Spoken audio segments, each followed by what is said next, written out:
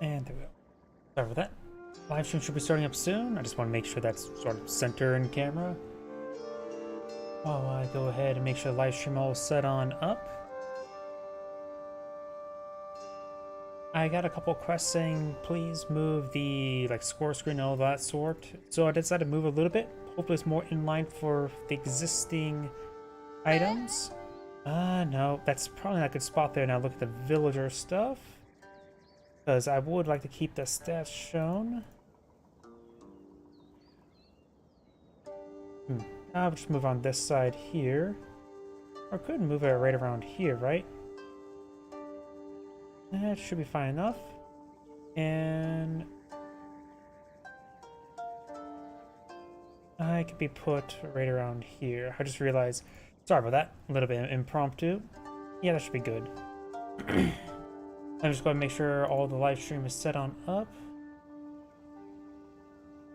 Sorry, I'm a little bit out of it this morning. YouTube's going.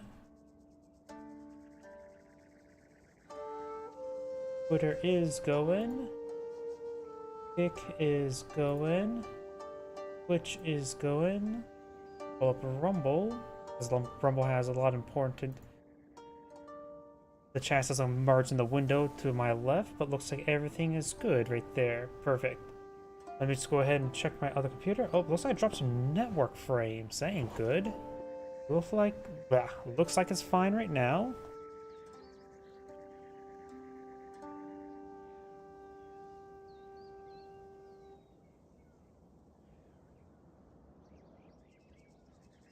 Yep, and I think everything is good to go.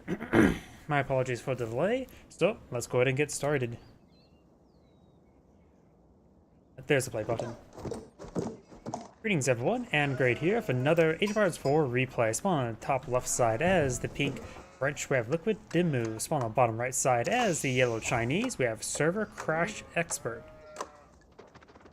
This should be a nice first exciting game for today for live streaming, and something I noticed as well, my voice feels like it's starting to go out a little bit. So you may hear me open some drinks nearby to keep my throat nice and wet. Plus I do have gold going up, not big surprise. So here we got, looks like mostly just tax income for the gold. Let's go ahead and cover each player. Let's see, French versus Chinese.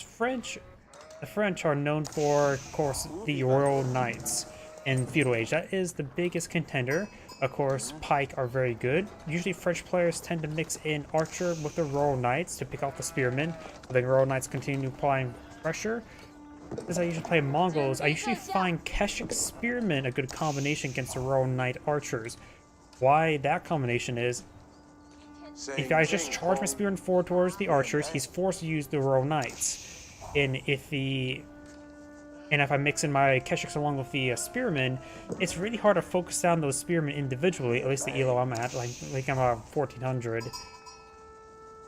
And which that will make it so I just found that combination pretty good. And I usually spam the Keshiks where there's simply not enough Royal Knights to deal with the Keshiks as well as the Spearmen to support them. Killing off, if I say kill off all the Royal Knights and Archers escape out of there, that's actually really good for me because Royal Knights are incredibly expensive. What are they? 140? 140? 100? I can't speak today. So they are expensive. We do got the Bardic and the Sunbeam Pawn Field trying to claim up a deer. He does chase around the deer a little bit there. He can put the mill next to them. He's doing a great job of spreading out the deer. The deer do converge on one point there. Getting them killed like that is very, very good as well. Again, you're firing some good shots on the scout. The scout will receive good damage there, but that's fine. And now do have the Imperial Academy also going on up. School Academy being deployed out as well, pretty common. I'm sort of surprised people don't go for the other landmark all too often. It just gives you free traders as you get economic research, but it seems like a lot of people don't actually go for economic research. I would assume that would be very useful, because School Academy, it gives plus 20% production all stables, which is nice, but I don't know why. It just feels like free traders on the other side would be very powerful. Get curious what other people think. Put in the comment below what you think about the free traders versus just flat 20% increase cavalry production. Because to me, just build an extra stable. Sure, that's 150 wood, but still, free traders. When you get economic upgrades, this could be very handy indeed. And there's a lot of cheap early economic techs to get out, so you get a good number of traders up and going. Granted, they're pretty easy to harass, and if you don't really go for traders all too much, you don't really know how to defend them all too well now, do you? You got good now Palisades split on the field. Royal Knights moving around, receiving some fire from the town center. Chinese tend to do good versus defending themselves against the Royal Knights with the hand cannon near slits. Oh, something as well. Remember, need to disable the OBS preview, can help out some resources. Since this game is a bit resource intensive, especially at 4K 60 FPS. Reroute just been completed by, I'm not sure who just completed, but either way, both players have it at the moment. And now we also got the wood chopping and the horticulture research. And think about this: if you would have gone for that other landmark, he would have 5 free traders, which would be a sniff amount. He does have a good number of defensive spearmen here. I think he does get 1 poke. And now he's going for a set of palisade walls there. Additionally, and compared to Mongols, you can get palisade walls in order to help protect your traders. Wolf trying to bite this villager there. He does escape out with that villager. Does torch down a couple of these incomplete wall segments. And now these Royal Knights are falling back. They only have 13 damage with their torch. Got these spearmen roaming around. Villagers here to patch up the walls. They may have the wolf. They might bite them. And Spearman will find the scout. The scout does escape out of their 2 health, and of course scouts do have health regen, so given enough time, it will heal itself. There's only 2 Spearmen here for defense, which may not be enough to deal with Royal Knights. They could get the Spear Brace, but if he goes in without the charge attack, he should be able to deal with the Spearmen over time. But now the additional Spearmen in the mix, and looks like he does collect enough stone there to pick up another sound center. A little bit too much stone. You need 350, not 450. And do have a second town center going up. We already have a second town center for the French player, so he's just playing aggression with the Royal Knights here to keep his opponents on defense, because if your opponent's defensive, he's not attacking your villagers. Now we've got this second town center being plotted up right next to each other. Some of the deer, of course, pretty far away, at least this carcass. The other ones, a little bit far away, nothing too significant. The higher gathering rate from deer is perfectly fine. And now we've got survival techniques being researched by the Chinese player. He can also claim the spear and maybe boar. Boar's going to be inside his wall. Pumbaa does provide quite a bit of food there. And now we do have these Royal Knights rotating around, trying to find another engagement on an exposed force. There are scouts not in this region, so you will have trouble actually spotting stuff. When we switch out of caster vision, you can see the vision range of the Royal Knights are not too significant. They have basically be right on top of something. And sometimes your reaction time when you're not paying attention is not good enough in order to defend themselves against the spearmen with these Royal Knights. Especially right now, he does have the scout in this region. Gotta make sure not advance the region. Doesn't have a single archer here to pick off any sort of spearman. So he has some Zinch and an exotic doggo getting some bites. The archers are refusing giving head pats, and he will go torch down the incomplete wall segment there.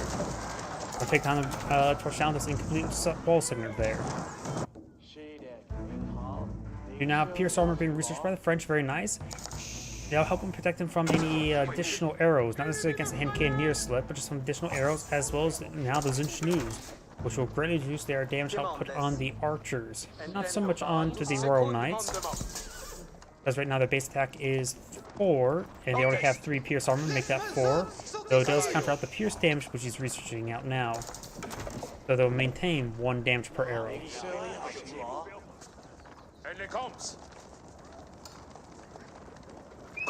Textiles being reached for the French, very nice.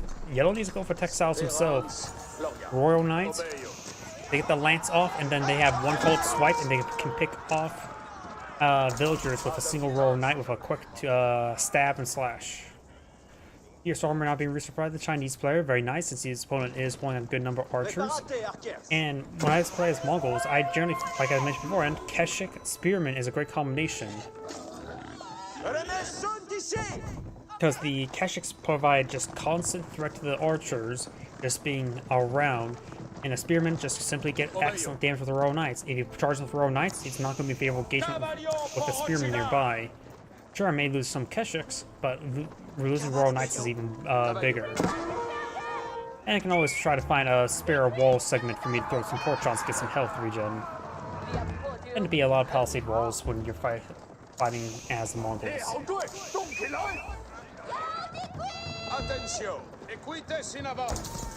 Scout, Yellow Scout does get some good vision there. Spearman does receive a bit of volley there, pushing forward some villagers to get some walls up. Pink has not deployed any walls here, has a small defense force here as well.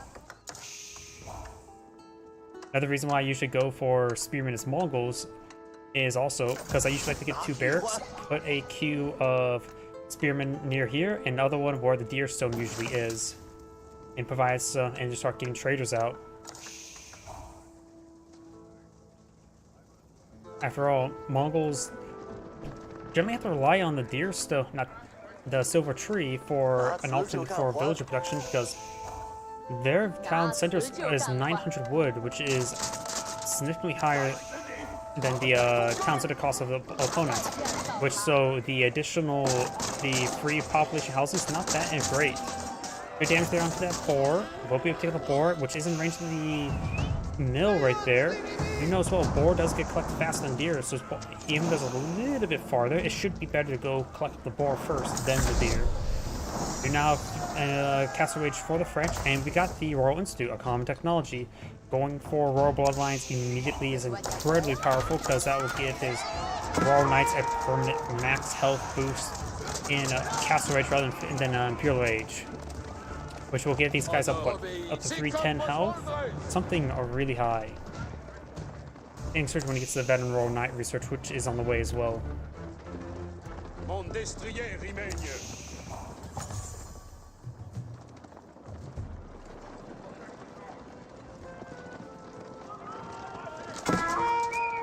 Good volley there. Royal Knights charge on 4. There's not a whole lot of good defense force here. Spears do get a brace there. It's stunning one of the Royal Knights. The Zinchnews none of those Zinchnews actually went down there. More Spearman got hit there. Zinchnews face forward, finds a good volley there on the archers. He's getting the veteran archer research. He may want to go for pierce armor as well, because it will really help out fighting against these Zinchnews. The Spearman will go down. Doesn't even get the spear brace off. He does have his walls up here. No Imperial Age yet for the Chinese player. He could have enough resources, right? Chinese built next age the same cost. Going for the astronomical clock tower, pretty standard. He's good hits there on those archers. A good number of these archers have gone down.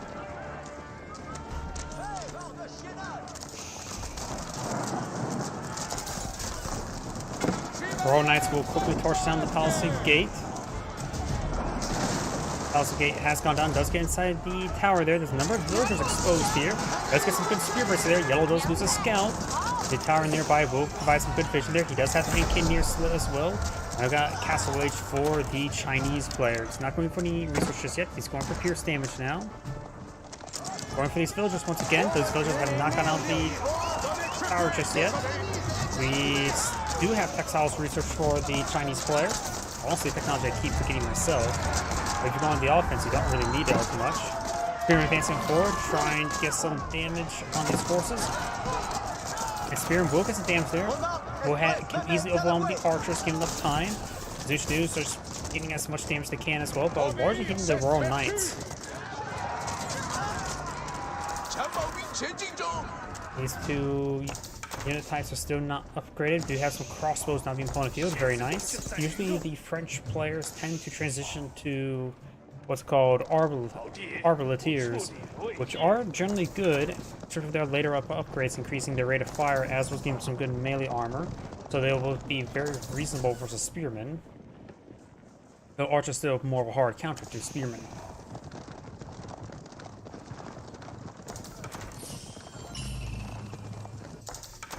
Freedom relic being picked up. It is picked up by Pink. Trying to torch down this Palisade Gate there. Boar is being collected, and there's actually not. There's Not a lot. Okay, there's still deer remaining, but it's going to be too many villagers in this region soon. Try and force down this palisade wall there. Shively's on the build queue. He's going for the veteran Zinch News and more pierce armor for the yellow player. He has not gotten Pinsy Elite Spearman yet. He does get a great fall. He's going to take out 2 of the Royal Knights. Only lose, got 3 Royal Knights and only lose 1 Spearman turn. Great trade there for yellow. And crossbows make it overran right here. They will get overran right there. Villager gets overran right there. Unless the bees do fire a miss there. And now we got the veteran Zinchnu research. Since he already has so many on the field, might as well go for that research. Right now the attack is up to 7. And these Royal Knights have armor of 6.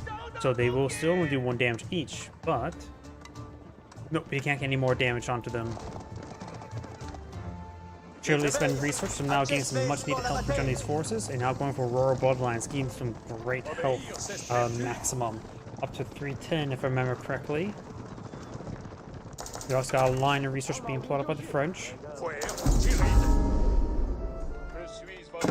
Now the Sacred Site's being researched, or being captured.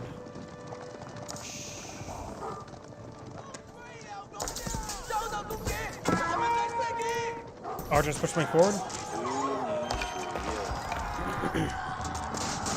And Zishnu does get overran. Sacred Site not being captured. The monk has not been killed off for the moment. There is a tower there, unupgraded. Gotta keep on the high ground right there. And Pink's force is moving around. You got a line of stone walls being put on the field. Does get ghost in time, but that ghosted wall does get destroyed. The Zinch News could actually travel up the wall to help hit these forces. Ink is trying to capture the Sacred Site there. Royal Knights advancing forward with good number of archers in tow. We do got a clock tower and SFB and a handful of mostly spearmen, a couple crossbow, handful of Zinch News. We'll find a volley there with the clock tower and SFBs shortly. Get some great damage onto those archers there. Advancing forward with this massive force. Archers do manage to fall back in time. Gate has been destroyed. Spearmen are not in any area to save his Zinchnu. And does get some stabs there without any spear braces. Yellow's army is advancing forward, trying to get some hits there onto these villagers. Over here we do have Pink trying to claim that gold without doing a keep first. Do not got yellow keeping on the field. The hand cannoneer slits are very effective versus these Royal Knights. And we'll keep those Royal Knights there. A couple of Zinchnews here. And Pink's Royal Knights trying to push him forward. There's some Imperial Christians he perhaps could finish off. Spearman, great volley there by the Clock Tower and SMBs. Villagers backing on off as well. Yellow's force here trying to find these gold miners. These gold miners have been chased by a couple guys with pointy sticks. Why don't they have pointy sticks?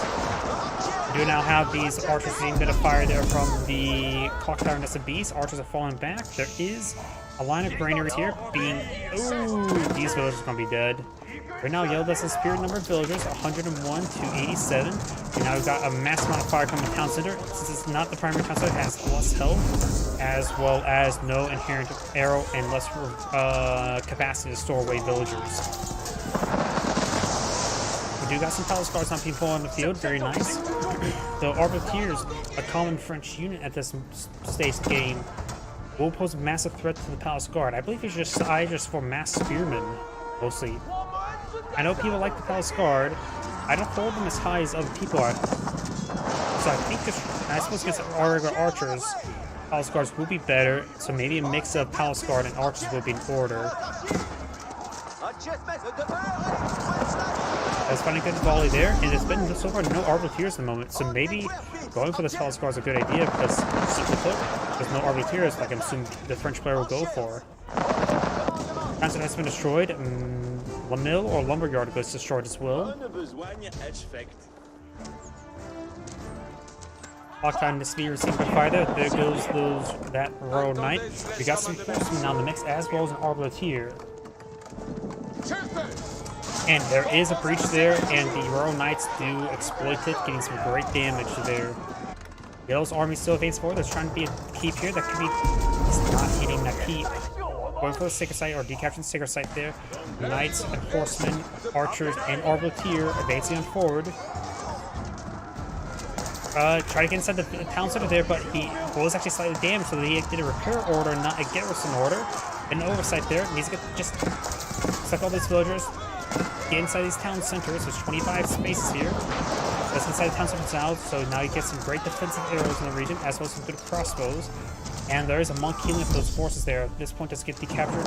Yellow's army here, pillaging these farms.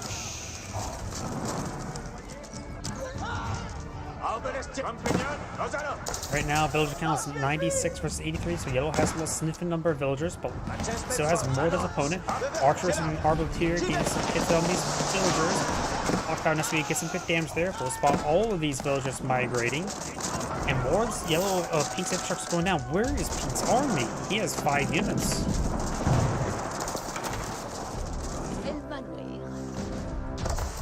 That's the Royal Institute. That's destroyed. Going for another town center here.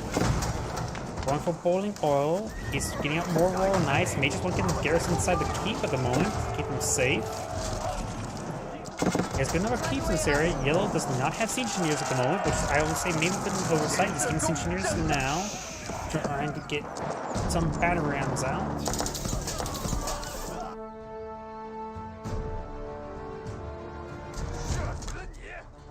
Where is Pink's army? Yellow can't really advance forward until he gets some battery rams out.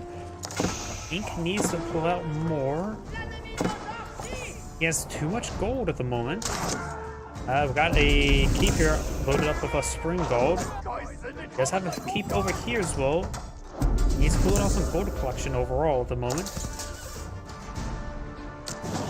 He's lost a large number of farms as well. He does have a decent... No, that's not even a decent wood reserve. Spearman will get overwhelmed by these Royal Knights. These Royal Knights are starting to advance on forward. Now we've got a big line of banner rams being pulled out on the field.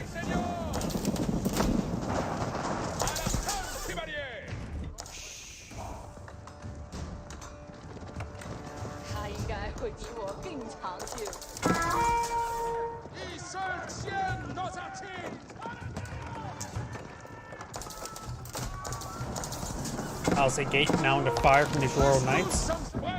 Battery rams are now complete. That poses a threat to this keep. Heard something canceled there. King's arm is still not great. I wonder if he has deployed... He does. Hero Academy's University Tech looks like Blacksmith Tech. Since I played Mongols, those stuff gets all wrapped in Blacksmith, so I can forget. But I think it's Blacksmith Tech. He does have that research. Has been a good amount of other research. Going for the canted saddles, giving more charge damage for the Royal Knights. There's still too many spearmen. Arbitrator does get flicked off there. He does have a good decent force here. Got a good number of spring golds as well. He's going to need those battery rounds. And these battery rams are now exposed. I guess I know a village over here try to get this thing repaired up. Horsemen do go to purchase these siege weapons. Got a villager over here idle. He may still lose the keep. Got archers and arbaletiers engaging these infantry forces. All the batteries broke down. Keeps down to 50 health. And he does go and destroy the keep there. He will lose his entire army though. So Pink has held.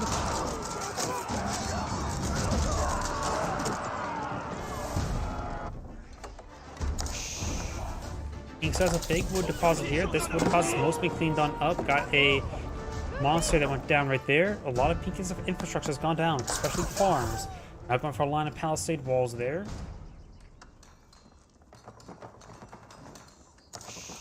And probably could send to get the Royal Institute repaired up. He probably does not need it immediately. Could just send one villager over there for the time being repaired up. Okay, these are going to the farms. Got a yellow keep on the floor. These villagers kind of build it. Doesn't have any escort at the moment. The military size is right now 36 to 32. Got a good number of spearmen. And let's see, spearmen, crossbow, 4 clock tower Nesbees, a sniff mount, some palace guards, some spring guards, handful of spearmen. Could probably send have more spearmen. Villagers do get spotted there. Villagers may go down. He does have more villagers than his opponent at the moment.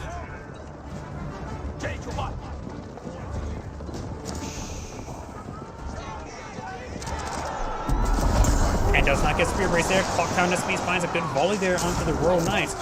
It's not easy to get a good volley there on Royal Knights, but in this case it did. Monk being pushed too far forward, trying to torch down the keep immediately. Seeing a lot of damage. Does have 5 Cannon Fire armor, which is active right now. In Cavaliers 2, structures take double damage while they're still being constructed. I wonder if that's the case in this game. Seems like it doesn't feel like it. Spring Golds find some great volleys there onto the Spring Golds. These are Clock Tower Spring Golds, and Lord's Something's gone down. Just down to 1 Spring Gold there. Keep has been built there. Last of Yellow Spring Golds have gone down. And Pink's army there does get annihilated. And that is mostly Royal Knights that went down. Pink will need to eye some other forces. Arbiteers wouldn't be half bad with the passive ability. As opposed to having a passive ability. Just a passive ability. No passive ability. We do now have the villagers being driven up the stone. Yellow's going to climb the rest of the stone. Not a whole lot there. And got this monk being shot with a crossbow. Allscar's gonna get some hits over there, trying to build this stone gate to escape on out of there. He does build a stone gate in time. Yellow does have some good defenses over here, but now got a counterweight trebuchet deployed on the field. Take on this outpost, which is providing some good vision of the region for Pink. And now do have the red palisman deployed on the field, a very, very powerful defensive placement. Borderline overpowered in my opinion, because getting every single town center and every single keep an Arbalest weapon, it's incredibly powerful, and not to mention anything you throw inside just gives it Arbalests rather than arrows, which are incredibly powerful even versus battering rams. But now the red keep has been built on the field, does provide some good coverage there. Yellow's going to be building some stone walls in front of Pink's stone walls, just trying to lock that side of the map down. Yellow's going for a keep here. Maybe they're trying to claim the sacred site. Yellow could go for some sacred sites. They're all contestable, they're all in the middle of the map, nothing to like the left or right. And this mining camp will start building on down to the keep. You could also go for the extra material research and start pulling out some basic stone outposts over here to ensure they just get auto-repaired. There's an outpost there. I think people should go that research a little bit more often. It's a relatively cheap upgrade. 200 gold, 75 stone. That's pretty cheap. We do now have, looks like the Tide Spawn being researched by Pink, which he does have 4 relics, which will give him great income, including stone. The stone deposit still has over 2,000 stone left. This stone deposit here is down to 800. And those will appear to be the last stone deposit on the map, I suppose. Never mind, that one has been collected. Now the line stone walls, Yellow may be eyeing just to secure the flanks. And he does of course have this sacred site still captured by Pink. We have elite Royal Knights on field. Pink has a force of 35, his opponent's force of 40.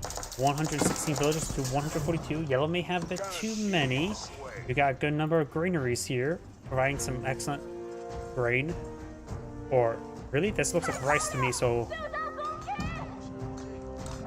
a good amount of storage for the rice.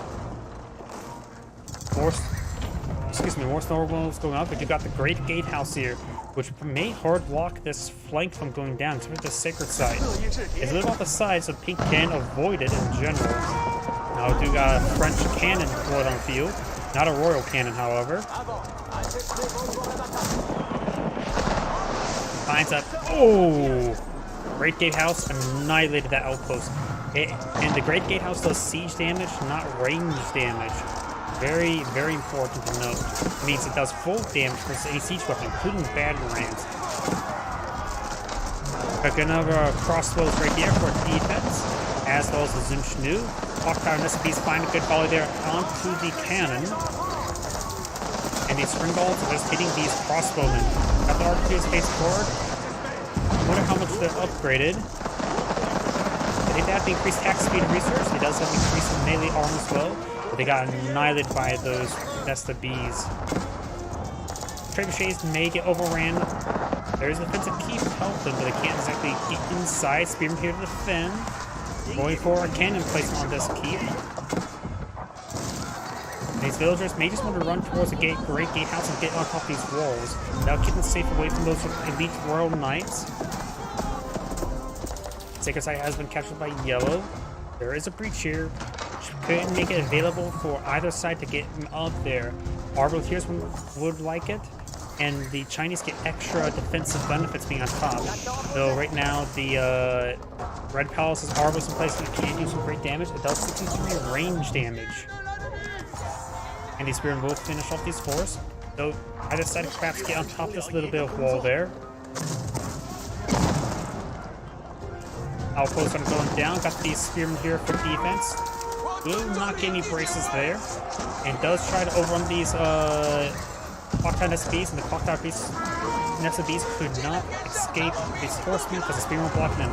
Now got the Elite Spearman research. Got Arbaleteers here.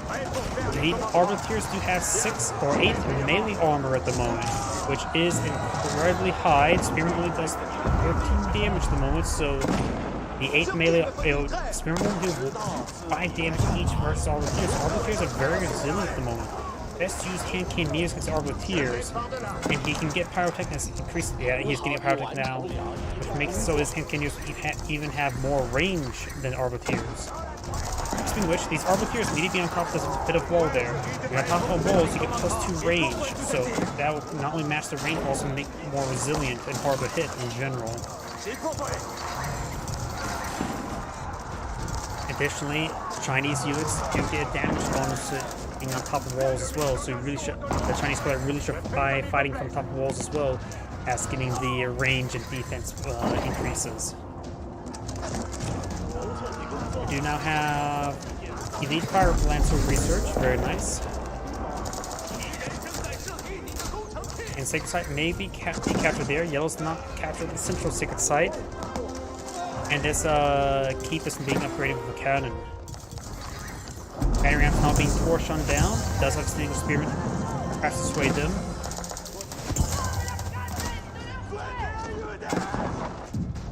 Horsemen advancing forward, trying to get engagement there. The Great Gatehouse has been destroyed. And this carcass looks like, to me, like the Troy's of Gate of Troy in Age of Mythology. Villagers, there's simply not enough room for the inside these keeps and outposts there. So these villagers will receive quite a bit of damage there. Yellow still has 133 villagers, more than plenty at the moment. These horsemen, however, are slowly being whittled down. Tiny amount of gold there. Arbaleteers had activated the passive, giving them, what, +5 range armor as well as +1 weapon range. Arbaleteers are advancing forward. Got some hand candies here. They do have 5.5 power range. The Arbaleteers have inherently 5. With passive up, they will have 6.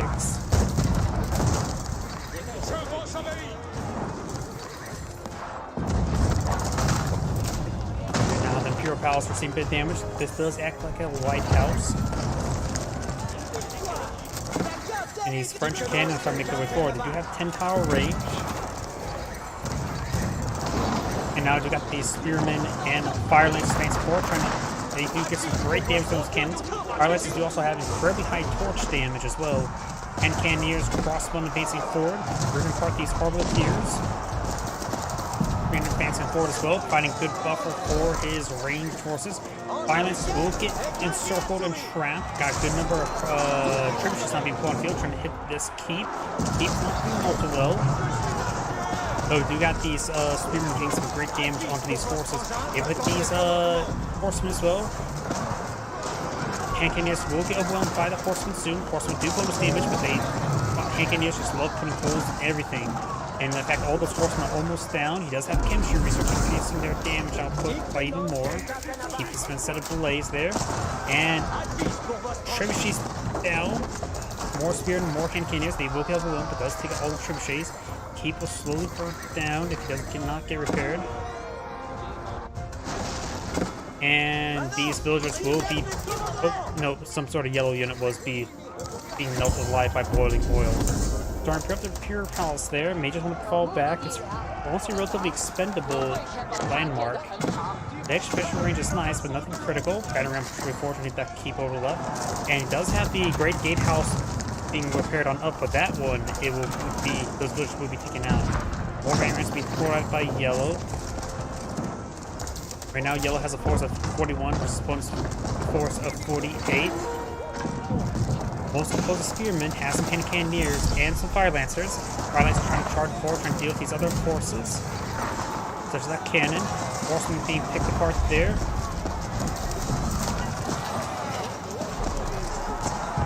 More fire lancers, more spearmen advance forward.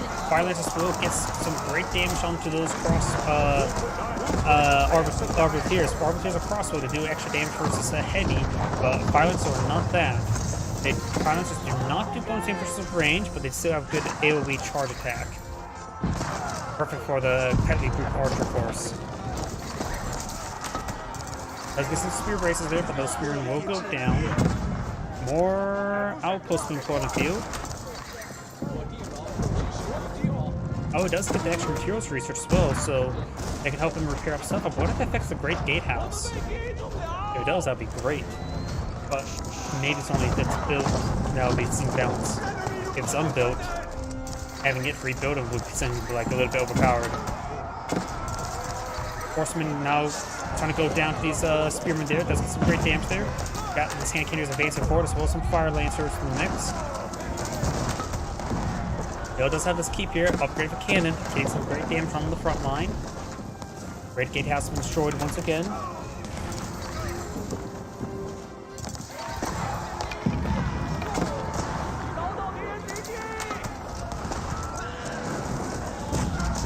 Outposts, unupgraded outposts now receiving a bit of fire there. We got some battering rams hitting there, though we do one of these battering rams are hitting the mining camp. Spear advancing forward over here. I'm not sure what's advancing forward, but of course, with the red palace in the area as well as more keeps, there's going to be a lot of arbalists, defensive arbalists. Batteries not going down. The keep will need some repairs. Pancakers before gets great damage.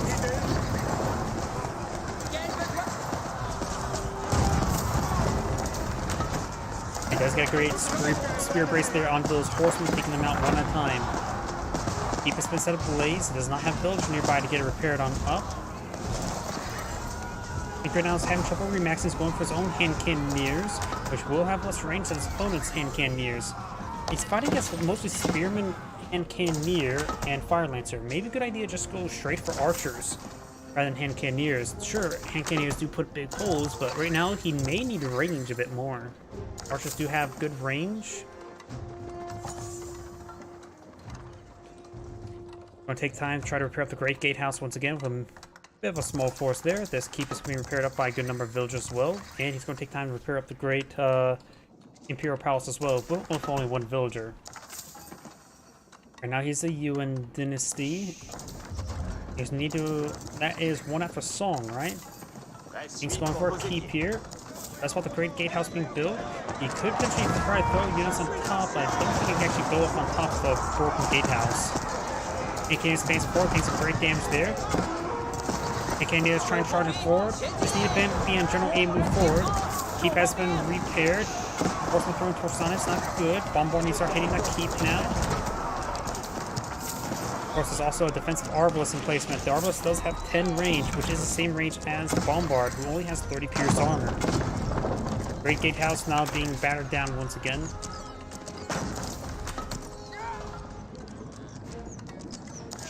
Bombard's trying to advance forward. Maybe they're trying to hit the battering ram.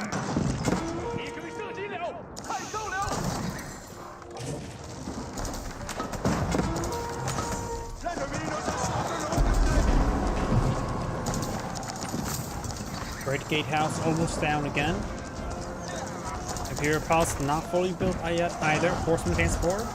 We'll find these exposed villagers. The villager count for both sides are quite similar. And these battering rams getting some great damage there onto those keeps. The infantry forces could advance forward to overrun those villagers. There's a good number of villagers there from the kill. Bombards can finish off the keep, no problem. Trying to repair it up now. They start hitting those villagers. Does see a lot of damage pulling over there, and there goes the keep. And some of those villagers do go down. Expands forward, advancing forward this force is a good number of. Let's just go for some palace guards. hand cannoneers will just shoot everything. And we do not see chemistry being researched yet by Pink.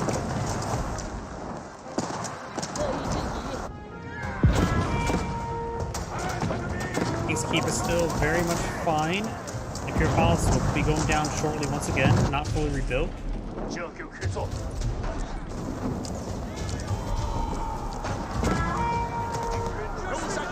Get some damage over there. We got these forces of base support. Good number of hand cannoneers in this region. Able to get some good damage on all these forces, including the Royal Knights and Knights. Spearman coming for a flank down the hand cannoneers, not doing all that great. Bombard firing away against something. Most of Pink's horsemen is going on down.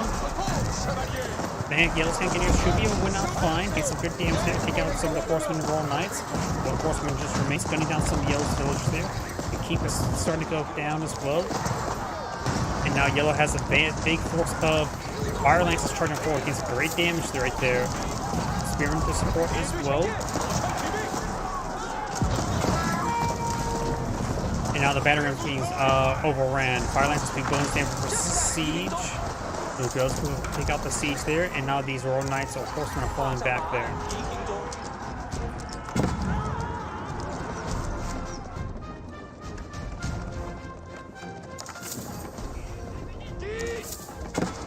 You have a bit of trade going up for Yellow. He does have, of course, the active trader research, giving some slight gold generation.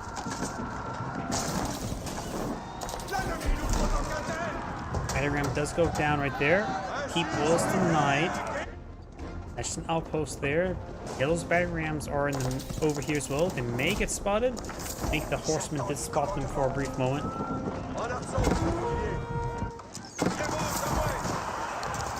Good damage on this villager, trying to clean up wood on the front line. Bombard's now trying to hit this keep. He's trying to repair up the bombard there. The Arbo's placement can get some good damage there on the clock tower bombard. Banner pushing me forward. Could be able to get overran. And Pink's ground force there is being cleaned on up. Yellow's villagers here may get overran by these horsemen. Yellow's keep will be saved. These villagers perhaps could get inside of this keep right here. Does get some of them inside the keep there. Horsemen still trying to pursue these villagers. Got some defensive spearmen as well as hand cannoneers. Right now, Pink's force is going through a bit of a gauntlet. And start advancing forward, trying to advance on forward. These horsemen now seeing a bit more fire damage, and they will get pinned up against these trees and will be destroyed. He also has a significant number of hand cannoneers here, trying to prep this Yellow bombard. Bombard is still being saved. Does go down there. He has a battery ram right there. It's trying to force down some of these outlying siege weapons there with the horsemen.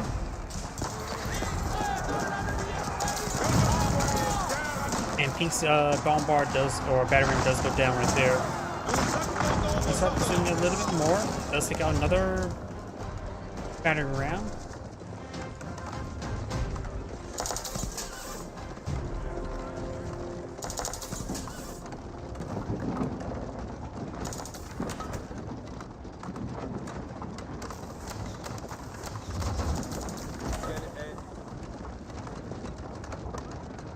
We got a good number of battery rams here being pulled up by Pink. Pink does have a small force at the moment, and Yellow has a significant number of hand cannoneers and getting more hand cannoneers to go to. Both sides are pop cap. Horsemen, Royal Knights advancing forward, Spearmen advancing forward, hand cannoneers finding good volley there onto the horsemen. Got some Spearmen now put in the front line there, providing good cover for Yellow. Pink's horsemen are just getting annihilated. There goes the entire forcer. He does have a good number of archers here, as well as Arbaletiers, but Yellow's hand cannoneers are still posing a problem. At this point in time, I think Pink needs to pull out some Mangonels in general. He does have a massive number of these banners pushing forward. He does have the increased health there, up to 60 pierce armor. So they will withstand the abuse from the hand cannoneers. So we've got some spearmen trying to stop these guys, but there's a good number of battery rams here. Likely should be able to get that keep down. This battery ram remains on forward. Now we've got chemistry being researched by Pink, as well as the enlistment incentives. Wow, can't speak. Looks like the pilots do go down. A couple traders do go down. Let's take a quick look at everybody's resources. The Chinese player has a very good reserve of food and wood, small reserve of gold, and not really getting collecting all that much gold anymore. The gold on the map hasn't entirely been collected, so it's now all about trade. in which yellow has not gotten any yet. Luckily, he's doing a good job keeping his gold units alive and primarily just using spearmen. Chinese players not going for a massive wave of battery rams. You can see 8 on the build queue. Pink, on the other hand, does have a small, decent reserve of food and wood, small reserve of gold, but is maintaining good gold income thanks to the trade as well as having 4 relics.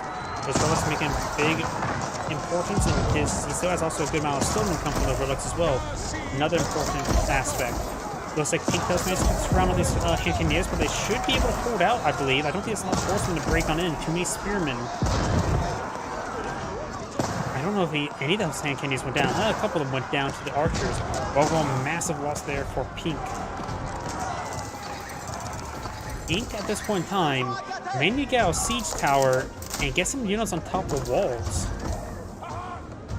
Because right now, he needs a better engagement. Mag knows exactly what he needs to put holes in these hand cannoneers. Hand cannoneers cannot really get increased health. While the spearmen do have increased health thanks to elite army tactics. Battering ram, or not battering ram, clock tower bombard starting to get overran. Pink's infantry force gets forward. Magnell finds a volley there under spearmen, which are important, but hand cannoneers are much more important. His line-up shot hand cannoneers, with increased siege damage. Gets a massive hit there. He doesn't appear to have increased siege damage. I don't see the plus symbol there. And next volley's going to do some massive hit there. A lot of these hand cannoneers are seeing a lot of damage there. And yellow does not have a spare gold income at the moment. Oh wait, he does have traders at the moment now. Got a line of traders up on the field. The trade post is not at the corner, so it's a little less efficient. Of course, Pink does have access to some trader technologies thanks to the just being French, unique technology there. I don't know if the Chinese have any unique trading technologies.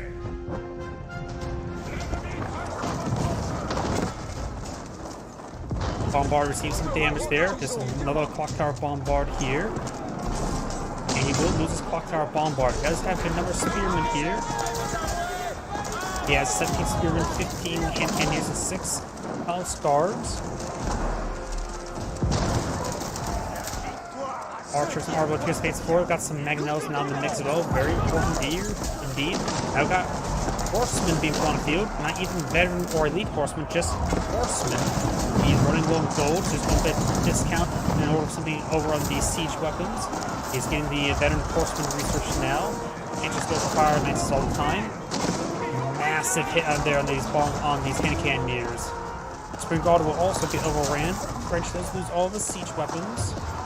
And the French right now has a good reserve of everything, barring stone. The Chinese player does not have really good reserve at the moment. The relics will play an important role the longer the game goes on. Yellow does have 2 sacred sites that also does play a role as well. Each sacred site provides 125 gold per minute, so there's 2 sacred sites captured by yellow, which means additional 250 gold per minute. Very important indeed. That will basically counter out the advantages of those relics. If the monster's still over here, I'm not sure. There's one monsters. Each relic right now is providing 80 gold per minute as among other resources. These villagers will go overran, but at this point in time, having less villagers could be useful to pull out a larger army, though right now Pink's having trouble remaxing. Just going for Royal Knights, he's going to try for a massive push now, ain't he? The Great Gatehouse cannot be repaired at the moment, the keep is nearby, and the Red Palace has gone down. I'll just say, if you not really want to immediately get up, just task one villager to start slowly getting repairs. It only costs wood to repair up landmarks, so even though it's a keep, it only takes wood. And with it down, it does not disable the Arbalest in placement. And now yellow's on top of those walls there. As mentioned beforehand. Oh, I thought Chinese get additional benefit bonuses being on top of walls. I must be mistaken. They still get the +2 range there, and receive reduced or less range. So these hand cannoneers and Zinchus are in an excellent position there. Going to rip apart everything in the low ground, enough spearmen to hold the ground, not like there's anything that's trying to storm the walls that can. So right now, Yellow's in a great position there. He's trying to batter down the walls underneath the feet of these hand cannoneers. These Royal Knights are trying to charge him forward. He's lost a lot of stuff due to the high ground units, and They also do have +2 range being on top of high ground, so very powerful spot right there for them. +5, he has to get that additional damage being on top of walls, right? Maybe I'm mistaken. Chemistry, that's what's getting the additional damage there.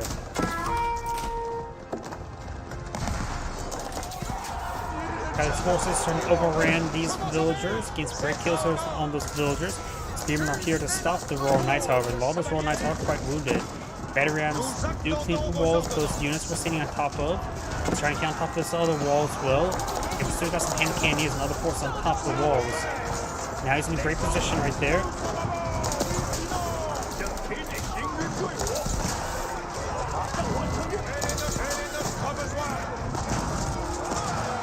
Doing a good job of fighting up there. He's going to have to break down the rest of those walls.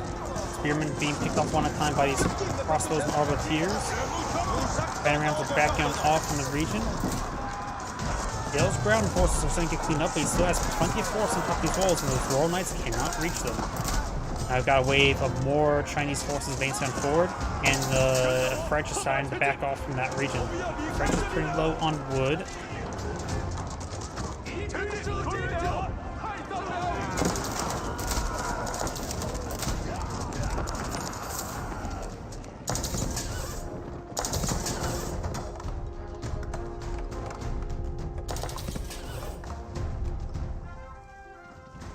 And we've got more traders being queued up for yellow, very nice. Using regular villagers, replacing them with traders is not half bad. Yellow has a massive reserve of all resources, barring stone. Well, he doesn't have tithe barn research. Additionally, he's Chinese. He can always get pagodas out as well to get additional resources.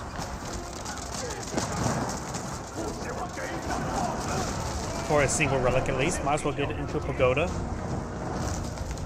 And tithe farm can be very important to get that additional stone income. Hint, if you're a Mongol player. If you're a Mongoloid.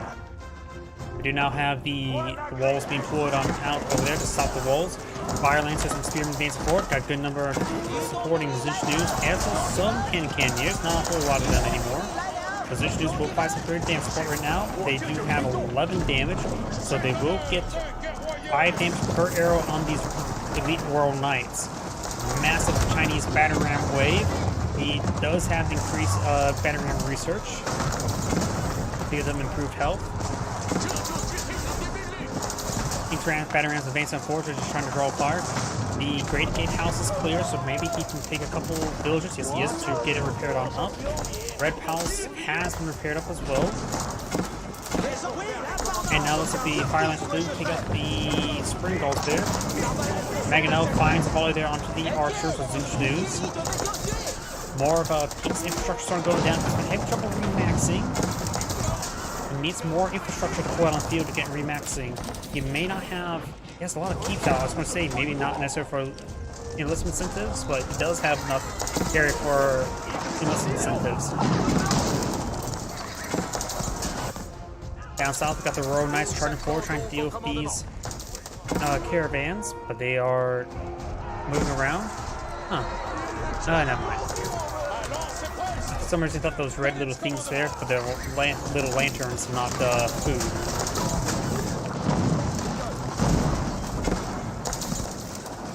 Siege Workshop will go down right there. Pink does have a Maganel, multiple Maganels on forward on the field. These banners will be cleaned up. He will save this keep. And with that tithe farm there, he does maintain good stone income for repairs. Does got another force there. He also has a significant force here. Great Gate House under fire. And cannoneers, arbaletiers, archers trying to hold these Fire Lancers back. Fire Lancers do get a great volley there. Maganels find some good hits there onto Zinchnews. And looks like now the Maganels will be overran. Royal Knights will get picked off by these Spearmen. Makes you just a constant wave of Spearmen never hurts when you're fighting your opponent. After all, the spear is the deadliest weapon in human history. He's trying to hold on these forces. Could perhaps use a siege tower to get on top of this wall right there. More battery rams can throw it on the field.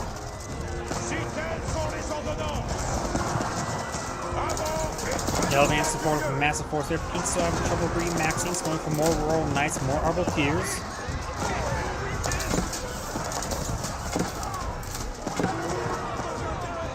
Both sides just dogpile more forces in, but right now the Chinese players doing a better job of re-maxing.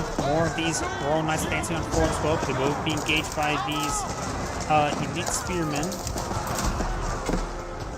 Pink's front line starting to disintegrate, and got veterans being pushed on forward as well for yellow as well to draw some fire.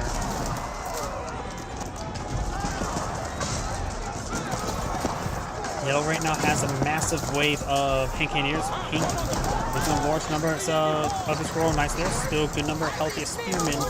Poke these guys' eyes out. Just fall back to this keep there. That is not his primary command center. And Pink's battering ram will go down to these hand cannoneers. Additional battering ram being pushed over here. Pink's right now making great gold income. Here's as well. Chinese player right now has a good enough 51 people on farms, while the French player has 59. Thanks to those granaries providing some extra food, but of course, just having more people on farms is always nice to have.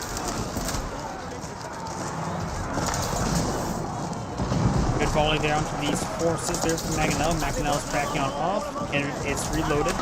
Still trying to charge on forward. Keeps them finding some great fire support there. Also thanks to the Arbalest placement. Range does go down there. Still got the battering ram in this region. And Yellow's hand cannoneers are backing off. Let's get another wave of spearmen advancing forward with a handful of archers here. Regular archers there. They may have been selected. Aaron's not being cleaned up. He may need to get some more infrastructure out over here. He does have a bit of wood for just more infrastructure. Right now, he may not be able to get enlisted incentives on all of his production buildings, but he just needs a lot more production buildings.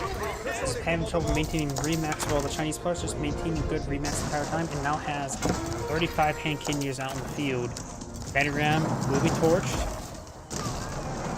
French player could delete all these villagers. Right now, they're not providing a whole lot of income. There's not a lot of wood left on the field. Yellow's trying to grab what wood he can as well, so wood is becoming very, very scarce. Both sides can rely on trade-based units, and the French, of course, does generally rely on Arbaletiers and Royal Knights. So, the longer the game goes on, wood become more valuable, and it'll be harder for his opponent to pull out spearmen. You can hear us find some good volleys there on these horsemen.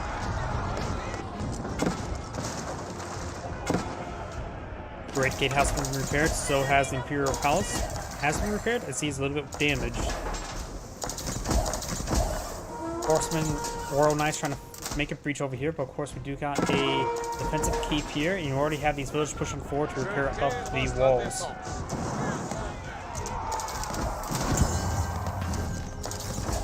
Battering rams battering down this keep. It does go ahead and make a breach there, but the spearmen have closed on in, and the villagers, they actually hold the line there, gain a lot of extra damage onto these horse. Royal Knights won't accomplish too much. Losing this village is not a big problem with yellow. Some of these villagers being picked on off as well. They're trying to clean up all these errant trees. Not a lot of wood left on this map. It's now scraping the down to nothing. All this Royal Knights starting going down. Bombards not being put on field. Not clock tower bombards.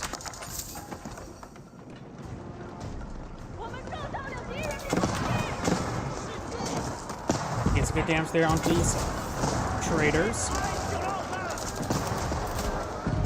Royal Knights turn over on these hand cannoneers now.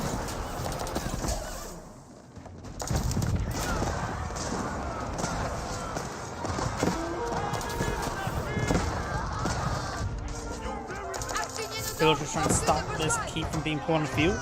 Pink's trying to pull a keep here to provide forward pressure on this location. He will get the keep built there. Does get inside as well.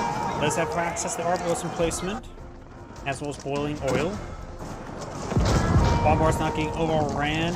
Keep receiving quite a bit of damage right there. Pink cell's not remaxed there. Great Gatehouse has been severely damaged, but being repaired by a pair of villagers.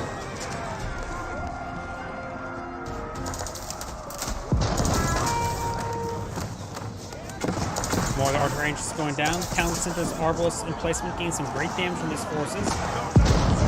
Now it's not. Royal Knights charging forward. Got the Great Gatehouse gains some good damage there onto the Arbaletiers. More Pink's battery sort of going down. This keep is being repaired on up. Also severely damaged by this bombard. Has been destroyed by that bombard.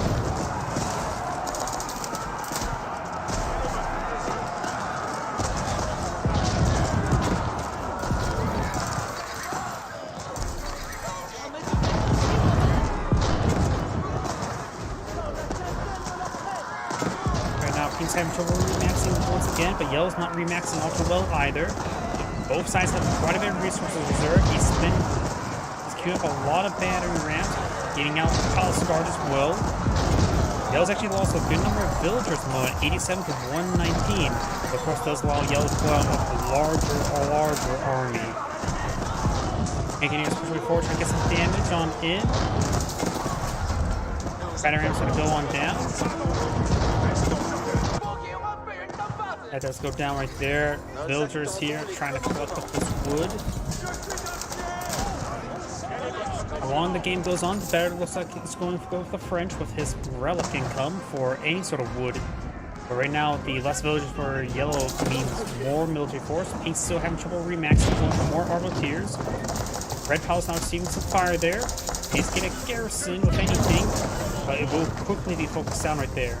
The Red Palace extra arrows do have end range there, same reason the bombards. If the bombards only 40 pierce armor, those arbalists in place will do like 20 something damage to it.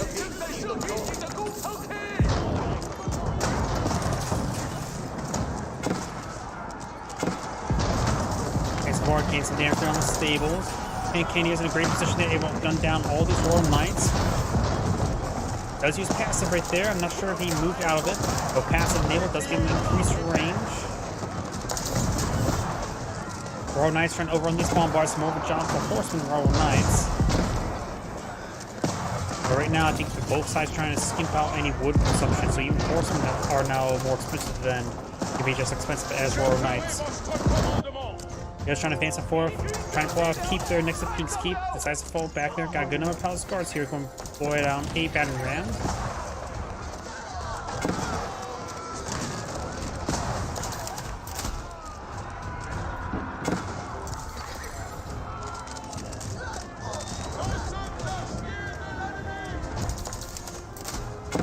And Candy's falling on the back. The forces can clean up. Could take time to repair up that Red Palace. Let's get a spear brace there. It also has these sacred sites there, so maintaining great gold income from the sacred sites. Pink's now being supported by a decent force here, but neither side's all that great. 43 to 52. Pink does not have any siege weapons at the moment, nor can he roll out any battery ramps. Does not have siege engineers. Some of Yellow's battery ramps advancing on forward. We're seeing some damage from the keep. Palace Guards trying to charge on forward now.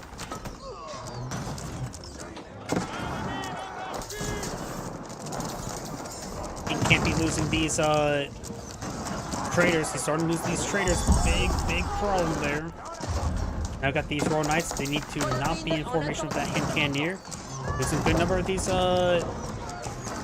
traders, but you can use the trade with certain resources since he's French.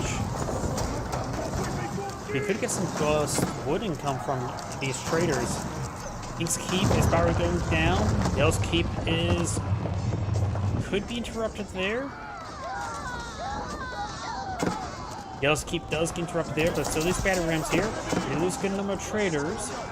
108 civilians and 99 civilians. Pink's advancing forward, but he is being overrun by spearmen and these longer range hand cannoneers. Pink decides to fall back out of that region. I've got these battery rams, gives great damage there. Does take them out. Heard a relic being picked on up. Oh yeah, Pink lost his monastery, so he's trying to get the relics back into place. He needs that income from those relics, that's for sure. Yellow doesn't have much reserve, has mostly gold, which is good. His opponent does have gold and food and small reserve of wood. Going for another keep over here. Those relics providing some excellent stone generation, which has been very important. Aliscar is trying to charge it forward. Right now they're up to 152 health. And they will get overran. Great Gatehouse finds some great damage from the battery rams. For siege damage, it does great damage. Now we've got that gate starting to go on down. Fire Lance charging forward, trying to get some good damage. They do also have heightened torch damage. 34 torch damage. He has not repaired up that red palisade. Big oversight.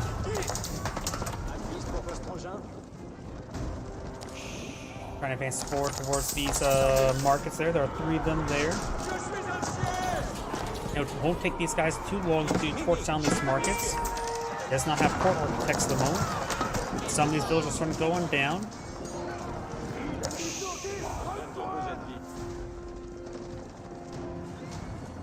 Yellow's not going for a port architects. Very nice. Some of these traders are seeing some damage. And these palace guards will find the keep there and will get ripped apart by it. We'll get one of those traders there.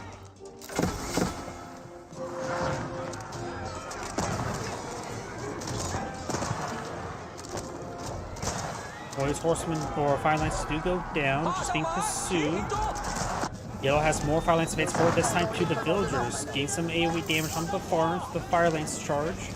Yellows are starting to get overran. Large number of these banners getting destruction on multiple of these keeps, which does reduce the enlistment incentives, as the primary economic advantage of the French is the enlistment incentives. They don't get much other economic incentives other than through trade, which it does have up and going. But they don't have, like, say, improved farming like the English or the Chinese. However, these Royal Knights are trying to get some damage there. Turning up the traders. Does have 2 markets still up and going. Granaries and all of the farms are still up. Destroying farms at this point in time is important as well, since they both have low wood income.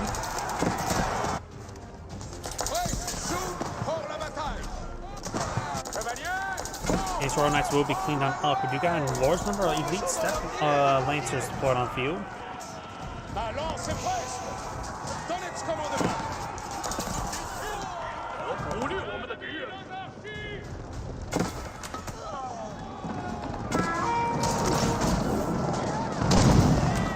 Let's get some good damage there.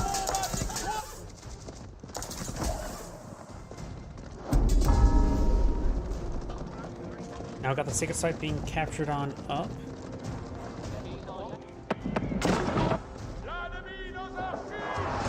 Great Gatehouse getting some massive damage on these forces. And we'll find another volley there before they escape the range.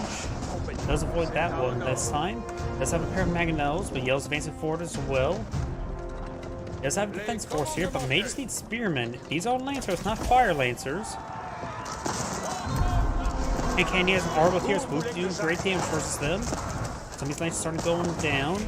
He's trying to get some damage onto the traders.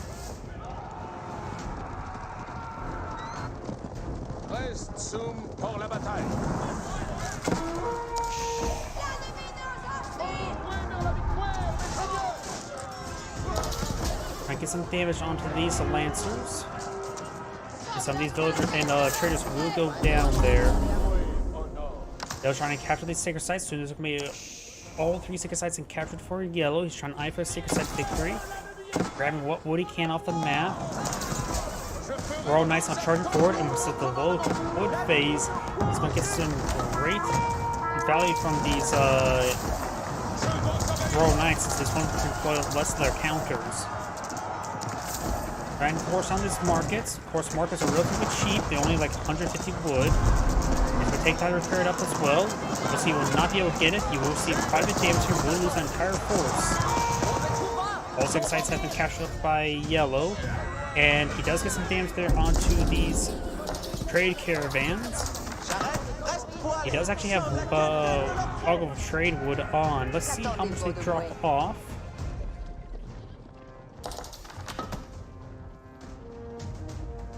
Let's see now. Looks like they're dropping off gold. Oh, only some of them are dropping off wood. There we go. Not all of them. It does have decent wood income and gold income and food income. Got a line of battle rams not being blown out on the field.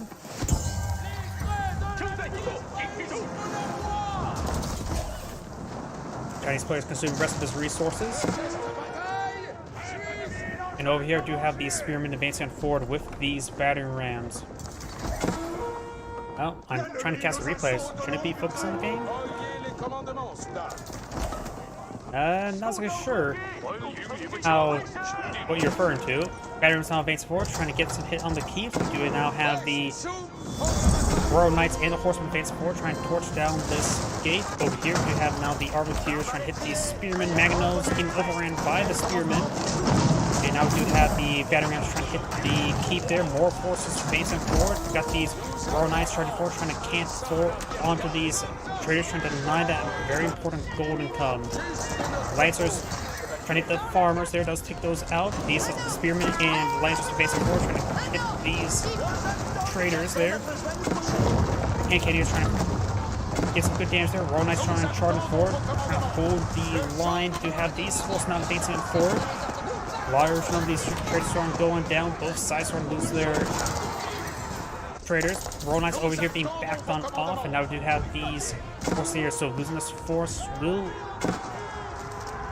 be not good, seeing he's losing a bunch more traders than his opponent, which results in more gold income. Chinese players does great defense here, getting some good hits there onto these Royal Knights. Yellow's starting to make a proper defense here. Pink's lost a significant number of his traders now. He's down to 70 civilians versus 85. Veterans being focused down there. Down south, looks like more of these elite Royal Knights are being picked off. Does get some kills there on these food villagers. Yeah, he's down to 34, not a whole lot.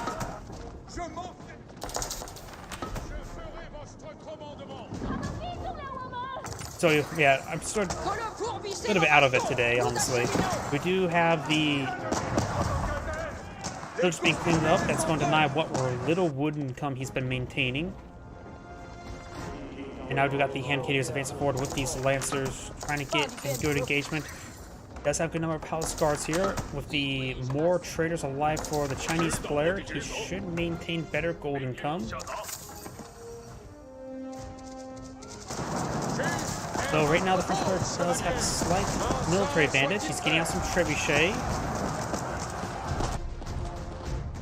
As all three markets, they've been queuing up some more of these trade caravans. He could probably task some of these guys on the wood to maintain more trader income. And now you have the spearmen, all these forces that's got that trebuchet there.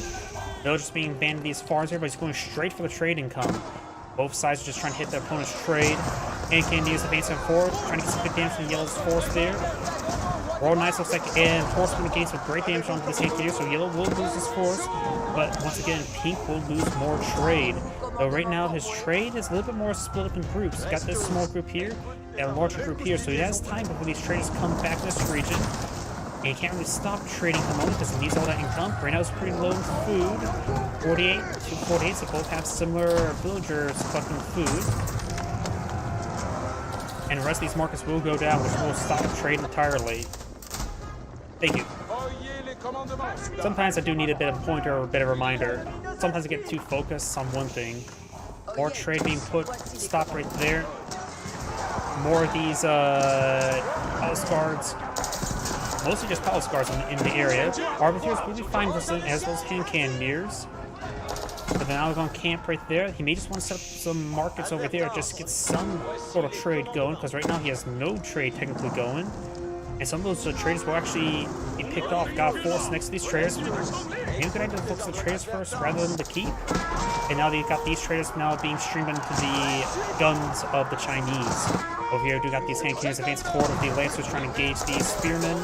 And we do have now these traders. Did they slip on by? They're a little bit far forward. Probably because he can't put a market in the back corner there. Over here, Yellow's force will be cleaned on up. But look at the civilian count, 57 to 102.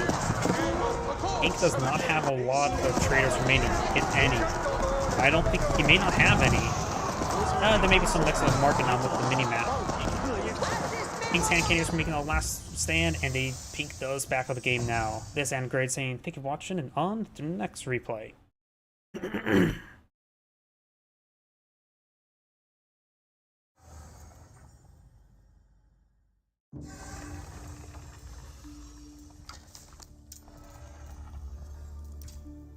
Let's see if he has any more replays.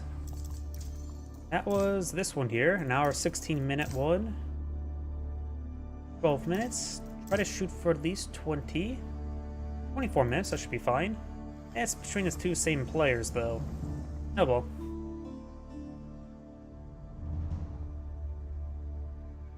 Funny thing is, I don't really get a lot of server crashes myself when I play the game. The only times I get crashes, usually my game crashing because I have some sort of application going on, because this game does not like sharing resources. Greetings everyone, and Grade here for another HPowers 4 replay. Spawn on the top left side as the blue Ultimans, we have Liquid Demu. Spawn on the bottom right side as the orange Deadly Sultanate, we have Server Crash Expert. Let's see now, Ottoman versus Deadly Sultanate, both Muslim nations. Yeah, they do pull out, scholars, not EMs. Why did I think that was a horrible comment of mine? My apologies. Of course, Deadly Sultanate gets 4 free research, while the Ottomans get free units. We do not see a military school just yet for the Ottomans just yet.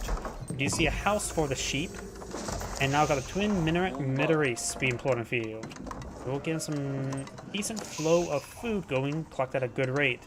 But we of course got a Tower of Victory, a common landmark for Deadly Sultanate, to give them just improved bonuses for all the infantry built nearby.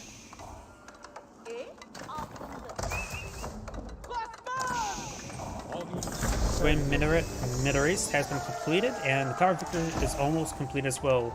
We do see a bit of stone being collected. Let's see. There's a good amount of stone there, so I don't think it's going for military schools just yet. I think it's eyeing for another town center. Going for a stable, eyeing for some sapas. We do also have some golems being employed on the field, or Ghazi Riders, I should say. Get those two names mixed up. Ghazi Riders are more or less a soft counter to heavy units. They do get bonus damage versus siege and range like normal. Well, not even, they don't get bonus damage for siege, just range. They hit hard, they hit fast. Not fast. Right, the opposite, they hit slower. Sapas do hit 1.75 per second. Gets 12 damage per hit there. Does have a little bit more health than a Ghazi Rider. And the Ghazi Rider does hit for 12 over his 2-second attack speed. They do actually have the same attack damage, just slower speed, because Sapas are actually slightly more expensive than regular horsemen. Additionally, with the Fortitude, could be useful in an equals number engagement, though it's a bit risky.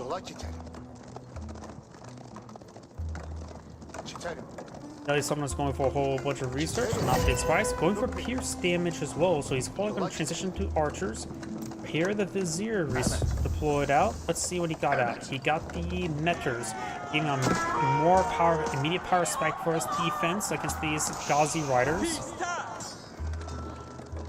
It looks like the Sapas are slightly slower than the Ghazi Riders at the moment. And now we've got another town being deployed out by the Ottoman. Thank you. A little bit rusty right now, and my voice is not 100%. I think I may need to cool off one of these days with streaming every single day. Got one scout here, 3 of these Sapas, 1 Meter. The Meter has gone for hack armor, so that, not for attack speed like we usually see, but we do see hack armor. Granted, the Ghazi Riders do hit harder than normal horsemen, so that will be mitigated by the hack armor, but still, these Ghazi Riders are inferior to the Sapas on a 1-on-1 cost, or 1-on-1 engagement. If you compare the costs here, we do have, I suppose we can always compare them up high. Ghazi Riders are, of course, 110-30, Sapas are 220-40, so they are 20 more expensive, which actually probably makes them much more cost-effective since they attack a little bit faster as well. And the Metro can make them attack even faster. That may be a little bit better than going for a hack armor. Hard to say at the top of my head. Believe it or not, having a higher attack may result in better life as well because if you kill your opponent quicker, you take less damage in return. Yep, it was. Any game goes above an hour tends to be a very good game.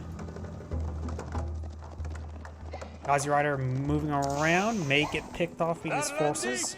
The scout should spot it. Actually, he's on a patrol move right there. He's trying to pick off anything there, since it's a very tight, narrow traverse area, trying to pick off any village that may come up to try to pluck up these venison. And now it looks like we do have some archers on field, deploying out some palisades, trying to secure up these sacred sites nice and early. I think these Sepoz will be able to overrun the sacred site relatively soon. The sacred site here has been captured. He does not build up walls with his spearmen, or just spearmen, not hardened spearmen. Gazi Riders are now, they will spot these Sepoz. Sepoz trying to go straight for the scholar there. Metro now seeing a bit of fire there, and now got the Sepoz backing off. The blue does lose the scout, the Ottoman player does lose the scout, which is important. And looks like the archer does go down there. He picked that off to deny the building. He needs to get out another builder over there of some sort.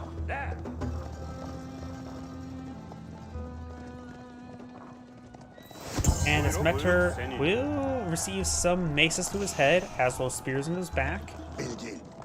Now the Sepoz are backing on off. We got another lumber camp. In Middle East, looks like all the, nope, not all the berry, nope, yeah, just now all the berry bushes have been claimed. I think I see most people tend to put 4 villages on these berry bushes, which I think is the proper number to get them collected. Sacred Site here being captured as well. This will give Forge not only a great amount of gold income, that's all of his gold income at the moment. Each Sacred Site provided 125 gold, but also pulling out these walls there may result in a Sacred Site victory. It will put pressure on the Ottoman player to be a bit more aggressive. Ottomans tend to be a bit of a slower faction, but they've got a lot of free assets. We've got 2 military schools here being pulled out. More Gazi Riders, this is probably a good idea. Honestly, Spearman wouldn't be half bad either, because right now he's fighting against Gazi Riders. Let's get hard and Spearman deployed on field, gains great damage there, just lacking numbers at the moment. Sepoz hit a great flank there, could have used Fortitude there for a moment. And he's not been with the rest of these walls there. The Spearman could stay inside the walls, or the archers. And do got a line of palisade walls right there. There's still a breach over here to be utilized by the Ottoman player, or it can create a breach. He does have a bit of time there before he loses to a Sacred Site victory in 9 minutes 20 seconds. Heard the next Vizier deployed on the field. Extra military school as well. Let's see.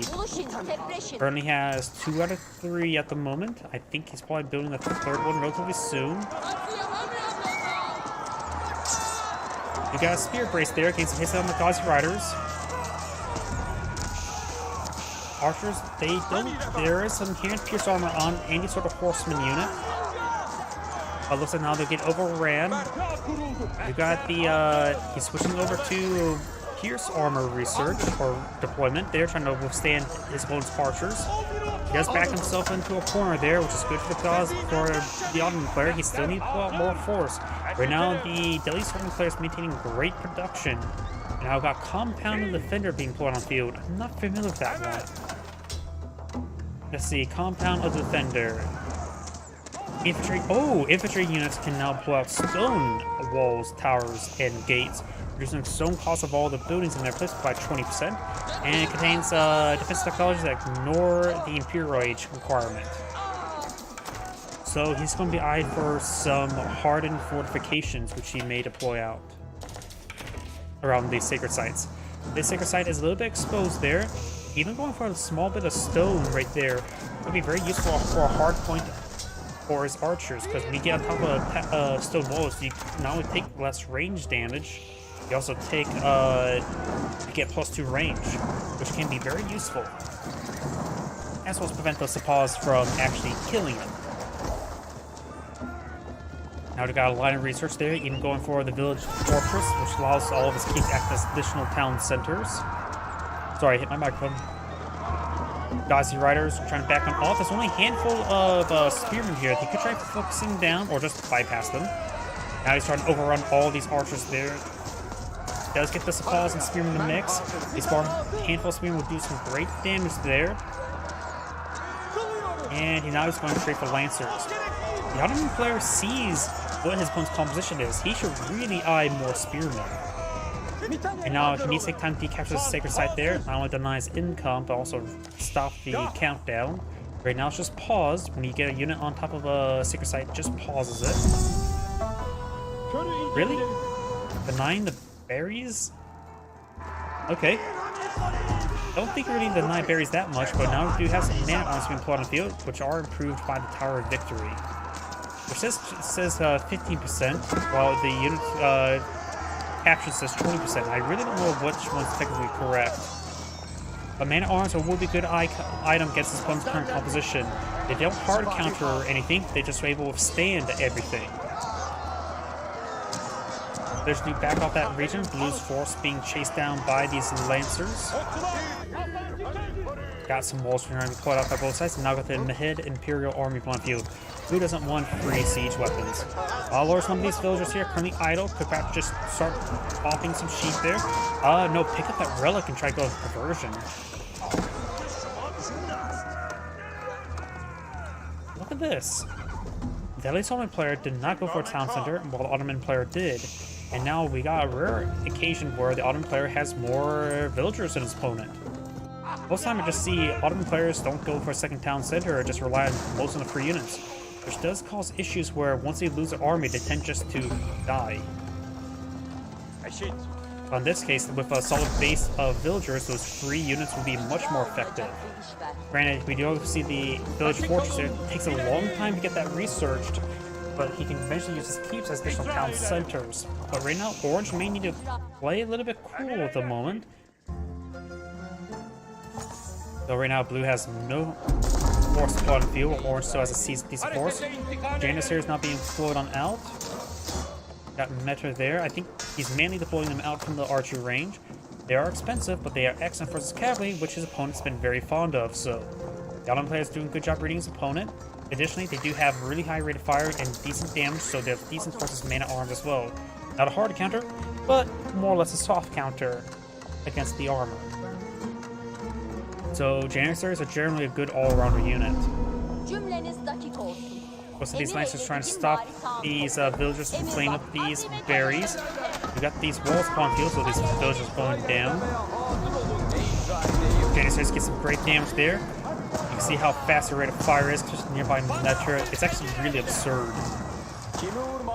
1.29 tax second with a 16 damage gun with 16 bonus save versus cavalry. That's absurd. Granted, they do have less range than regular hand cannoneers. They have a range of 3.5 rather than standing hand cannoneer 4 range. If you have trouble dealing with Janissaries, go with regular archers. Mangonels wouldn't hurt as well, but of course those can be countered by spring bolts a bit more often. Regular archers do have good range in comparison to Janissaries, and they just do good damage versus Janissaries. Go for cost effective if you have trouble with them. Villagers trying to hold the line there with their bodies as well as their hammers. They really wish they could just use the hammers and not their bodies. And Palisade Gate will be torched down. Military force is 30 to 31. And now do have a Tower Elephant being brought in field. Elephant, is it the ranged one? Yeah, that's the melee one. Found a powerful archer, so that's the crossbow one, so that is the ranged one. Tower Elephant, I always get... And the other one's called War Elephant or Armored Elephant, right? Yeah, War Elephant. If you have trouble with Tower Elephants, remember they are light and they are ranged, which means they do receive bonus damage from the anti-range of Horsemen. If you have trouble with War Elephants, they are armored, so crossbows.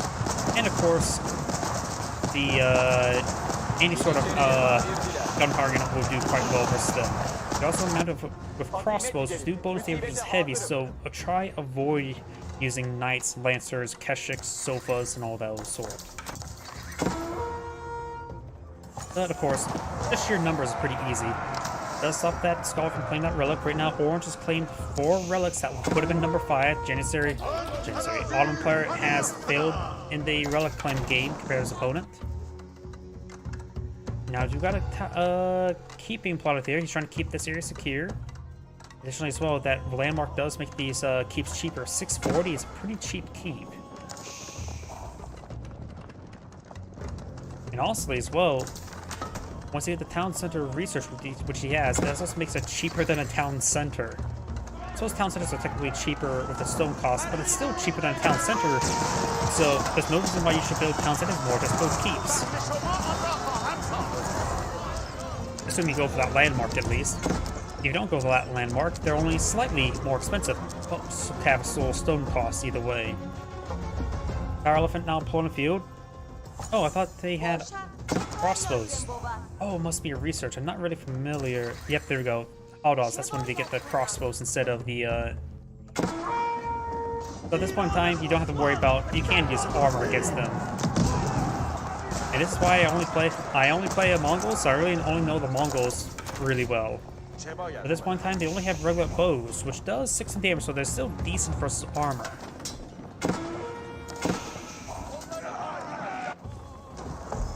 This mill is starting to be torched down by a Lancer. These Lancers are starting to advance on forward. We do have currently 22 Janissaries spawn field and 1 good Spear Brace there. And does take out that Lancer there. Very nice. Hanging out this region, starting to play up the stone as well.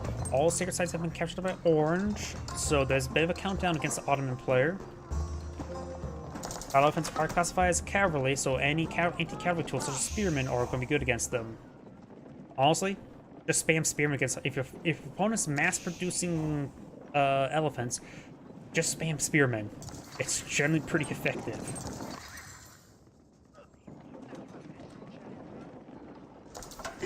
And they're expensive.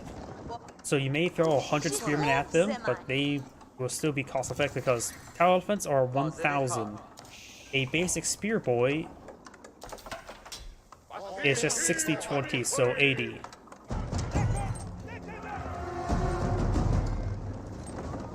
What's good about it, however, with elephants, however, they're very, very population efficient. If I go to 4 elephants, only 3 population, while the our elephants are also only 3 population, so they're very population efficient. It's just that if they get in too large numbers, you will have severe trouble. Man-at-arms hacking across these villagers there. Ottoman player does only have 86 villager advantage, and now with additional keeps in the field, the Ottoman player village advantage will be diminished. You always can go for trade. One of the Vizier perks for trade is what, plus 40% gold? Yeah, plus 40% gold, which is significant. These man-at-arms gain some good damage on Blue's back line there. Do have some Lancers now pulled out by the Ottoman player to defend himself. Does find this keep there. Mangonels do go to team versus there. Blue's trying to back him off. Good number of Janissaries in this area to really get some severe damage. He does have a Spring Golem plus Spear, but Mangonels do have a range of 9 with the same range as Spring Golem replacement. There's also good number of Spring Golds here. Blue's on advance forward, trying to overrun these Mangonels. Does lose one of his Mangonels. And Blue's just going to start engage. Let's lose all of his Mangonels there. Janissaries gets great damage. Janissaries need to focus on the tower elephants. They can rip it apart. They rip apart everything, honestly. Tower elephant does go down there. And these villagers do control this keep. There's probably too many keeps in this area for him to stick around for too long. He may just think he has some trebuchets to hit these things. He's going for greased axles for now. Sacred sites being locked down. All the sacred sites have been locked down by villagers. By keeps, I mean. There's even line of towers here as well. The Ottoman player, one needs to hit this one, go for the sacred site. Do remember as well, trying to decapture a sacred site does pause the countdown. So you can camp on top of the sacred site to buy some time, maybe with battering rams. Or get up right there, push battering rams forward. Either way, he should focus on this keep now, not go for the flank. Just go for some trebuchets. He's getting out some battering rams, which is very good. minutes left to say goodbye victory. Got a whip for a research for increased scholars. Did they whip those scholars and make them move faster? There's, of course, that spring golem placement, which does 1 damage versus battering rams. His base attack is 41. Some of these suppositories are going down there. Mangonels find a massive volley there. Mangonels do siege damage, so they do full damage versus battering rams.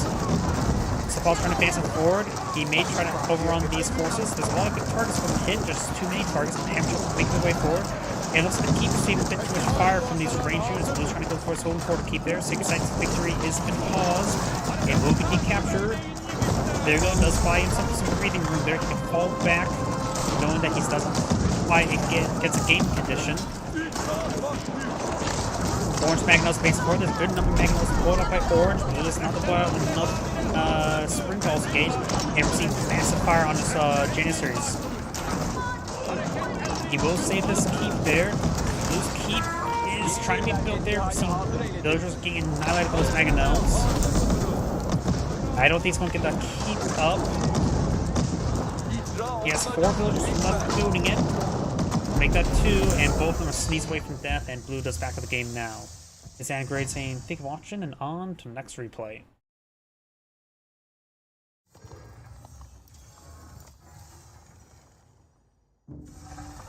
And let's see if there's any more replays. I'm a bit more keen to cover replays by him, because whenever a video gets released with his name, it does quite well compared to most of my videos. So I'm a little bit more impartial of trying to find more replays on him. Let's see if we can't squeeze out one more. 22 minutes, possibly. 24 minutes, possibly. Stretch. 14. Suppose we could do this one, even though it's the same factions. Different player with him, against him.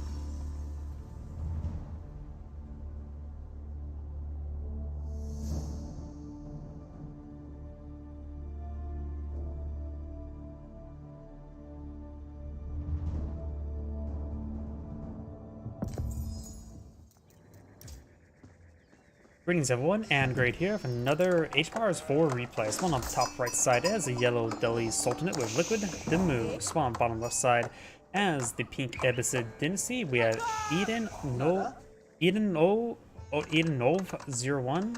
Don't know how to pronounce that.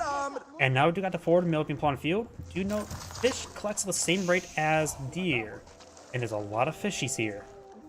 I tend to go for the fishies there on this map with when I play as Mongols, and it does provide a lot of income. Do note they don't get the increased carrying capacity like with deer, so it's technically slightly slower from longer traverse times, but it still can provide you some great amount of food. And if you play as Mongols, the Greers can be packed up and move around. One of the few times where the pack up for the Greers is actually useful. Power of Victory being put on the field, and now got the economic ring as well. This course allows them access to the cheaper economic building research, which can be handy, especially if you want to collect up more fishies. The Power of Victory does provide some great benefits in any nearby infantry being put on the field. That's a quick, brief conversation as well. What should both players put out? Abstinency has access to the golems and camels. Golems are more of an anti-low armor specialist from anti-arms man-at-arms unit, but that's of course the Castle Age. Pink, however, needs to start bring back all the sheeple. Yellow does have some sheeple being brought back as well, but not a whole lot.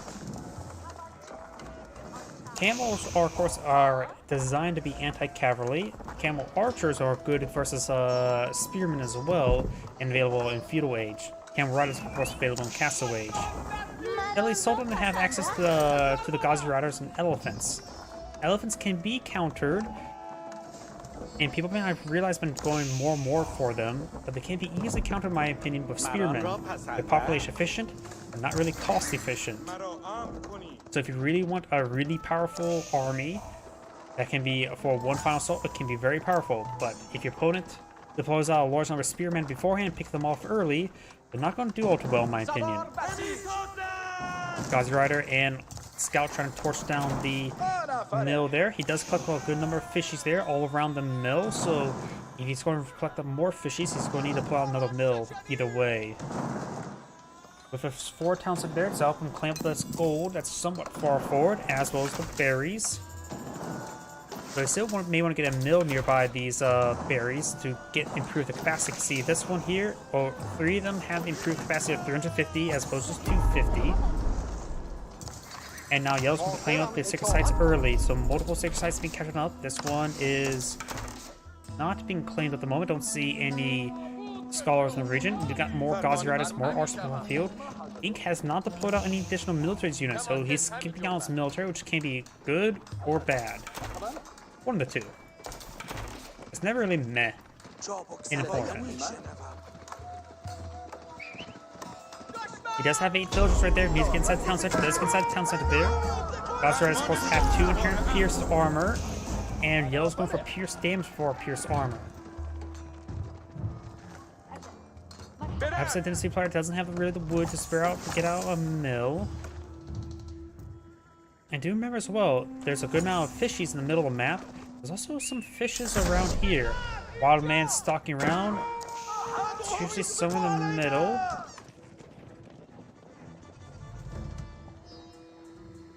Don't see him at the moment. Should be somewhere around. Oh, there he is. Get a villager nearby it, and you have one villager that acts as 3. Exotic Doggo does get killed. No head pats for him. Another Exotic Doggo does go down. You have now the wild man spotted by yellow, and now you have the villager here trying to get inspired by the wild man. Personally, I'll say once you get a villager inspired by the wild man, go back, put a farm there, and leave him there. Keep him nice and safe. You can perhaps put him nearby a stone or gold.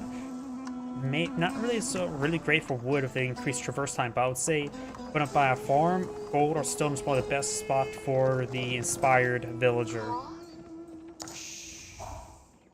I just generally say farm because it keeps him nice and safe, and who wouldn't want a good food collection source?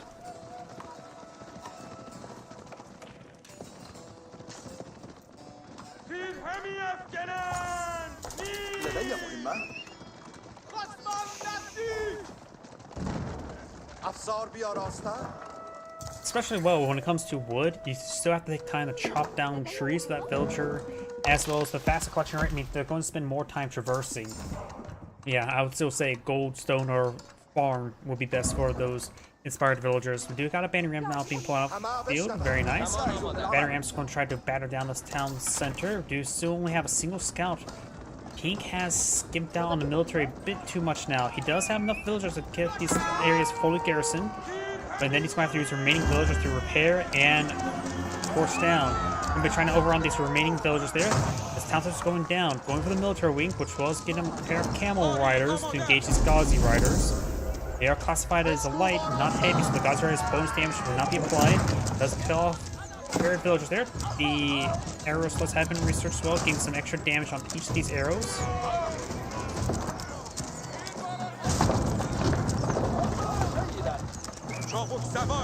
Ghazi Rider is starting to slowly go on down. And that's a scout engagement with Ghazi Rider. Not a good engagement there. Town center is now set ablaze. Now he's going to force out these villagers here. And he's going to take a grab the town center. He may actually save. He's going to lose some villagers there, but his opponent has not deployed out an additional town center just yet, which means he does have spare number of villagers, so losing some of these villagers is an issue, but not a massive issue. Let's go ahead and transfer these villagers forward. Try and get some hits there. It's still ablaze, but has some health to work with.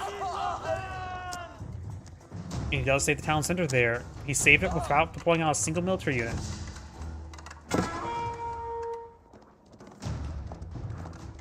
House of Learning being deployed on the field. I'm not familiar with that one. That's like a unique university, right? With unique technologies. Grants no immediate bonus other than advance to the next age, but contains many unique economic technologies and religious technologies. I believe a lot of those technologies are just not very good. We can evaluate them once it gets built. But if my memory serves correctly, 3 out of the 5 are just not useful. Of course, now the military wing now deployed on the field. well as probably keep an eye, just make sure they are unique. Yep, let's see now. Infantry villagers can get side to side houses of protection, and houses do gain arrows, which actually is okay. It's decent, not bad. Over here, we do have the monsters restore 2 health to nearby units that are out of combat. That's not useful. Most time, people don't take the time to follow them back, get healed up, so that's not useful. Increase the sight range of outposts by 50%, increase weapon range by 1. That's okay, but not really significant still. And arms and lancers are equipped with Kishi, increase the damage output by 3. That is actually incredibly good, and that's why he's going for it first. And of course, now we've got the increased carrying capacity of +5 by villagers. Very useful for collecting wood, and perhaps fishies. Does go ahead and not convert those camel riders there. Very good. Good attempt, and good dodge. As I was saying before, I suppose there's 2 good research, 2 meh research, and 1 just completely worthless research. And yeah, the mosque one, in my opinion, should be last. Yeah, he has gone for second last for that one. The increased sight range of outposts is actually nice. The +1 arrow range, weapon range, right now is not that important, honestly.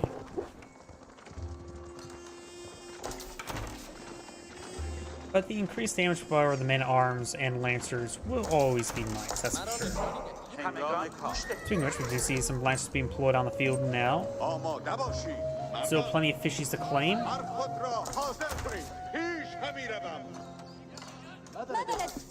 We got a line of palisade walls there just to help protect his flank.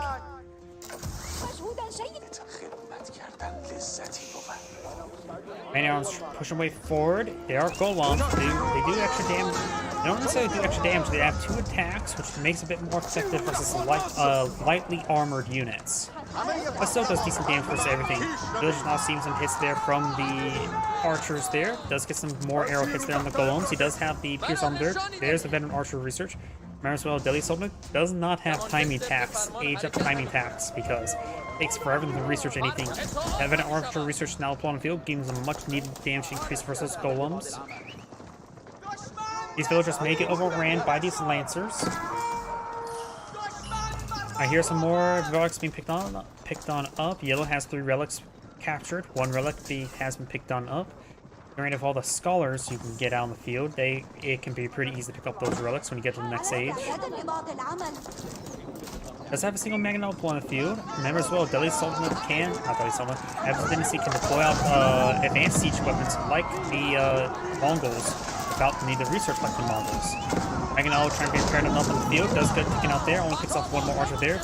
We do have this camera rider there, does do bonus damage for Lancers, does provide an aura debuff to the Lancers, but does get picked off there, so those camera riders are down. Of course, when advancing forward, trying to overrun these archers there, does get some bonus damage for archers, and got some spearmen here as well. The golems are not a good idea against this opponent. There's too many lancer field. He needs to go for more camel riders, horsemen, and spearmen. Some crossbow wouldn't hurt as well. The yellows archers pushing forward gets great damage there. Ink starts more villagers at the moment. 67 to 51. Makes us 66 now.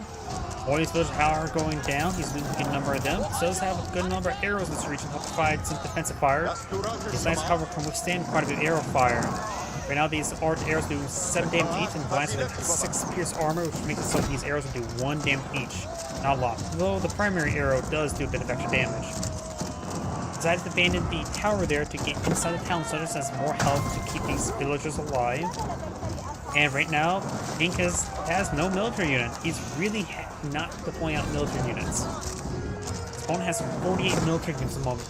This is a big problem with Pink right now. He's just not building military units. And he's going to play out a good number of crossbows, which is going to be good against those golems, but at this point in time, Pink needs a 30 spearmen right now.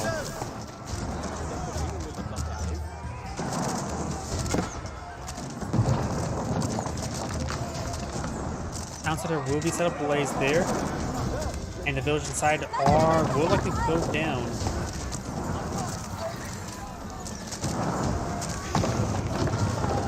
They're just trying to run away. They're greatly even out the villager count there. It's going for some Magnos, but there's just too many mounted units. Sure, it'll be good against those archers, but he simply does not have a front line to keep him alive. He's going for a camel rider, very good. Sandy gets some more. Doesn't have a whole lot of resources at the moment. The Delhi Sultan player does have good reserve of gold. Dale's going for the Imperial Academies, which will of course greatly increase his production speed.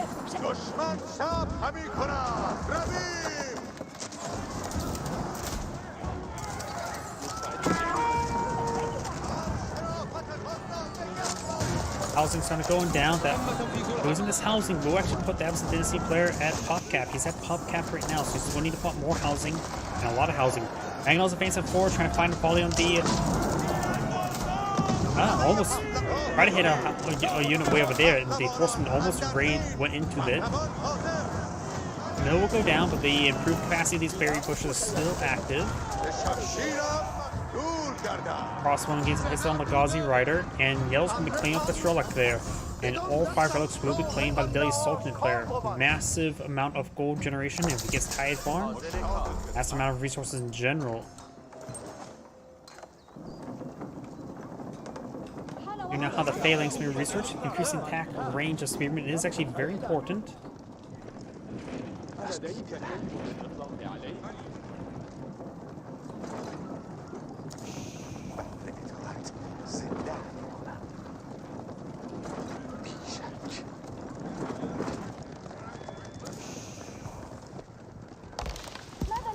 King still only has a force of 28 versus 68.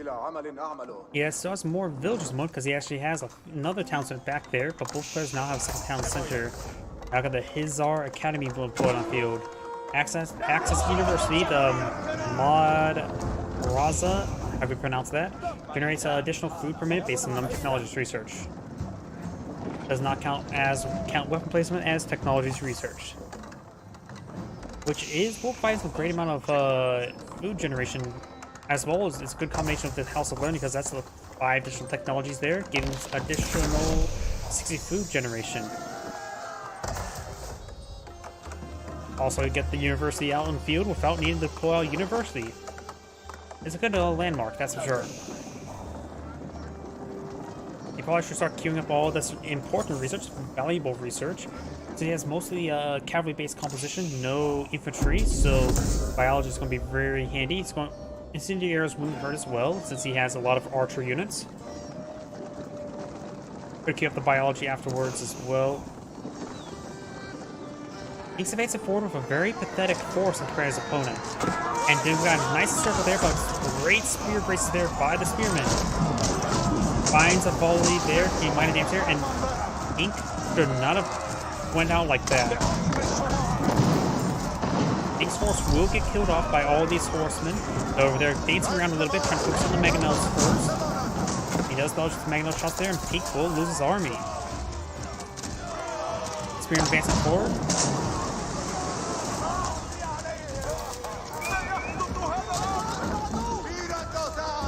Big line of big brick of research for the Delhi Sultanate. I just see food when I see that now because of that landmark.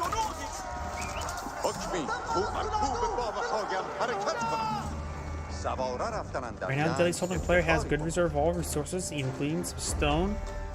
Hopefully, getting out Tide Farm relatively soon.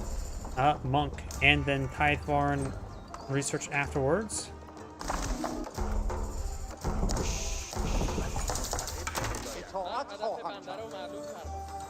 And a good number of scholars out in the field.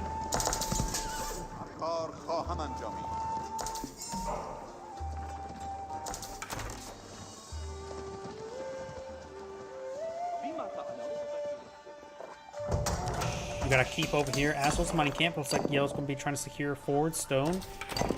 Or Yellow. Ink does have a backline stone here and here. This map has a large number of large stone deposits along the flanks. Ink's going for another town center. At this point in time, maybe a little bit too late for that. Plus, he already has nearly 90 villagers, so it will provide diminishing returns.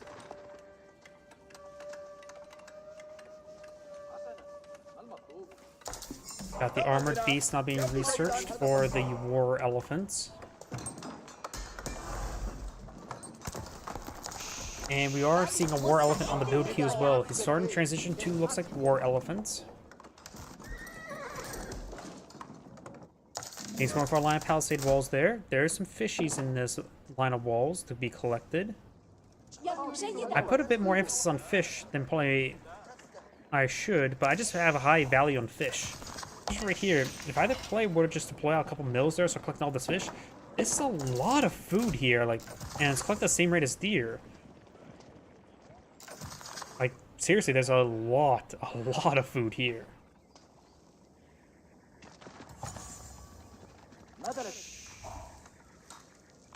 Ferrets being collected up.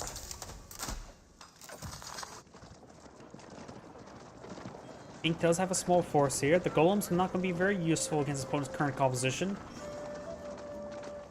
Has a lot of scholars on the field, that's for sure. Ink Scout's advancing on forward. Do of course have this war elephant now deployed on the field. It has 1,000 HP. Right now, Pink just need to pull out more spearmen. It'll be useful versus the war elephant and versus these various it doesn't have a lot of lancers left. So it'll be useful versus lancers. Gotta keep over here, can pull out villagers.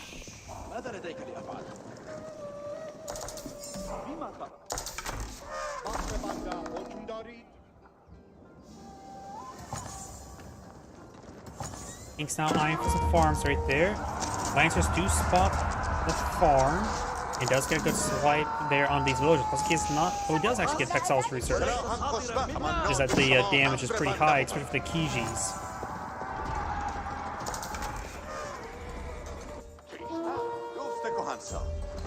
Right now, these Lancers do provide... They have 2 Lance attacks? That must be a slight bug in the UI there, because I don't think they both fire like that. Because right now this shows us 2 Lance attacks as well as the melee sword.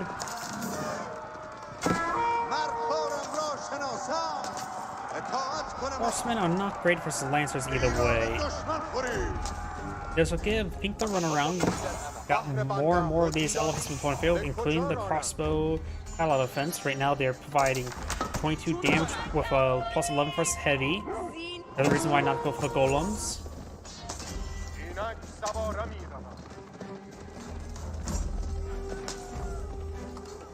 And they're very population efficient, so if he gets a good number of them, it can be very hard to stop them, like a rampaging elephant. Camels, do they provide damage debuffs to elephants? No, they do not get debuffed by camels. Good number of spearmen here. Archers running on in. Got some crossbows advancing forward as well. He does not have Castle Age or Imperial Age just yet. He has plenty of food burden, just not enough gold. Archers firing away. Elephants receiving a bit of beating here. We've got good number of scholars here trying to heal up all these elephants. And that's another thing as well, since these scholars have no population room cost, he's able to pull out a good number of these scholars to keep these elephants healed up. Did lose some elephants, or no he didn't. Now did he? I thought he lost some. Right now, he just needs to get out more spearmen in general to just deal with all those elephants. So Mangonels wouldn't hurt to hit these scholars. And Yellow's now cleaning up this 4 gold. Very, very 4 gold. That should be on his opponent's side of the map. Venom Horsemen do bonus damage versus range as well, so they will do bonus damage versus the power elephants.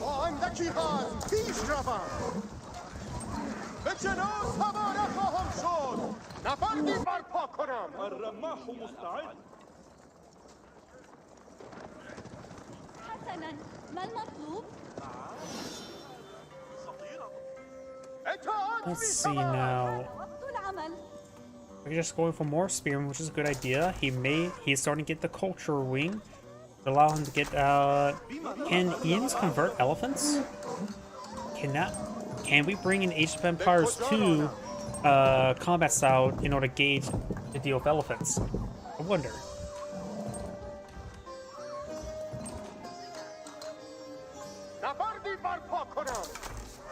Let's see, does he have any mosques or monasteries, whatever they're called, for... Let's see, they're called mosques for the Delhi Sultanate, of course, they're Arab, is Muslim. We now have the cannon placement being pulled out of there, so really trying to collect that gold. And now we got a forward keep being pulled out of pink. What Golden Age is he at? He's going at Golden Age 2. He needs a bit more structures there, like a Golden Age 3. Fast could just throw out some more housing there. Now he's access to all this research. He's going for preservation knowledge. He can really maybe eyeing for trade, but it's not going to be useful because you're already now in Imperial Age. It is dirt cheap, however.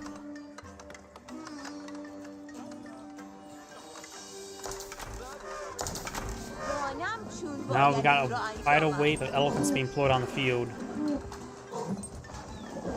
Going for mostly the tower elephants, since they can be fired on the move. They're a good unit to mass produce since they provide a lot of surface area. But they're still vulnerable to horsemen as well as spearmen. We got some hand cannon to support us out as well. Tower elephants, what's their range? They have 5 tower range. Hand cannon's base range is 4. And these villagers do find the gold deposit there. He sells this gold deposit here. He has 3,000 gold to work with, as well as deposit 1,700. Deepest here, no weapon upgrades. This counter can easily go down. He has a good number of spearmen and crossbows here. Crossbow needs to hit those war elephants. Spearmen just didn't need to hit anything. And now Jason hits there on these elephants. I think they also some spear braces there. Spearman is starting to get disintegrated. Does get the elite spearman research is very important in this engagement now. There's so many scholars in this region as well. Exam trouble. He needs to hit those archers against those scholars. Crossbowman needs to hit those war elephants. And he's having trouble remaxing out his spearmen. He has a good number queued up.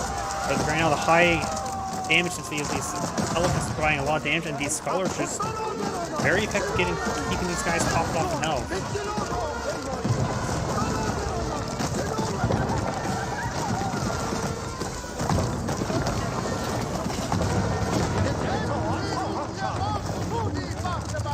His horse is on advancing forward. He needs time to regroup his spearmen. He may not have enough barracks for that. I'm not sure how many barracks he has. Not a lot. Not enough.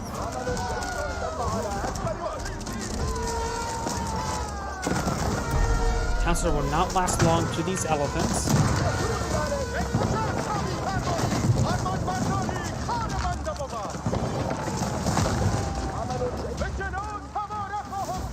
Now it's going for the prophesization, however you pronounce that word.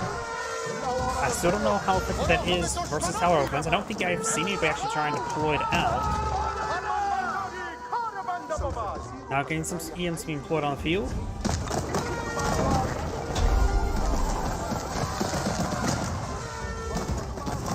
More tower elephants being deployed on the field.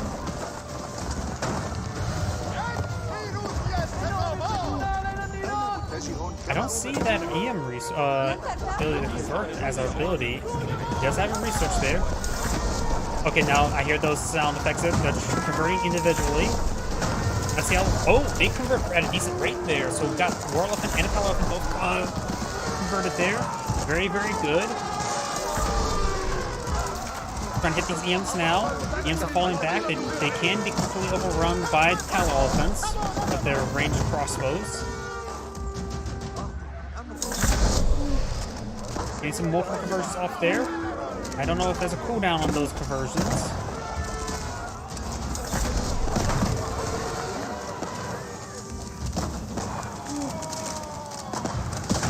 Looks like Yellow still is able to overrun, just simply unable.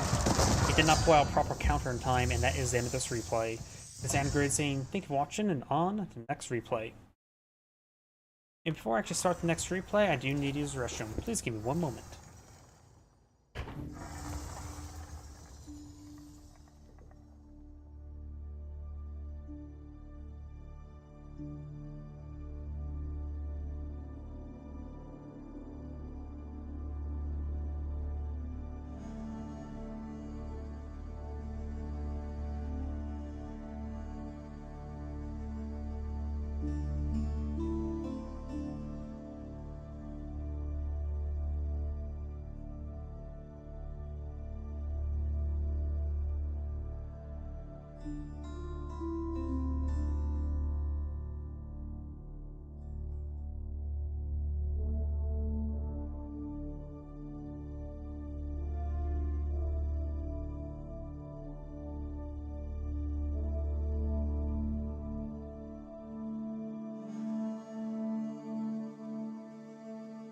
I am back. Sorry about that.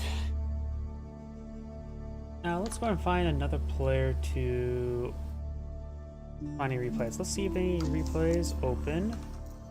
Oops, I thought I copied.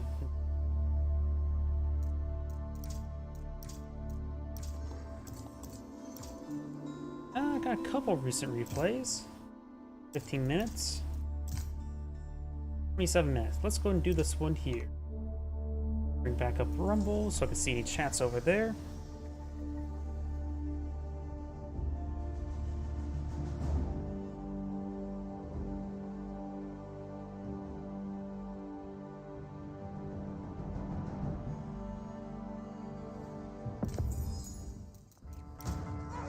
Greetings everyone, and Great here for another HBars4 replay. Small on the top left side as the Cyan English, we have one Puppy Paw. Small on the bottom right side as the Blue Mullions with Vortex. Now let's see, Mullions versus English.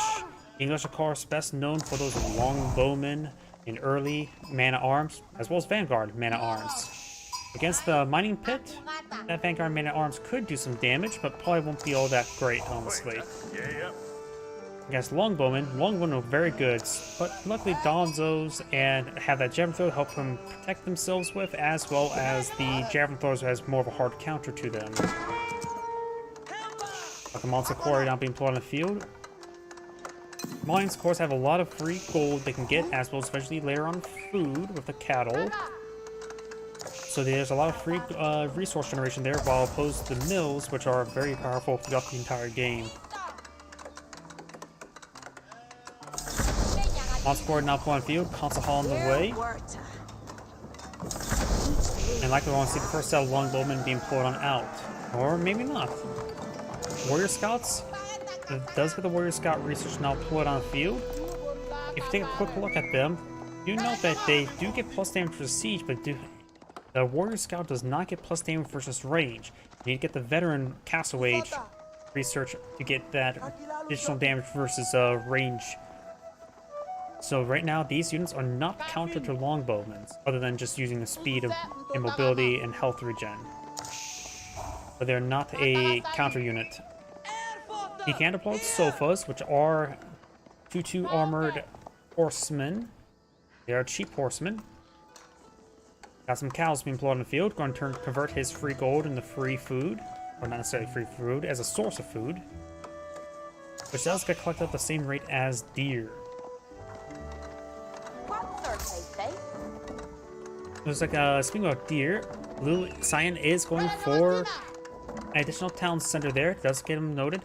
He does not have professional scouts research. It's too expensive, really, honestly, an upgrade.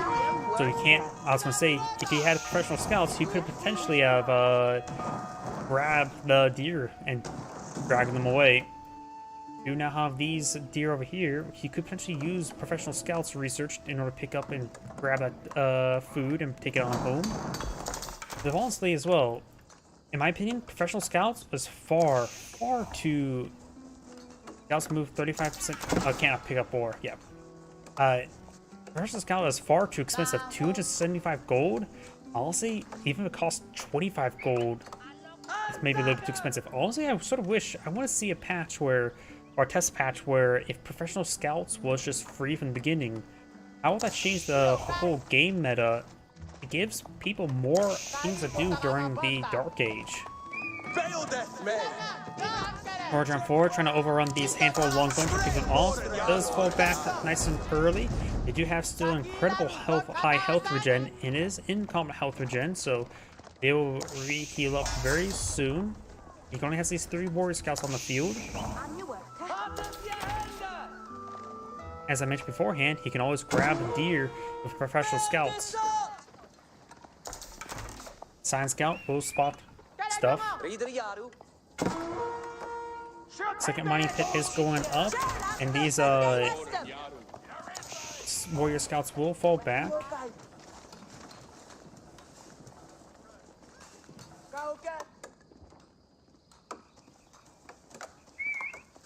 More cows being employed on the field.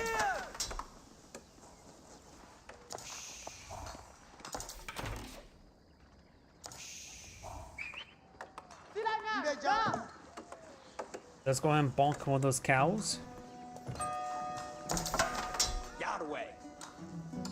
And these warrior scouts are probably spotted right there. No, they're probably not spotted. Bombay at Garrison now being deployed on the field. He's not going for the Great Corral for passive food generation. But he's going for the Bombay Garrison, which can turn gold into units at a cheaper rate. Hardened Spearman trying to stab these warrior scouts there. Does get some damage there. But most of these warrior scouts will fall back in time. They're really hard to kill. They are fast and they have good health regen.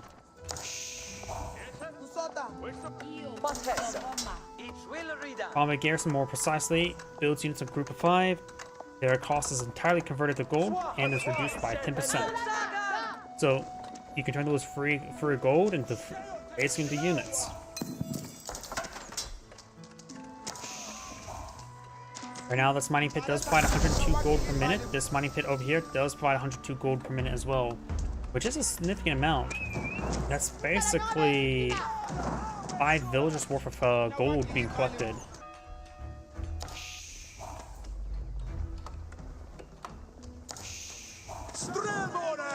And the thing as well, you pay minimum for this gold income.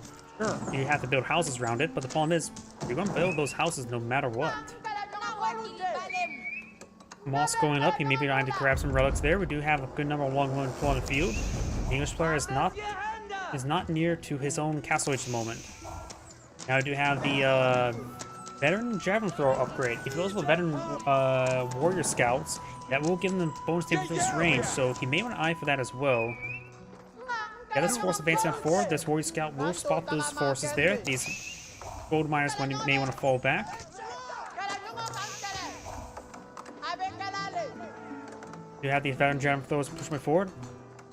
They have 10 attack and plus 8 versus range, 6 tile range. Longbowmen have 7 tile range, so they do get outranged by longbowmen, like most things. But luckily, he has the support of nearby exotic doggo. Good damage there. They do have 1.25 tile range, while longbowmen do have man-at-arms speed of 1.12. Warrior scouts being picked off by these spearmen. MP6. And does go ahead and take out some more of these longbowmen that are pursuing them. Does lose sight of that one, thanks to all the shrubbery, and the scout not pursuing it. Exotic doggo getting put down.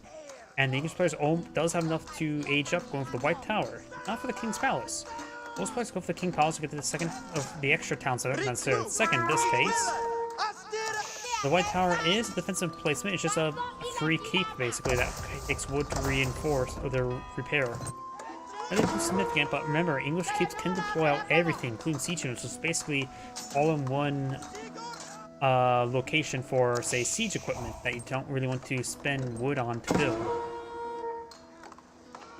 Spearmen still being a bit of a problem. Donzos getting some good spear throws there. They are hardened Donzos, not the veteran Donzo just researched yet.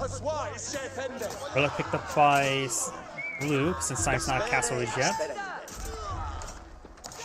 And great kills there by those javelin throwers. The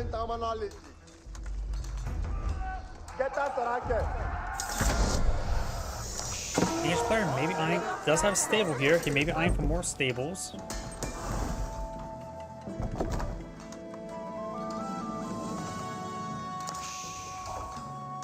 Cyan doesn't have a lot of military force on the field, not deploying anything out the White Tower. Javelin throws advancing forward, receiving some fire from the town center. Of course, with their higher inherent pierce armor of 4, they can withstand quite a bit of beating from this primary town center. Does 6 damage per arrow.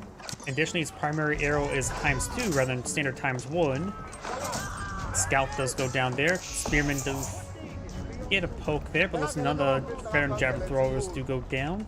A couple horsemen or even a knight can do some serious damage versus the veteran javelin throwers. Council here can get some damage in as well.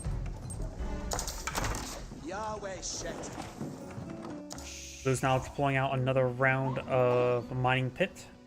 Getting some more gold generation.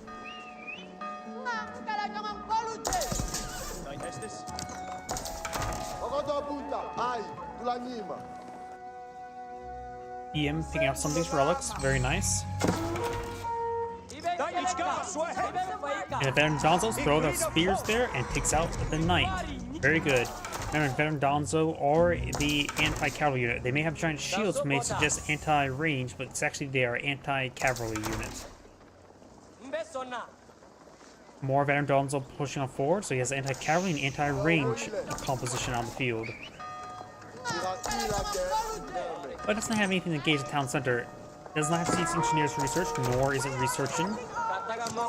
Arming some more Pierce armor, which wouldn't hurt, especially for the javelin throwers, reducing the damage output received by the town center by 50%.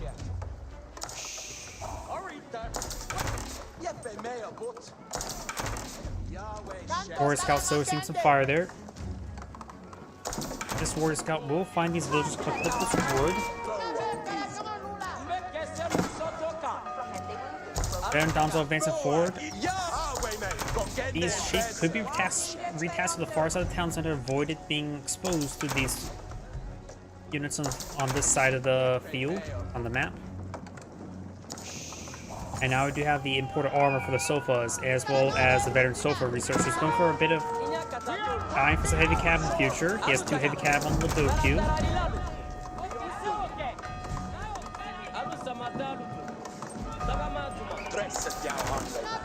From hitting this wood line, the English player does have not a lot of wood reserve, so he needs that wood income. Eventually for farms as well. Those farms are going to be very powerful with the nearby mills. So denying the wood income, which means he will eventually deny the food, as well as all the other production structures that everybody needs. Damage throwers and Donzons are advancing on forward, trying to get some more damage. And now we do have a outpost here, trying to go to network castles, though I suppose the White Tower can be useful for that. But this, of course, provides some good vision range. More longbow being put on the field, very nice. Now, Blue's eyeing for a forward keep. He's going a bit aggressive. Those are not the villagers I'm looking for. That's the EM trying to pick up relics, very nice. Right now, Blue has picked up 3 relics, the 4th one soon be picked up, and there's the villagers for that keep. So Blue's eyeing to make a power play with this keep deployment. Pick a site being catching on up, very nice.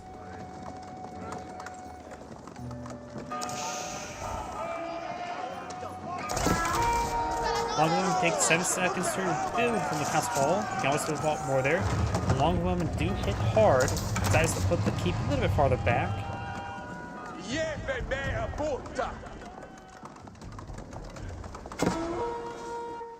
Over here, it looks like a single knight has pushing forward. Doesn't find any stray villagers at the moment. Deer being collected up there, very nice. This deer could be collected up as well. Keep obviously with some longbow fire. Mangonel sitting on the up. Mangonel could get some great hits there. Sophos advancing forward. He does not have alien support on the field to stop the Sophos advance forward, but they didn't advance large enough in numbers. Longbow advance forward. They do have really good damage output right now, 10 damage per arrow, while the Sophos do have 6 pierce armor moment, so they still take a bit of damage there. Now the Longbow's going to be camping the Mangonel, trying to hold it back away from the Donzo. Does have a good number of javelin throws in the field. Mangonel gains good damage there onto the Donzo. Got some crossbows put on the field as well. And all the veteran Donzo do go down there. Mangonels do outrange Keep's primary arrows, so he can just need to fall back and re-engage, and he should be fine. The castle networks will also increase his damage output there. He may be eyeing for a trebuchet. Nope, just eyeing for more longbow. Keeps him on field, like I mentioned beforehand. It only has 8 tower range. Mangonels do have 9 tower range, so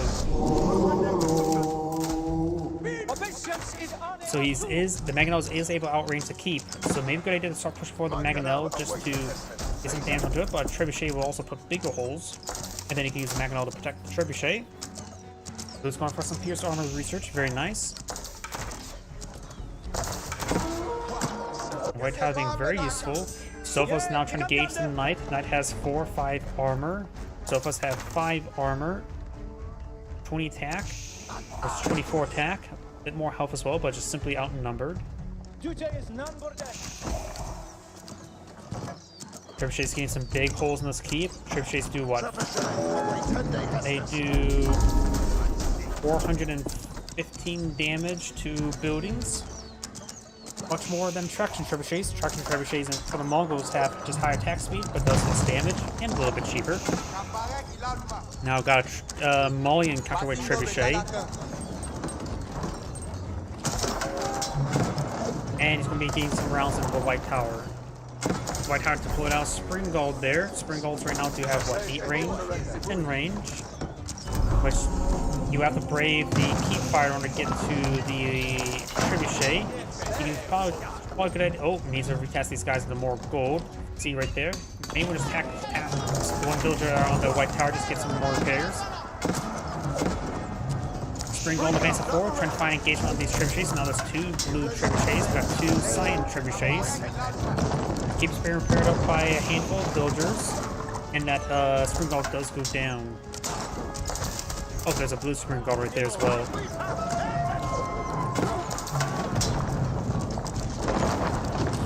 More damage on the keep. More trebuchets being pulled up by Cyan.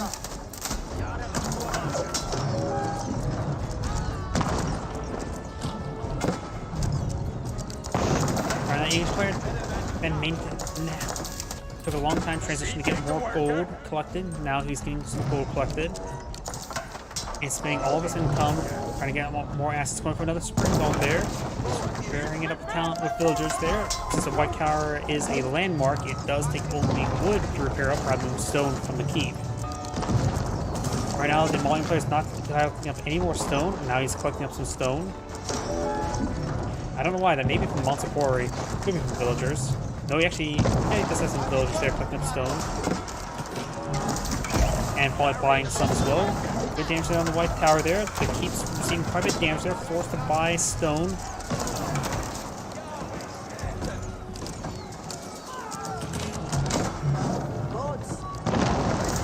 White Tower is being repaired up quite nicely. Blue Springalds advancing forward, does receive a lot of damage from various sources, does take out a Spearman there with the blue keep. It does take out some of Cyan Springalds there. White Tower right now is doing fine in health. But right now both cards are pretty low in resources. Cyan does have a good amount of gold, or a small reserve of gold, not seeing much else. Blue does have a small reserve of all the resources, but nothing too significant either. Get that stone mine there. White Castle seems to fire there. Blue keeps seems to fire there.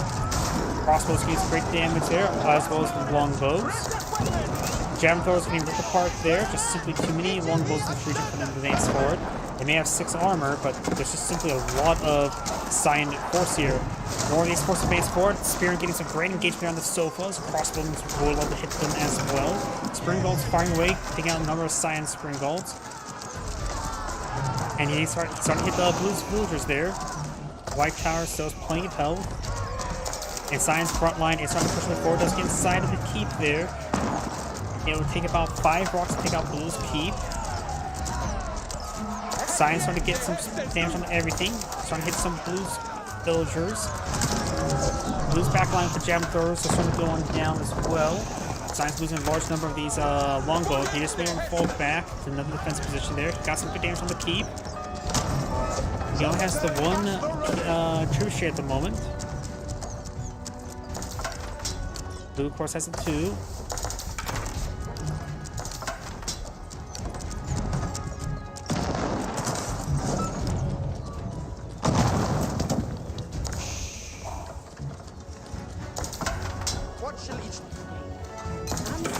This gold deposit that we just started gathering up and started this engagement starting to be completed there. Right now the economic tax got 2 wood, 1 food for English, while the Malians only have 1 wood, 1 gold. Both, but it does have wheelbarrow. Blue also only has pierce armor research, and Cyan does have pierce damage as with a bit of pierce armor. Another Cyan trebuchet deployed on the field.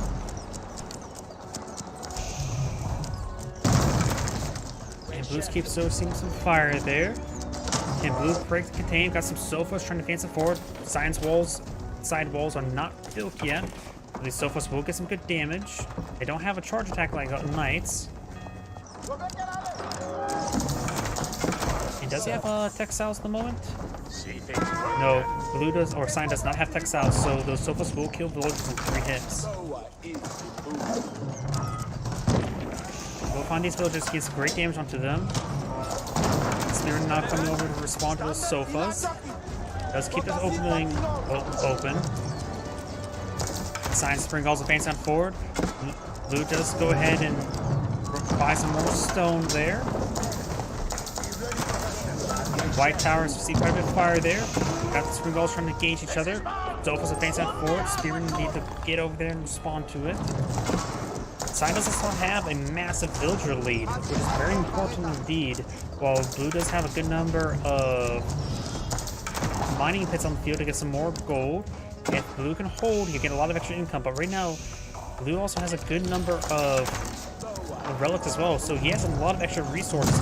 Also 2 sacred sites, so the villager count, not too far apart when it comes to total income. White Tower does get destroyed there. We'll need to use a lot of wood to get it repaired up, and will not be able to defend for the time being or be built out of. He has had some decent force in field. Cyan does have a large force and has twice the number of villagers. Cyan's actually at pop cap, which is important, which means he will start stockpiling resources. Mauling player, he will not be stockpiling resources anytime soon. He has a good number of siege units on the field, that's for sure. Got a Springall case there, does take out one of Cyan's trebuchets there, but does take out 2 Springalls in return. Cyan does a trebuchet firing away against the keep. White Tower now being repaired up very, very rapidly, almost fully rebuilt. All city walls have been recompleted. See, right now these mining pits are currently providing 102 gold per minute. Stone still being collected down there. He's running out of stone for repairs. Mining pit. Gold. Do we see any cattle farms? We do not see any cattle farms at the moment, so yes, the Mullen players gold here breaks. That's gonna be game. Cyan's gonna be steamrolling. The Mullen player needs to hold this keep and keep his siege weapons alive. Does get a great hit there onto this longbow from Mangonel. Collins will start advancing forward. More trebuchet fire raining on in.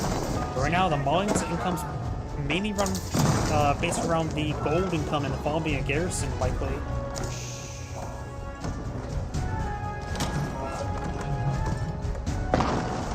Cyan needs to stick in the game. He's in a much better position than he realizes. He may not feel like it, but he's actually in a good position. Going for more defensive Springalls is good. Only Blue has 2 trebuchets here. That's not a battering ram trying to be built there. Playing some of that wood there. Cyan's running out of wood over here. Has a bit of wood over here.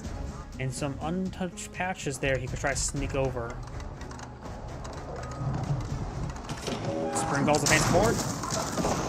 Good overall better volley by Cyan. Trying to repair that one up now. Cyan's Springalls not falling back.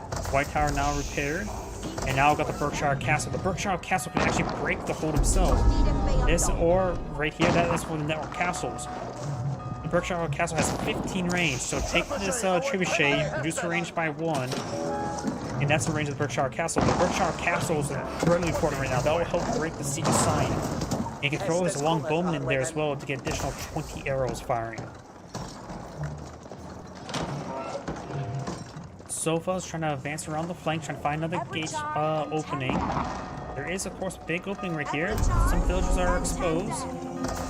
Sacred Site victory is now available for Blue, which will put some pressure on his opponent. If he would have gone that much sooner, then he would have got a good amount of income. And there's the Berkshire Castle, and there's maximum range of Berkshire Castle. And Blue backs out the game immediately. I'm sort of surprised he backed out the game that quickly. But the Berkshire Castle would have broke the hold right there. This is Antigrade saying thank you for watching, and on to the next replay.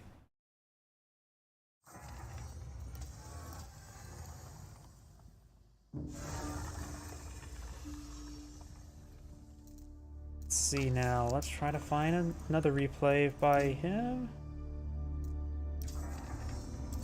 Let's see.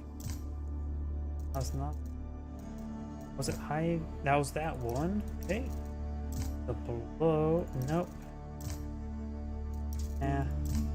Oh wait. All those are not available, is it? Due to recent update. Alright, that's going to be the last replay from him, so let's find another player.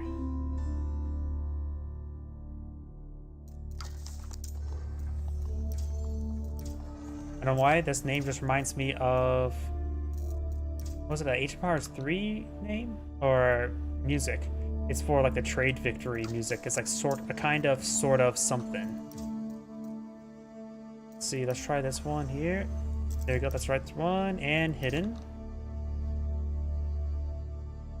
I have a feeling that this player plays a lot of Rus. Definitely a Smurf account, probably. And hidden.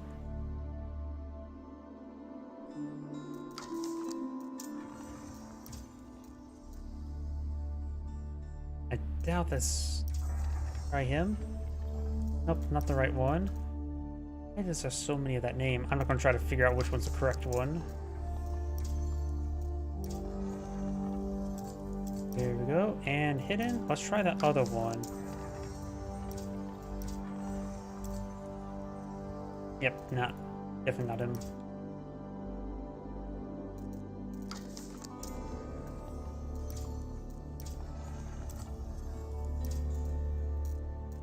Wrong patch.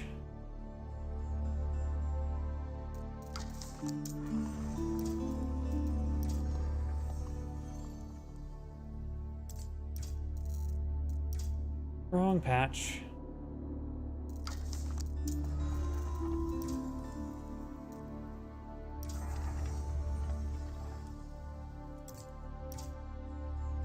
Here we go. I don't usually do 2v2, so let's go to 1v1s.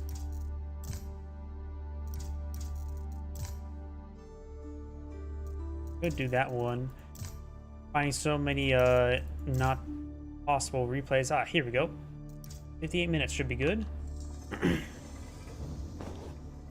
Check something over my...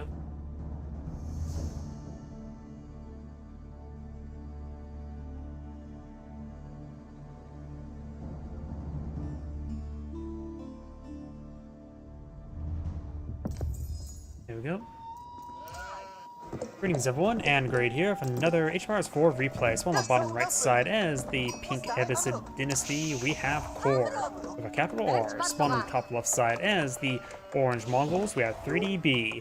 And since I only play Mongols, expect me a bit more critical. Do you see him going for a lot of wood there? He's going for a Tower Rush. I usually don't do Tower Rushes myself. Never good at it.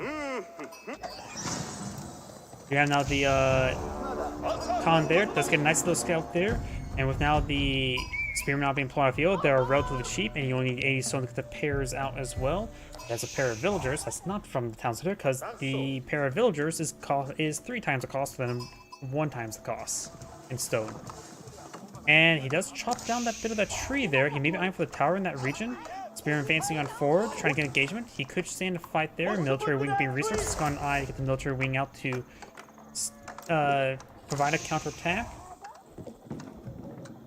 And now since it's sort of slowed down for a moment, he's going to be collecting up some of the sheeple rather than trying to go for the berries.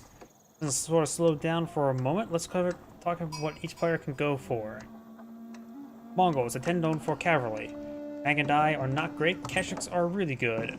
So likely, best way to counter them is Spearmen. Also going for Camel Archer to provide debuff is also not half bad. Overall, the best thing you can do against Mongols who go for heavy for cavalry, like myself, Spearmen.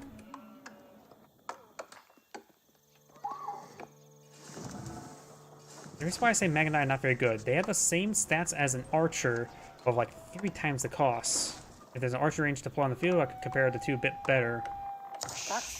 Got a lot of Spearmen on pull on the field, he's eyeing for more towers, trying to push on forward. The town center's range is up to there. And now we do have a house being plotted out there. He has a 4 Spearmen pulled on the field, and he's going, that's his only Spearman. He's not investing more stone or resources onto that. Or, never mind, he's going for another pair of Spearmen.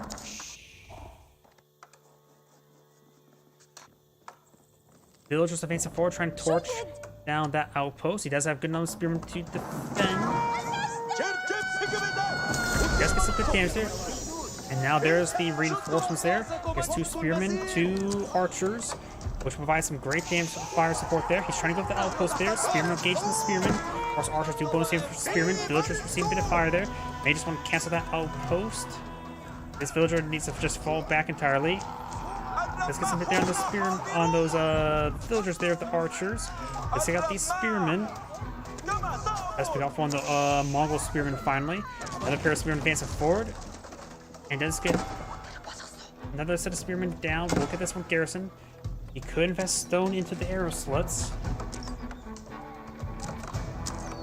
Wait, he doesn't even have feudal age yet. What am I thinking? Going for the silver tree now, which is the trade one. And he's pulling a lot of villagers there. His bonus on feudal age for quite some time. Taking out wheelbarrow as well. Going for a stable. He may be eyeing for... Let's see. No, you need archer range for camel archers, right?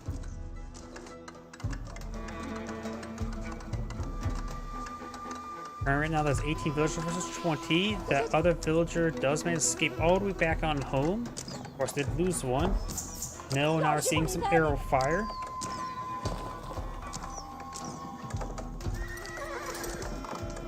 Fresh food stuff being researched out nice and early, which will give him cheaper villagers. Very handy indeed. And the scouting post will go down.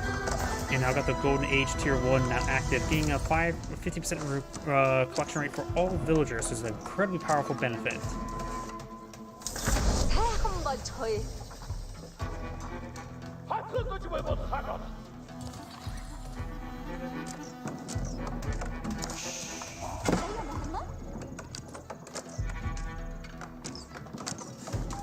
The Absent Dynasty players going for some horsemen now.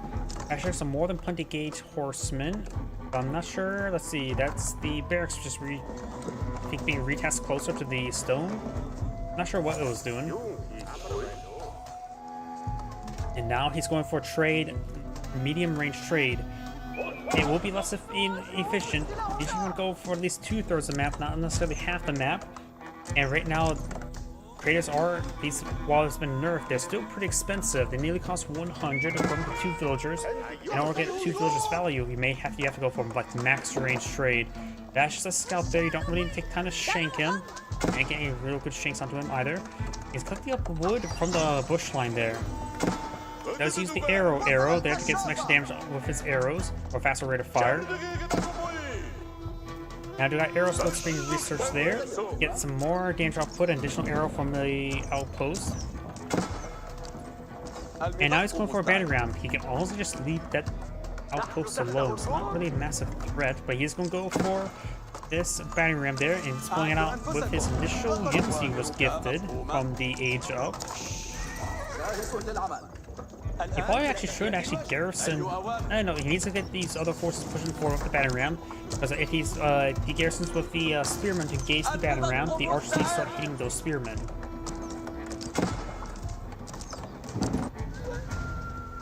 Oh, okay, that's a scout going down, not one of Orange traders. Traders are now pursuing the silver tree, which is now packed up and making its way over there. He may invest in some stone in those traders, maybe. That may be one reason why he built traders right there. Not sure. Don't see any pairs of traders.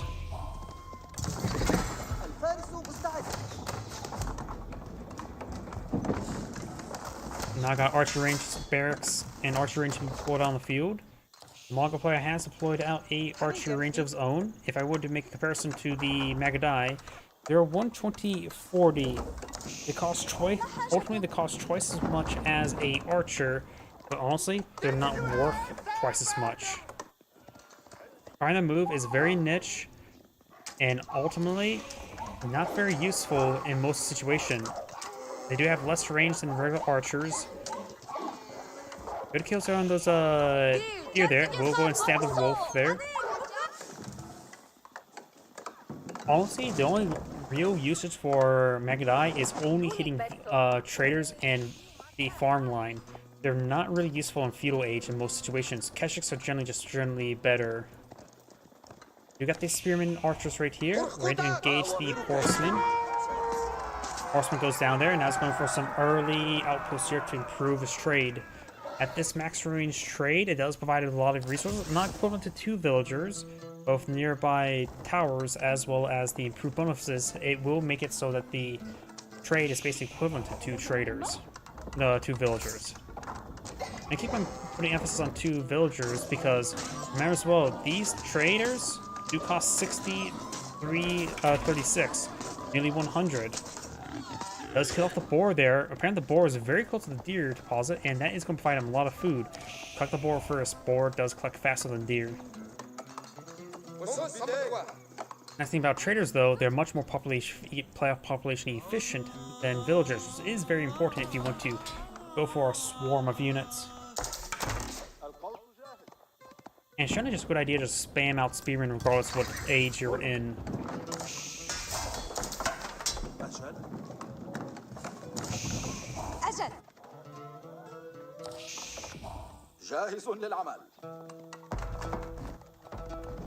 Ink does have another scout in the field. This map has a lot of shrubbery, so it's a good idea to go for additional scouts. We've got Keshik's early horsemen, as well as archers and spearmen advance forward. Early horseman has 1 less pierce armor, so they only have 1 inherent pierce armor, which is not a lot. And Keshiks, with their lower health, they're not as resilient as, say, Royal Knights, so you can't really dive town centers to kill off a villager all too well. Scanning around, very nice. Does get some good archer hits there, very nice. Town centers do have a range of 8 and 6 damage. Archers only have a range of 5, and right now 5 damage. The archer damage will be useful versus the spearman, but an archer versus archer, that's going to be equal. Got a couple Keshiks here. They do have 3 inherent pierce armor, so they were seeing quite a bit of abuse.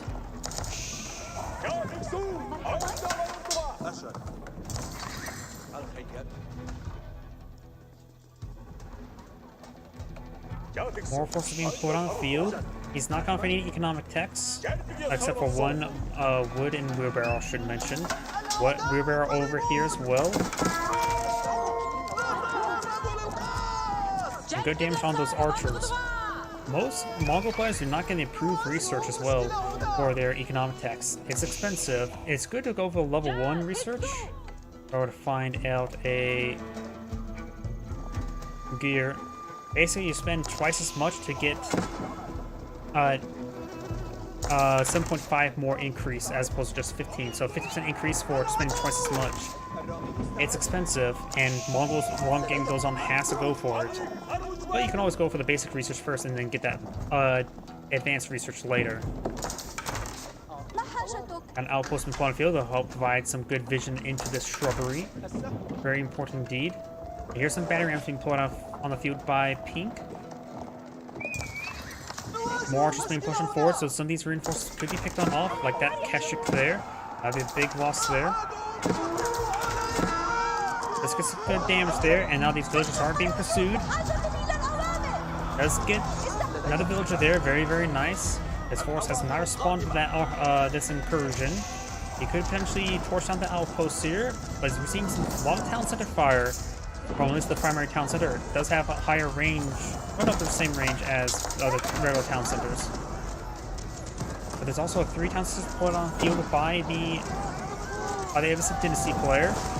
So you will have a villager advantage, but the Silver Tree will even out to a degree as well.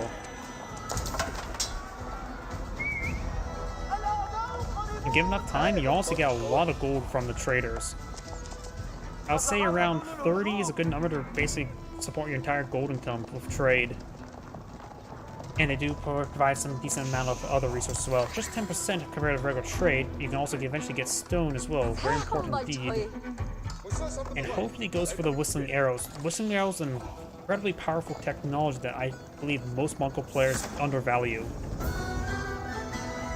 Primarily when you get to your Castle Age defense arrow. 5 seconds of 2 armor is not a lot. 5 seconds of increased rate of fire is not a lot. It's like 1 extra volley of arrows. But having 12 seconds of +2/+2 armor is incredibly powerful because most of the time your engagements don't last more than 12 seconds. Horsemen trying to hit some of these traders there. Some of them may be wounded. Don't see any of them dead. Actually trying to pursue this horseman. Will force them back, no problem. Villager trying to get down his town center. Looks like he got a couple there. Very nice. Not going to try to torch down this stuff. Mongols can get siege engineers, and improving the siege engineers will allow them to deploy out in Castle Age, Mangonels, traction trebuchets, as well as springballs. Horseman does go, or Trader does go down there. Nice little pick. And Pink's trying to go for more of these Traders there. They don't have enough damage out to really hit Traders all too well. We got these Keshiks now back in the corner there. Spearman pursuing there. He just needs to run away. Maybe use the Spearman to hold the line. Does have good enough archers here as well. More Keshiks being put on field. They could flank the archers, but right now Pink does have a larger military force than his opponent. So Orange does have a higher quality force of all these Keshiks.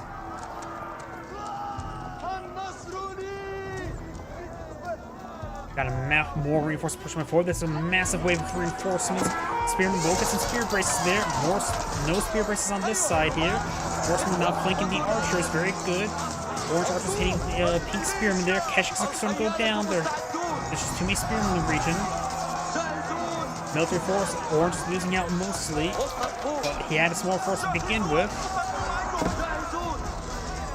Keshiks starting to pull out. Right now, there's 24 archers versus 32, and there's not a lot of spearmen left over for the Abbasid Dynasty player. Keshiks, however, is severely wounded. They're being picked off like that. Doesn't pick off that other one as well. You can pass, throw that on the flank, get torches onto a wall to get healed up. Spearman being picked off there. Orange starting to back on off.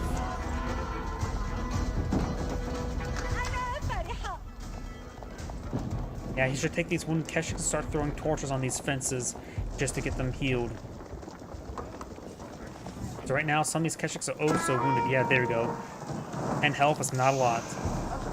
13 health is more than 10 health. What's better? 19 now. Wait. Why is this one not... Okay, there's 19 health. It should be 3 health per torch, right? Or... Yeah, now it's getting up. I'm not sure what's going on. I'm gonna make a stupid joke and the game was not fulfilling that stupid joke. Making a breach over here. I think it's mostly trying to do is just do this for health, not necessarily try to create a breach. Though over here is intrusive targets, but he does not know that at the moment. Oh, sorry, I just saw some of your comments. Were those elephants ranged? Yes, there were ranged elephants in that one engagement. Though, I don't think that was last game. Last game didn't have any elephants, did it? Or did it? I can't remember. Power elephants are ranged elephants. They can be upgraded with crossbows, so they have 22 base damage, and they get plus 11 versus heavy, so they can do 33 damage versus heavy. So against power elephants, you do not want to use heavy. Horsemen and spearmen are good counters to them. Outpost is being interrupted there. He does use the arrow there. He does not have the... Oh, he may have the whistling arrow. No, he did not have the whistling arrows. Keshiks trying to hit these villagers there. Orange Archer's getting some great hits on there. Got a... Did he throw a bunch of villagers in the battering ram? If he did, that would be amazing.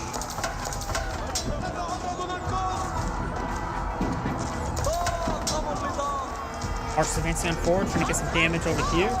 Keshiks trying to push way forward. Got the economic ring now being used by the Abbasid Dynasty player.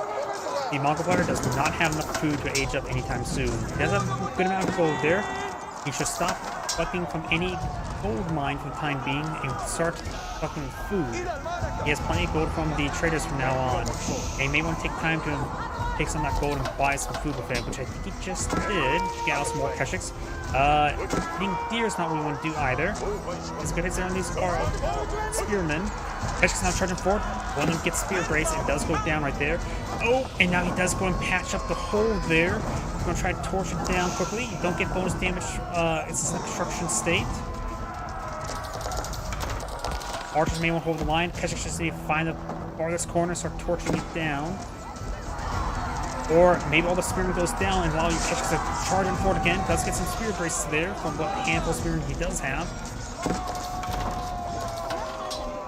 And does get a great engagement there. He may want to just pull back, get some torches on that wall, and escape on all there. I don't like... It's not a good idea to get him trapped like that. Orange advancing forward. Still does not have siege engineers researched. so no battery rams. This battery rams advancing forward, and he needs to break out of there and just escape on out of there. He has a small military force now by a large amount. Or Keshik's going to just advance forward, try to hit some villagers. So it's not a half bad idea either. He is in the back line.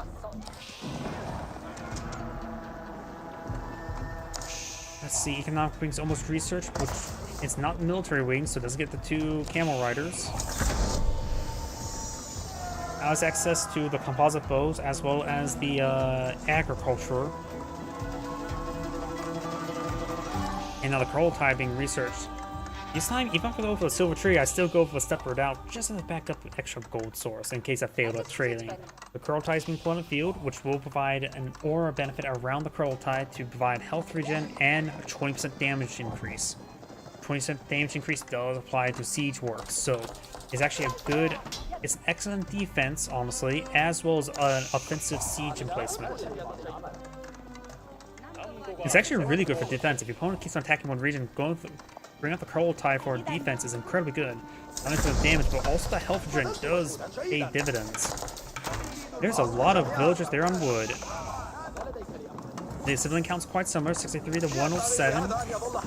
More traders results in a bit higher quality on some parts, so it's actually pretty even. But of course, does allow the Mongol player to deploy out a bit more military force. Mangonels pushing forward. That is not a good engagement there for the Mongol player. The Mongol player needs to fall back.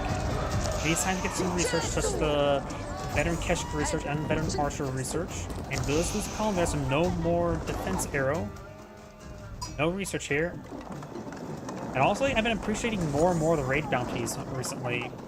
Raid bounties can be incredibly useful if you take some spearmen, deploy along the flanks, deploy out some battery rams. It does give you quite a bit of extra money, as well as just divert your attention back at home. Spearmen trying to engage. Kurultai's radius is quite decent. You can see the Keshik's out of range, but the archers are in range. Tries to pack up the Kurultai. He does have the faster movement pack up or pack buildings, which is very important to escape out with some of these structures. It's actually a research I don't really go for often. I really should. It's actually relatively cheap. It is. Oh, we can't take a look at it, but it's pretty cheap. It's a Dark Age technology, if I remember correctly. Monk does go down right there, or Shaman, I should say. Kurultai barricade surrounded there. Now it gets locked down there. It does leave these archers exposed. Now the hardened spearmen are getting some great hits down the Kurultai onto the Keshiks. Kurultai quickly deploys it back on up thanks to the fast deployment rate. Mangonel finds a great hit there on the archers. Not going good for the Mongol player. Keshik's now turned over on the Mangonels. Very good. Horsemen try to stop them. They're going to have trouble versus Keshiks. Archers can get some great damage there with the bonus damage from the nearby Kurultai. They're doing right now 18 damage per arrow, barring the pierce armor of the veteran archers. Golden Age Tier 3 now been activated. The Kurultai provided pretty good dividends there. You don't realize how much it did. If the Kurultai wasn't there, he would have lost the fight. Thanks to Kurultai was there, he won the fight. Now the Yalm network being researched will provide a small resource collection rate for his wood line primarily. And now do have looks like ammo shields being researched.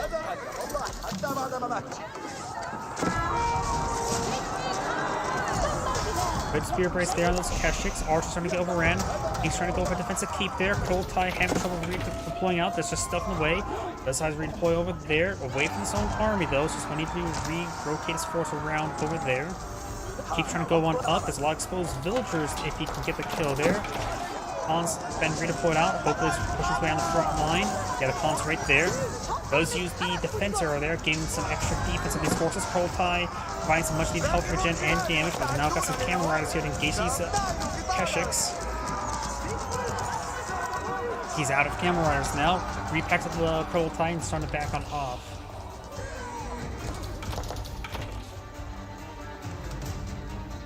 Berries not being collected on up, but he's running out of berries. It does have good number of pastures here. This Ovo is about to get worn off, and he does have all these pastures next to the Ovo. Greatly increasing the village sheep production. A pasture without OVO is 3 villagers per pasture. Without economic tax, because economic tax you need, going to need more pastures than this. With an OVO, it's 4 villagers per pasture. But with economic tax, you collect the sheep faster, meaning you need more pastures. Basically, it's a great item in the feudal age and as a wood reduction cost, but as the gauges go on, it's going to be equal to regular farms when it comes to wood investment for villagers. Shaman now trying to capture the sacred site there, very nice. Exotic Doggo trying to stop these stone walls. He doesn't want a fence to hold him in. He's a free doggo. And now he's a dead doggo. Your Academy's hack damage being reached by the Abbasid Dynasty player. And Horseman charging forward. He does stop the sacred site there, and now has a lot of exposed trade caravans. He could perhaps get these trade caravans inside the outpost, or just maybe just try to run away first. Peshix and the veteran clan push way forward. OVO's been redeployed there. That does leave good spots there for a monastery. Where's the OVO? It's right here. And I still say he needs to go for Whistling Arrow, even if you don't get the stone version. 10 seconds of arrow benefits is incredibly powerful. He does go for the arrow for some odd reason. The speed arrow would probably been a little bit better, or the defense arrow. And that power does go get set ablaze. It is there on the veteran horseman. Now let's point out some more pastures here. You can long distance collect pastures, or just have another collection point there. It does have a pier nearby as well, so you can get the improved research. The first set of research are quite cheap in stone, so I'd say it's a good idea to get it. Also, stone collection for Mongols is just not good enough in general. You always need a lot of stone to get any of their advanced benefits. For example, biology, 1,000 stone. This has a 2,400 deposit, so you get 1 powerful technology. That's it, while other civilizations get other bonuses are equivalent to that for free. Or rolled into other benefits. For example, let's take a look at this. You get 7.5. The Abbasid Dynasty player gets 15% for all research for free, just having more structures. In order for the Mongols to get equivalent to that, they need 6 upgrades. Approximately 1,000 stone, if I were to hazard a quick guess. Those are seeing some fire there. Some of those villagers may have gone down there. Didn't really count how many villagers went down. And now we do got Imperial Age for the Abbasid Dynasty player.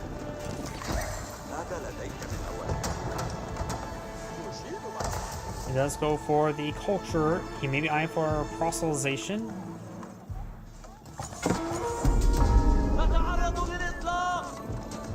Horseman getting some hits there. Some of these traders getting interrupted, getting bad pathing there. So some of these traders do go down for the Mongol player. The Abbasid Dynasty player has 140 population and only 16 military units on the field.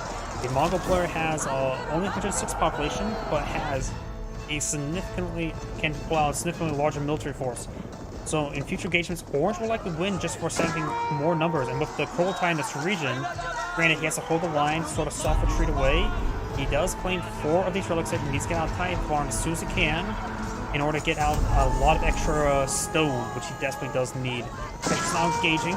He can also go for the monastery shrine, monanistic shrines there to get improved Tide Farm there. You need that stone as Mongols. And now with the Kurultai in this area, he's able to hold this line area very well. He's going to maintain maximum population. He has plenty of gold income for the time being. He doesn't have to collect up any more gold, which will help produce any advanced benefits here. He does get the improved lumberjack upgrade. But now got these pastures under fire. Not sure why he's going for these pastures there. I suppose it's exposed like that. But right now there's a massive military force advancing forward, and he's just going to be outnumbered. Camerata does go down there, does get the pasture repaired, and does get the improved whistling arrow upgrade. Very nice. Now he has 12 seconds of powerful arrows. Proletine now redeploy on the front line there, gets much needed health and damage benefits here. There's no Camel's region. But for some various reasons here, including the elite camel riders. More spearmen would be helpful for mixing the Mongols' composition to go on to Keshiks. He does have good little man-at-arms here. Another good item for us to have is a Dynasty, since they don't have any special anti-armored assets. Archers getting some great damage across the front line. Keshiks starting going down, but got more reinforcements being driven by the Mongol player.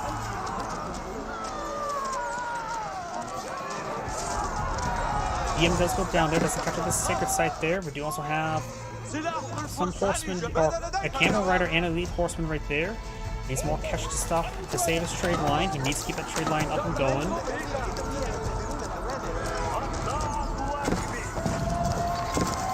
Cannon placement on the outpost, going for fortified outposts as well. Very nice. Proletine being redeployed on the front line. Got a scouting falcon there, just to make sure he has some good spotting. The Proletine's not going up, providing some also good damage and health regen benefits, especially for these archers. Whistling arrows on cooldown. A single arrow, I should say. Got some hand cannons on the field. Those will be engaged by the archers. Low numbers hand cannons don't do well. They're good in high numbers, and archers are great to engage them. He does not have siege engineers research at the moment. His frontline units are starting below the bars. He's just having trouble remaxing at the moment.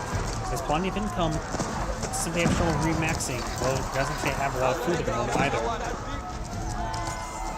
The Mongol player is not going for White Stupa, which does provide him a decent stone income. I think the other landmark, the Cognitive Palace, is much better than White Stupa. It provides much more value.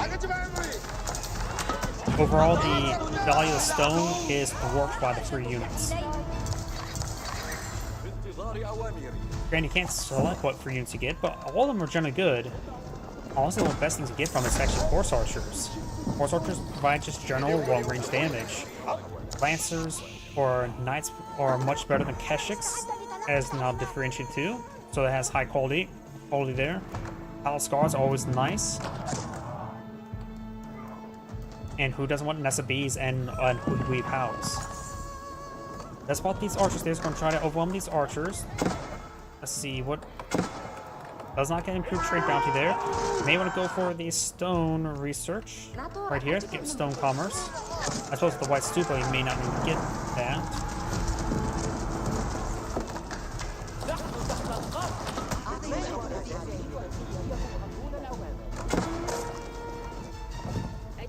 You now have these horsemen engaging these traders. So also one reason why I tend to keep spearmen around the base of the traders, as was the base over here. Only a handful to stop those raids. Outpost slowly picking off these horsemen there. Good number of traders have gone down. So just went for all these marks as well. This mark is a little bit cheaper and builds them faster. I guess he has a time frame where he just didn't build as much as he wanted, but he probably has plenty of gold for the time being. What I usually do is just have a macro to build out 30 traders. It's generally plenty for the entire game.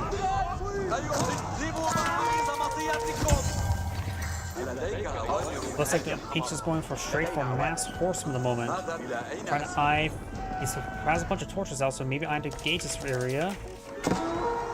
Let's have the stone walls over here. That'll protect this area. Horsemen will advance up forward, but there's nothing to spot them at the moment. The Mongol player does not have siege engineers at the moment, so you can't pull out frontline siege works. It's actually not remaxed either. He's having trouble remaxing, or just failing to remax at this point in time because nothing's queued up. Actually, stopping to by these horsemen. Got some camel archers provide the camel unease benefits. Does get the Tithe Bond and the improved Tithe Bond now.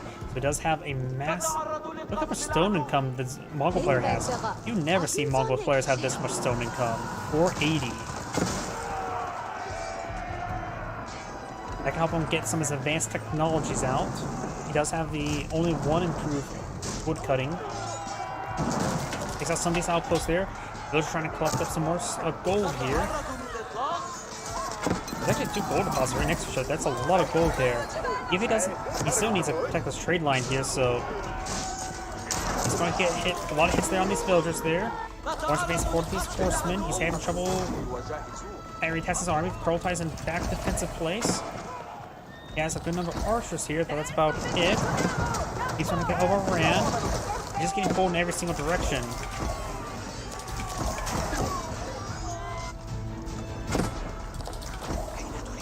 Got a couple of camels in this force here. Doesn't have any spearmen to support.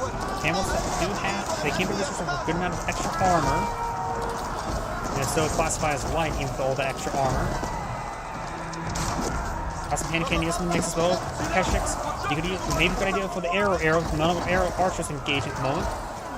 Here backing off, so is all of these villagers. Keshiks charging forward, trying to hit these horsemen. Prioritizing this area, providing some great benefits to these archers, as well as the Yam network to make these guys move faster. Horsemen do go down, camp archers starting going down, and hand cannoneers are starting to be picked off as well.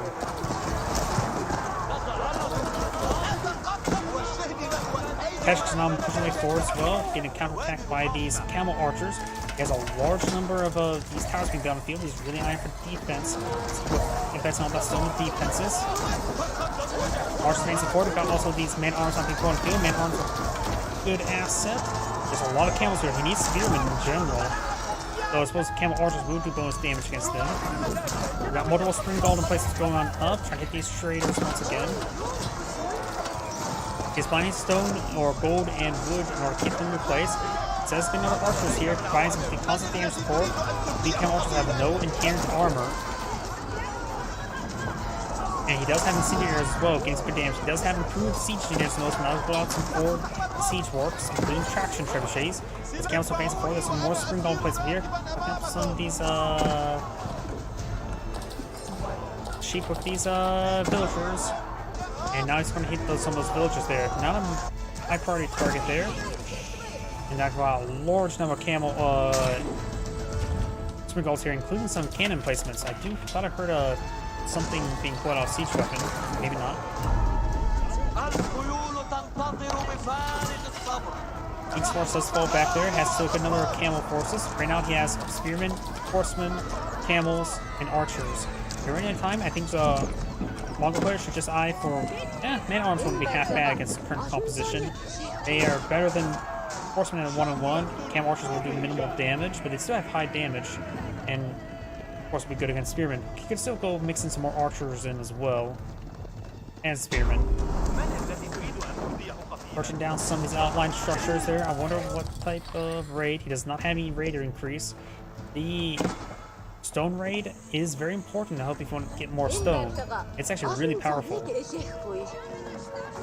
And even though if you get time to get improved one, think about this. You get 75 food, gold, and 50 stone. That's a lot of resources from just setting the light to one building. And you're able to sneak in some various infantry to get manually build out some battery rounds. It's incredibly powerful. Additionally, you can get the fastest construction time you can get. You'd be surprised how quickly 2 man-at-arms with the minus 75% construction time can build stuff. And then those battery rams place set a light to one building construction and you get their value out of it. Extra surveillance support, do got some hand cannoneers not being on the field, very good. Hand cannoneers will be very useful. Extra charging forward, so is archers. Horsemen backing on off. You may want to get some more towers in this region at the current rate. Now he does have 1,000 stone. He can get the improved biology research. Right now he's just going for... Oh, he is getting improved biology. He can get out the more stone, but he's just getting out a lot of cannons.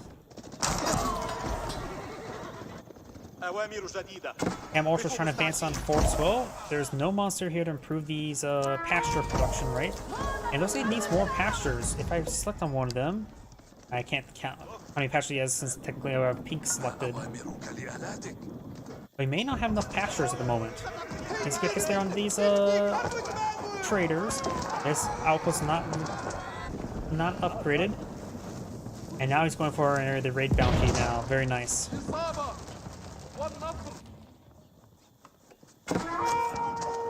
Now let's push my way forward into the trade line. He does have a small reserve of wood to get these replaced. Plenty of gold. Cannon's picking off some of these camels now. That is a spring golem placement there. We got a cannon placement over here. He may want to get... Does he have Court Architects? He may want to get a Court Architects or get some more help on all these defense placements he's been building. Spearmen advancing forward, we'll find some of these elite spearmen. Both sides have elite spearmen. Got good number of archers here for defense, as with a Kurultai for extra damage. He's even charging the Keshiks as these spearmen are getting annihilated. Does have the elite Khan here, could use the attack speed arrow to really get those spearmen down. Or for armor. Horsemen trying to advance it forward as well. We'll find some more of these emplacements. White Stupa now seems to fire there. Raid bounty is not complete just yet. Bombard is charging forward as well. And he does get the raid bounty in time before the White Stupa goes down. Does pack up the White Stupa in time.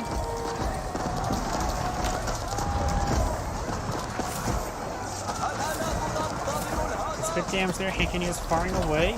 And got both sides just mass producing stuff. Got more camel archers, more horsemen, more Hankineers, more batting rams. Trying to hit this with Kurultai. He can't let the Kurultai go down. So he could probably pack it up to avoid any more batting ram hits. So these pastures have gone down there. I still think he needs more pastures.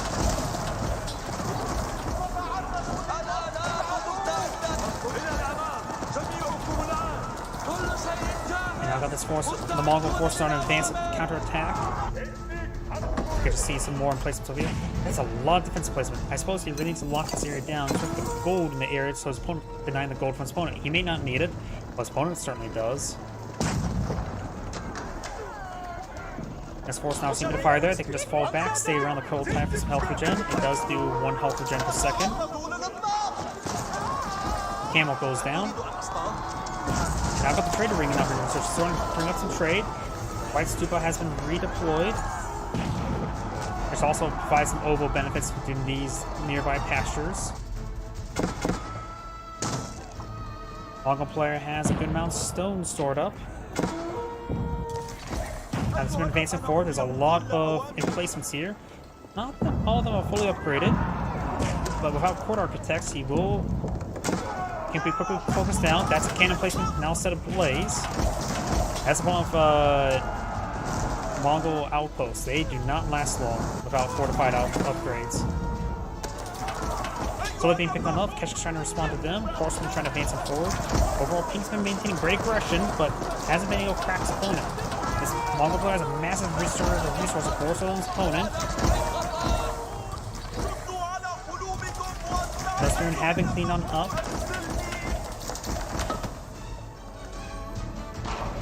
Camel forces advancing forward. They're all camel archers. And now it's going for the Keshik attack speed. Also increase the health regen. It is the improved version as well. This stone oval has been destroyed. I'm not sure if it's been replaced. Just throw stone right there. It on right there if it needs to be rebuilt. I'll hope to just get some extra stone income. You may have the stone drop-off resource now. And it's hard for me to say since I don't have the player typically selected. Let's go about some of those trade caravans. Got a nice little force base forward. Got 2 fortified outposts there, upgraded with a spring guard and a cannon. Yep, he does have stone and the improved stone as well. Just to maintain some excess stone income, able to potentially get some great value from that. Kurultai now redeployed. A little bit of damage still. Spring Guard getting overran. Kurultai can heal up siege weapons there. More spearmen advancing forward. Although the Mongol players have been on defense for too long, he needs to eye for the aggression. He's not been applying any sort of aggression. He could just advance forward with his Keshiks onto a flank, allow his enraged force here with the sword of the Kurultai to hold the line. With the Kurultai nearby, these Hankineers do 60 damage, or no, 50 damage, which is incredibly high.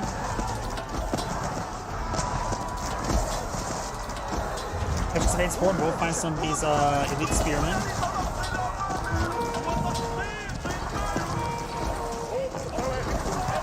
Doesn't have any torch research. We're standing at the Court Architects as I mentioned earlier. Yeah, let's look at the stone bounty raid. You can invest some stone to get even more stone if you so chooses there. Horseman does go down there. And Canadians advance forward, trying to get some more shots on these forces. He's fighting quite well. He's almost out of range of the Kurultai. Overall, Pink's force is being ground up. He's having trouble breaking through. The Kurultai may want to pack up and move on forward. He may want to get this other force reinforcement pushing forward as well. We now got a gear next to the White Stupa, trying to use that to get some improved research. Battery Ram pacing forward. Does get a bomb bar now pulled on the field. Very nice. Got a good number of camel archers here. Hand cannoneers firing away still. Very nice. Pulling out more spearmen, more hand cannoneers. Spearmen are going to be a good item. And spearmen are equal against camel archers. They're going to be very useful if they get their into range. Bombard against forward. This bombard seems to fire there. Can be killed up by the Kurultai. And trying to hit some of these outposts now. He's trying to keep counterattack. Kurultai is hitting the bombard there. Very nice. Camel archers advancing forward. Trying to get some more hits on these traders. Both players maintaining good population maximum, so the model is a little bit slower than its opponent. And Canadian still getting some great damage from all these forces there. And now Pink, I do see on the map, has gone for some traders. Now Trace is gold income, still playing gold on the Mongol side of the map, so if he does lose cash rock to lose all of his traders, he still has some gold to quickly mine up. So he doesn't have any gold miner research because he has traders.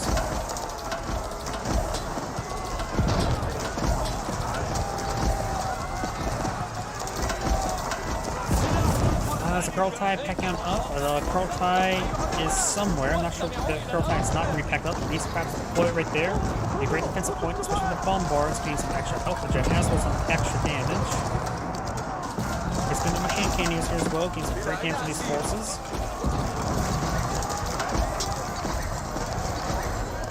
Overall, looks like Ores are much better at being cost effective. Now it's starting to break up through some of these other forces, such as those Culverns. Battery Ram will be focused down, chased down. Can't let that go by unattended. And Canadians still in a great position there, getting some great damage there. Unable to play on Mangonels to deal with those hand cannoneers. And now got the Kurultai repacking up and having trouble redeploying, because that's Mongol structures in a nutshell. That's why you don't really want to redeploy all too often, because it's annoying.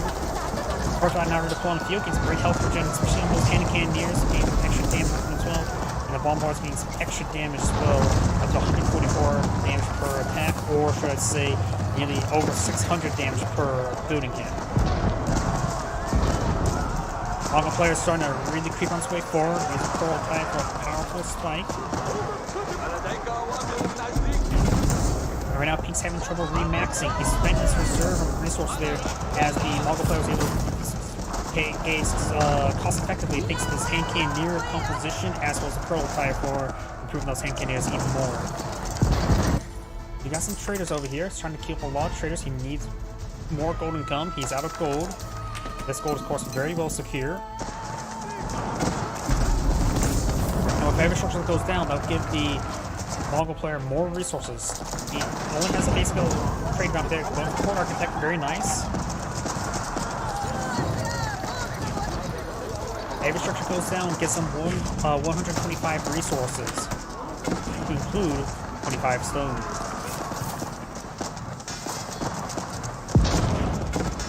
These structures do have 50 pierce armor, and the hand cannoneers attacks only 50, so they'll still do 1 damage to each. Horseman trying to advance it forward, maybe trying to hit some of the traders. He has a certain amount of towers in this region. Try to go for some towers here himself, but it's not going to be successful. He has also now some spring balls on the field to protect his bombards.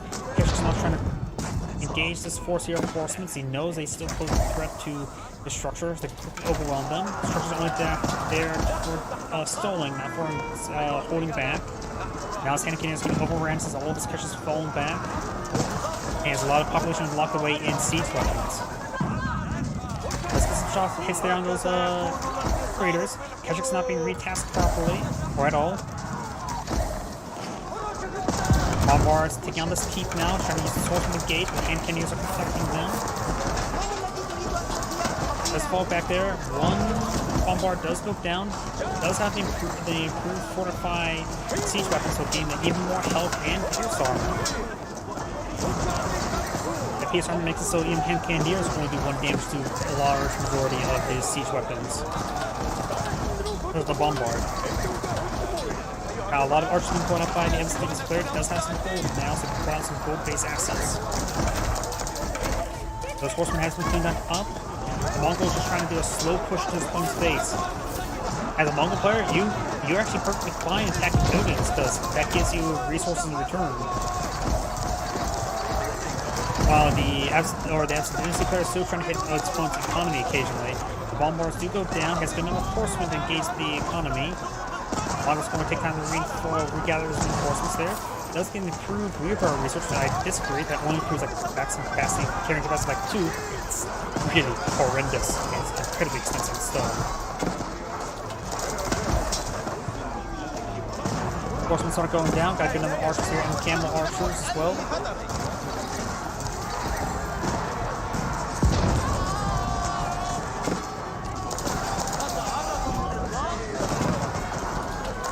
He's getting some great damage on these forces there. The Keshiks, of course, needs a good health regen per swipe, as well as nearby Kurultai. They're starting to fall back a little bit. A bit wounded there. He does have a bombard on the front line. Kurultai has packed on up. Redeploying over here will probably be a good spot for it. The Khan has been redeployed in the field. I just don't see him on the front line. Maybe back at home. Nope, he's not back at home. He's somewhere. Here he is. Keep on the fire. The Dynasty player does not have a lot of resources at the moment. And the more structures these trades, the more resources getting to the Mongol player, as well as including infrastructure. We got a big wave of cannon placements going up for the Mongol player to try and protect his trade. That's a large number of archer range there as well.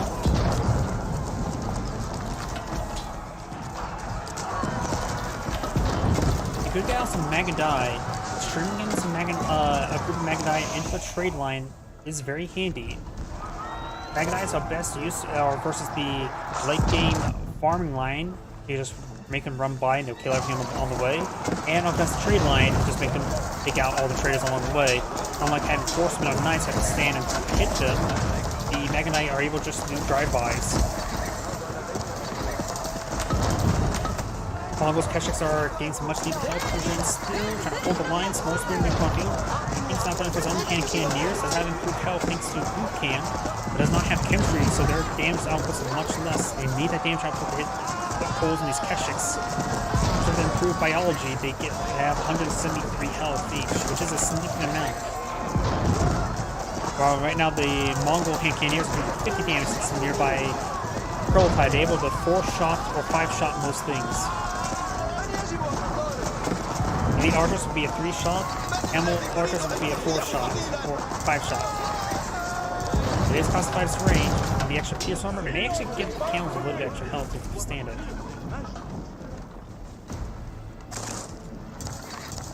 Either way, now the Mongol players on advanced horde has these bombards, with some holes and everything. He's now going for the improved stone research there, trying to get some improved stone bounty.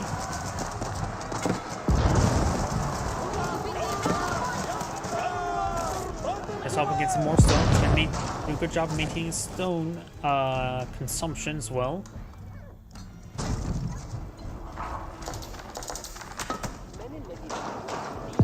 Yama improved. Network now being researched. Wait, Yama can be improved?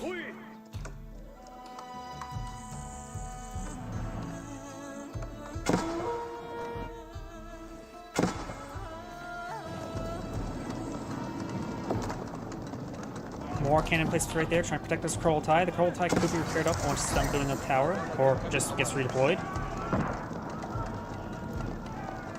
Getting all these barracks there can get him a lot of extra resources. Obviously, the Dynasty player is starting to recover some resources there, so it needs a lot of gold and wood from the hold back his opponent. Now here comes the bombards hitting out everything. Keshiks now overrunning the culverins, very nice. Able to overrun one of those culverins. The culverins are expensive. Does save this culverin slightly. Oh, they at nearly 1,000? Yeah, they are 1,000. Horsemen advancing forward, they will run through a gauntlet of cannon fire. But it's not a whole lot of outposts here anymore. They go in an area where there's not any outposts at the moment. Got these Keshiks at the Khan trying to pursue them. Now it looks like he's going to try to capture some of these sacred sites.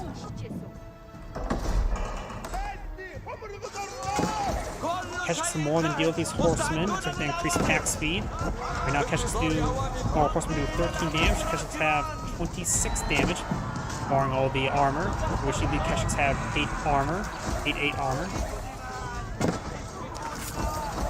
Oh yeah, the Yam Network increases his health regen aura now, doesn't it?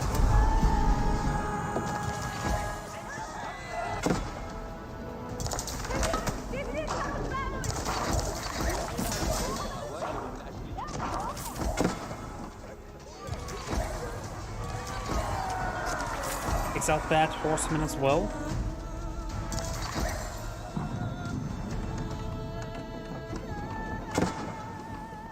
I always forget that's an improved Yam network, since you don't really deploy outposts next to your oboes.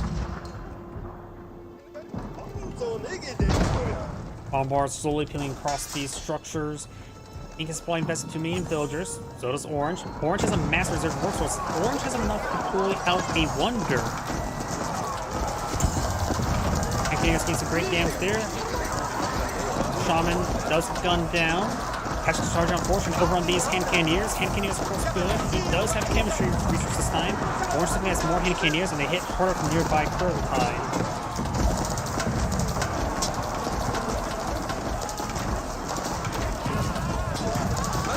Culverin trying to engage. Let's get some good damage. Let's get one. Both Spring also go down. One Culverin remains.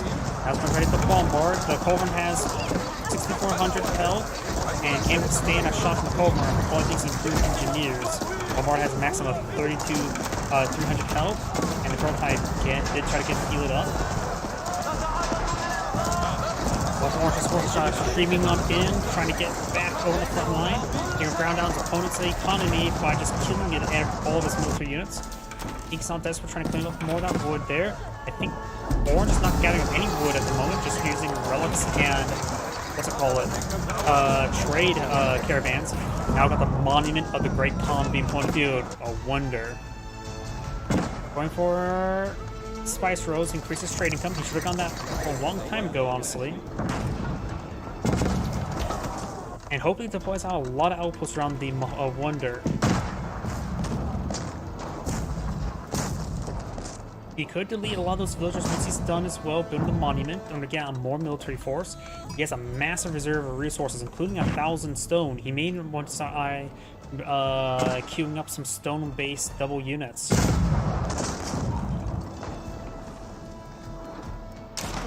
He has a good number of bombard towers here to hold the front line. Huh, the Kurltai is not getting any health regen on these forces.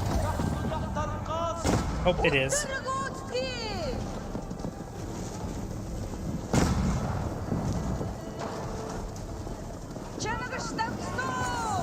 Push right now do attack at 1.2 attack speed per second, is very good. The Magnum variant, which we have not seen crossbows either, and he does back out the game now. I don't think the Wonder was actually fully built, but I think he just back out the game thinking it's a loss. By the way, this Angrade saying, thank you for watching, and on to the next replay. Though I do need to use the restroom again, please give me another moment. My apologies. Been staying nice and hydrated.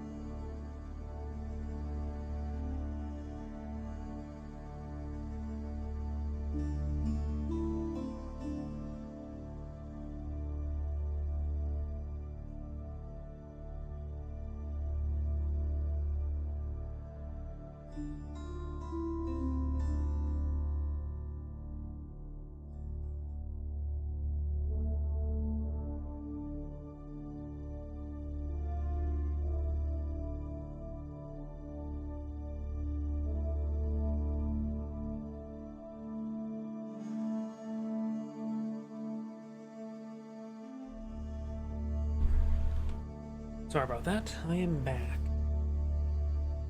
Let's see if there's any more replays available at the moment. The right one? I believe so. Yes, it is.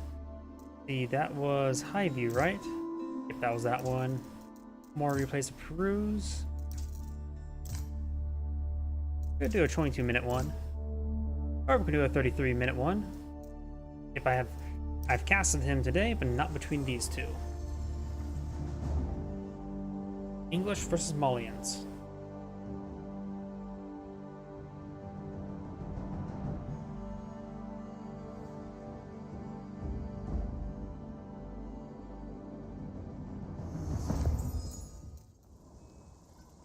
Greetings everyone, and Grade here of another HMRS4 replay. Spawn on the bottom left side as the orange Malians, we have 3DB. Spawn on the top right side as the yellow English, we have Server Crash Expert.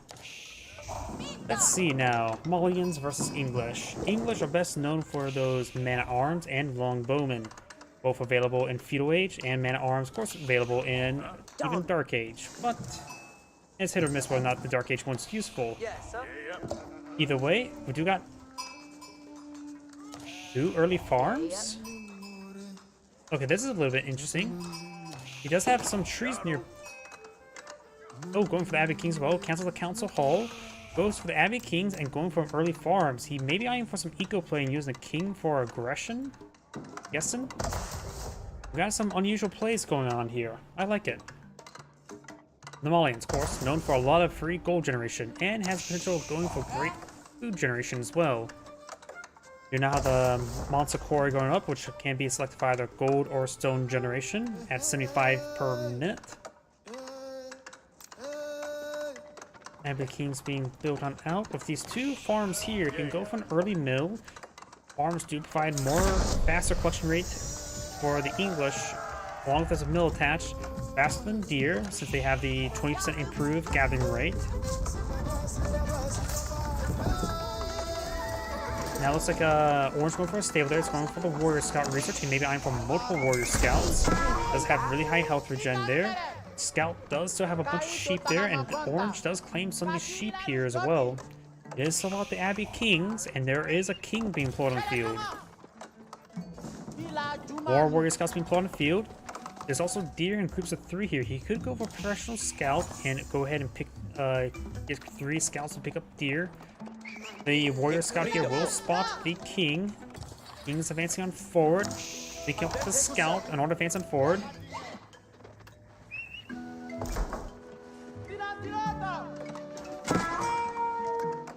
Warrior Scout does get a slice there. Of course, his high health regen will make it top off pretty quickly. And he will spot this single villager collecting up this gold and will be kicked off, killed right there. Even the Scouts get a shank in. Villager does go down there. Nice little pick there for yellow. Of course, we do have a lot of extra resource generation. If you're going with the Monster Quarry, you get extra gold generation as well as more gold generation here. Right now he has 150 gold additional generation, so it's equivalent to, what, 3 villagers? Ooh, great volley there by those villagers there. Of course, the Warrior Scout can heal himself up in no time. Warrior Scout's advancing forward, trying to pick up that wounded villager once again. Let's see if a volley there. More villagers advancing forward, and one more volley, and he's down. And I got mass Warrior Scouts being plotted by the Malian player. He's also going for his Professional Scouts. Professional Scouts will allow him to pick up the deer. He could eventually pick up this entire deer deposit first. There's a small one here as well. And this will help him keep his food going without needing to pulling out cows. But losing these scouts like that, that's not good. Deers are, not deer. The King is trying to heal himself right there. Warrior Scouts are inherently faster than regular Scouts, which when they have the attack order.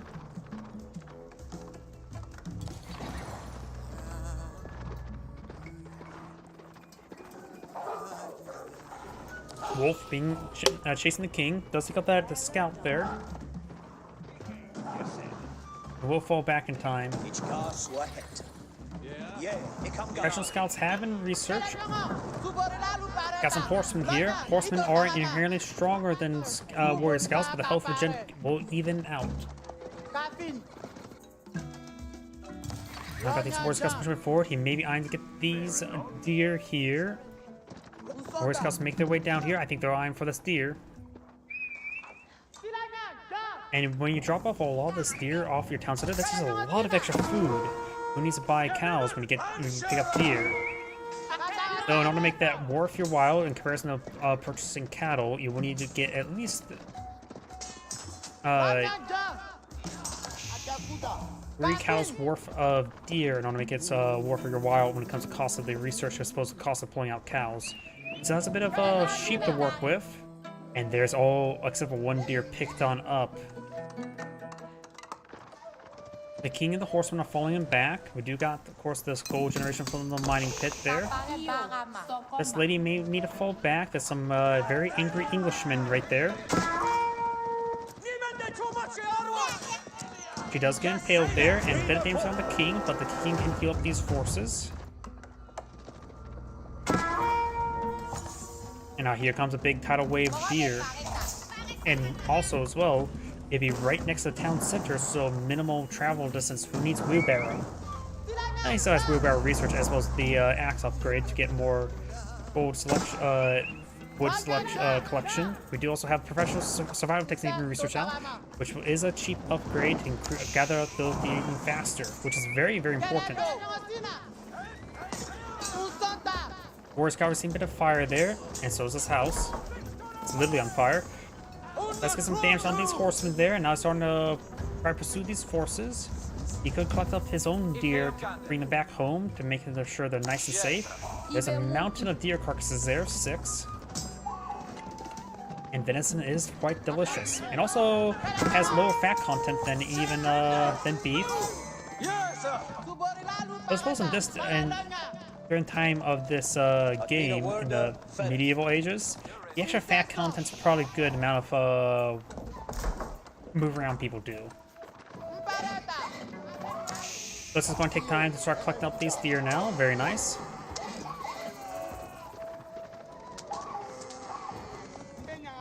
And he is going to have the king nearby. He may need to drop off the deer immediately in order to run away, because they do move slower.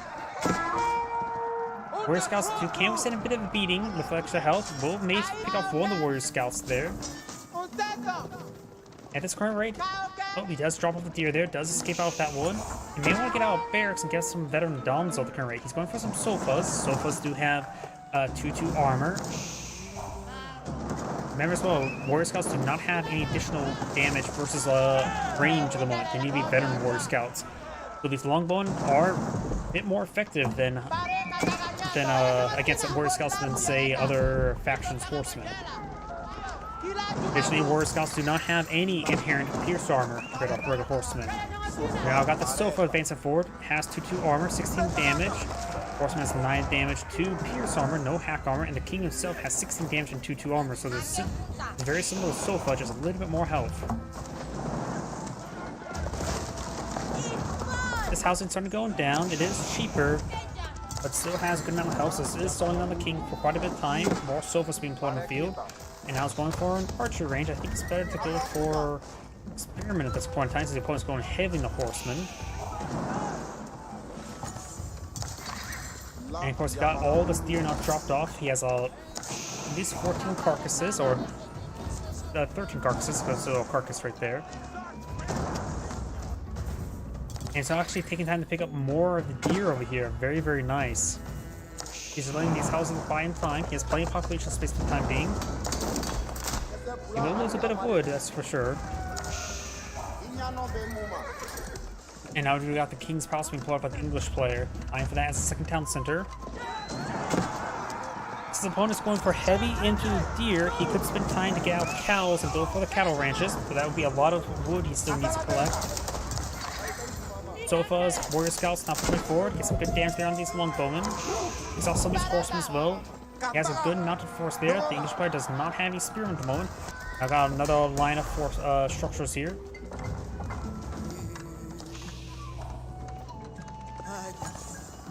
The Malian player currently has no food in reserve at the moment. The English player has dropped off a little bit when it comes to villager production at the moment as well. Doesn't fall back. He does see the King's Palace there, so he decides to fall back. He may want to take time to eye for aging up. Granted, the deer right now is going to provide him a massive boon of food. Mining pit. He may want to fall back out of this region. Spire get overran. There's of course a town center there as well to provide some fire support. Alright. A Castle Age for the English player, but no Castle Age research at the moment. And no veteran horseman. He does get out some palings there, very nice. Sofas do not get hit by any of those palings. On advanced support, some of these sofas are starting to engage. I hear cows being put on the field. You may be starting to queue them up for something.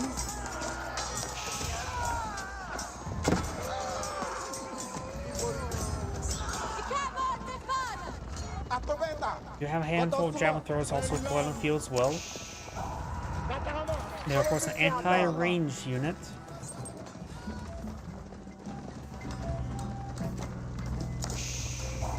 The Malian player may want to slow down on producing cavalry and start eyeing for his own Castle Age. The longer he lets that go on, the more difference he's going to be fighting against. He is starting to collect with he is slaughtering the cows. He's not eyeing to save them up for a big cattle ranch.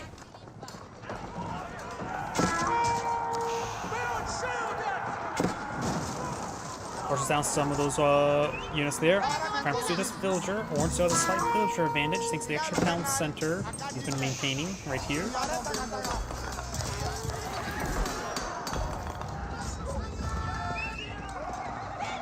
Sofa's backing on off. He does have some of these javelin throws firing away.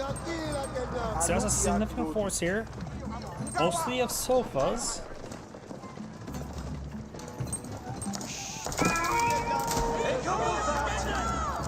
Some of these villagers are being hit. Does pick out one of those villagers there against his knights. Now trying to stay engaged. Sofas are a little bit outclassed by knights. But of course, there's so much force here, yellow will get overwhelmed. Take out some of these horsemen. Horsemen still inferior to Sofas.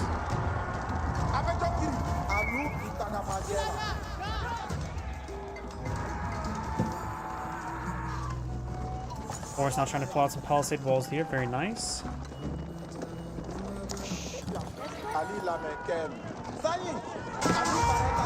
Got still another massive cage there. No Donzo, no spear in the plotting field. Getting some crossbows out, which are they will do bonus for Sofas since they're heavy melee. There's a monk there. Yeah, I think he was trying to go for a conversion. Multiple monks now put on the field by yellow. Orange still not going for his Castle Age just yet. Sofa stands forward trying to pursue these forces. Gavin throws hitting the Kings, Abbey of Kings. There's also help legend around the Abbey of Kings. Just out of combat apparently. Knight there, getting some hits there onto these villagers. We do have textiles research.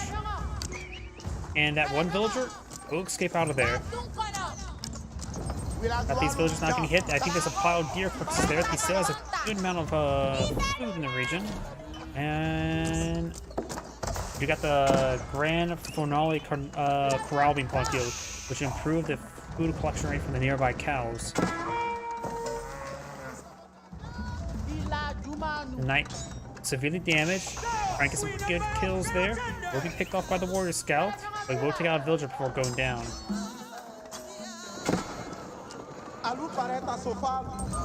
You may want to take time to start to queue up a bunch of cows in these cattle ranches. He has 6 at the moment. You can go up to 7 to max out your cow collection.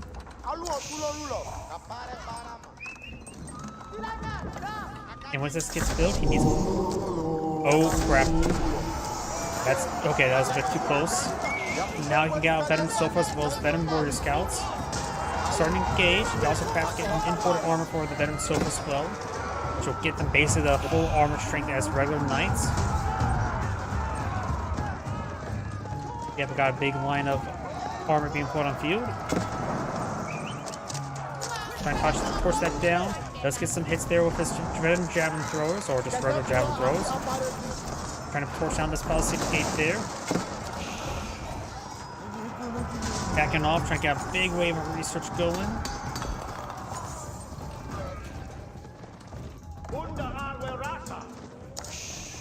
He also backing off. He's trying to go for his veteran spearman. Veteran spearman would be very useful against all of the cavalry he's fighting against.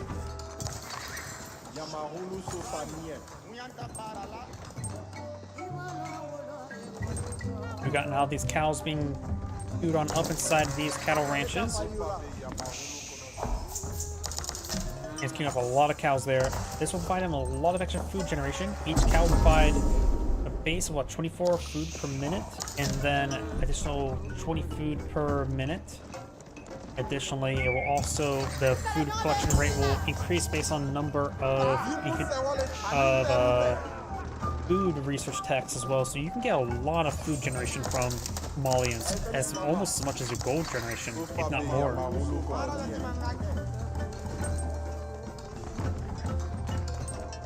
More cows being collected on up. He's going for armor clad as well. He may just get 6 of them maxed out and just use 2 additional cow collection in order to harvest those for the rest of the game. That may be enough food for the rest of the game. Knight and Sofa's trying to gauge each other now.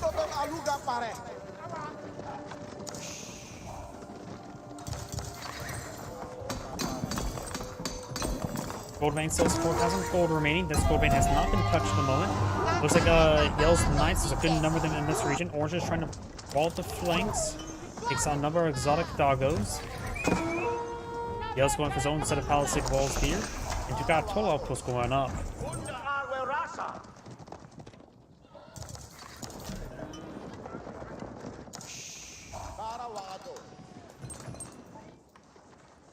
Right now, the Malian player is not collecting any stone. He could perhaps task the Monster Core into stone.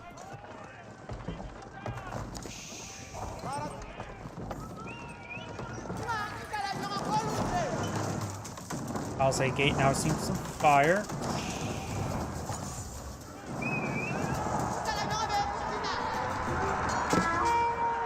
Horseman trying to charge him forward. He has a good number of spearmen here. But overall, the English player, I think his armor is slightly lower quality. Does break down the palisade wall there. We got a defensive keep here. As on the back on off in this region. We got a total outpost here for spotting. English Knights are advancing on forward to see the fire from these veteran Sofas. Right now they have 7 armor. The Knights currently have 4-6 armor. There's enough to withstand pounds of their fire, but that's about it. A large number of these villagers are starting to get hit. But he does have, of course, a good number of cattle ranches already on the field.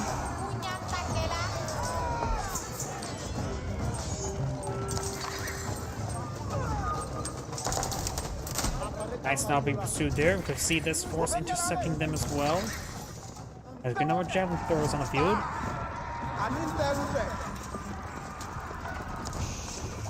This horse is starting to fall on back, giving them a bit of chase. Yellow has a set of walls up here collecting up that gold. Not eyeing for this gold deposit. He really should eye for that gold deposit first because it's a bit more contestable. Grab it when you can. Knight here getting some slices on these villagers. Now got these Sofas trying to gauge these Knights over here.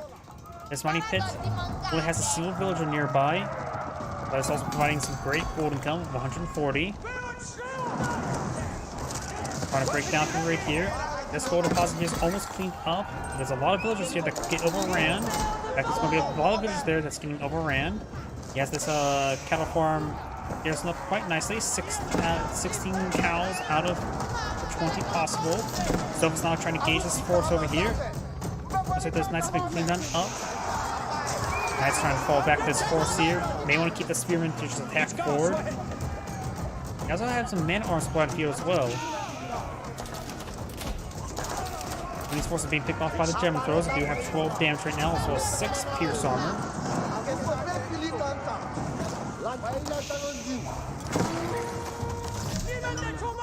And these Knights are now made their way into this wood line, getting some good hits there. Malian wood line's down to minimal deployment. We do have a massive wave of Sofas on the build queue. Another 11 on the build queue. Does kill off that villager, starting to torch down this other stuff. Though it does have a slight villager advantage there. Overall, the economics is still probably in favor of Malian for all the extra resource generation from the mining pits and from the cattle ranches. Sofa's starting to engage. Sofa's getting hit significantly by these veteran spearmen. Large number of these Sofas will start going down. Knights still getting a run around. It looks like Orange going to try to steal some of this gold here. He does not have any stone there to pull out for to keep. Orange looks like will start pulling back from this area. Trying to regroup, because he's still got another javelin throws there. So man armor's going to go on the field, which is going to be a good item against these forces. Now we're starting to fall back. The king does get dethroned. Red aside. Zofa's trying to engage those knights. Still more spearmen there. He's starting to deploy out a forward production here, including stables. One time he could probably stand to get some mangonels, but right now the Mullions wood income is 0. When you get that rectified, he's spending all the rest of his wood on these forward production structures. More forces just streaming on in. Javelin throwers, they do cost gold, not wood.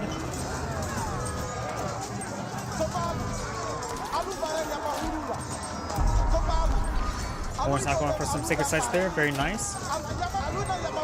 Looks like Orange will pull out ahead in this engagement. It's been a very long and bloody engagement. Right now, the English players just need to pull out more spearmen. Let's have some crossbows getting some good hits on the Sophos as well. Overall, Orange production is just simply better. It does get another king on the field. Needs a fallback king. The king's going to go down. King does go down there.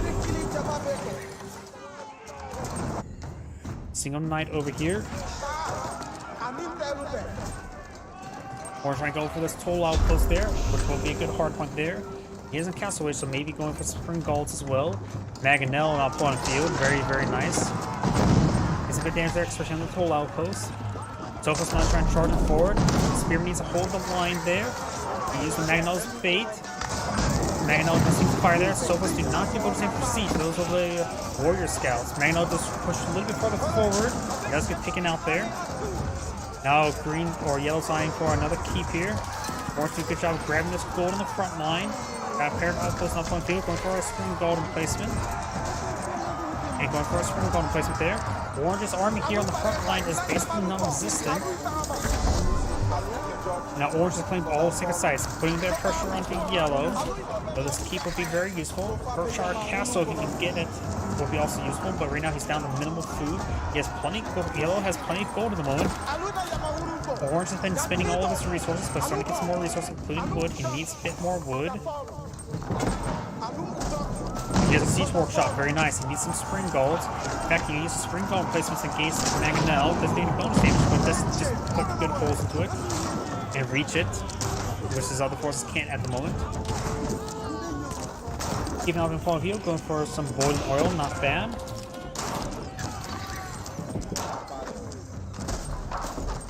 And right now, counterweight trebuchet will be very handy if he gets enough stone. Not stone, wood.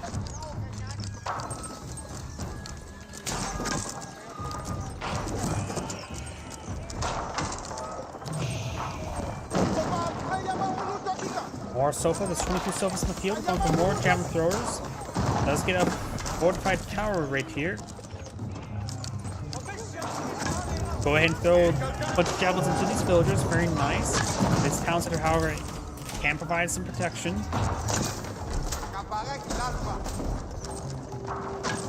Let's get out Spring Gold there to hit the Mangonel. And this fortified outpost will go down. Yellow's now deploying all of his food. He could use that gold and buy some food or wood if so chooses. We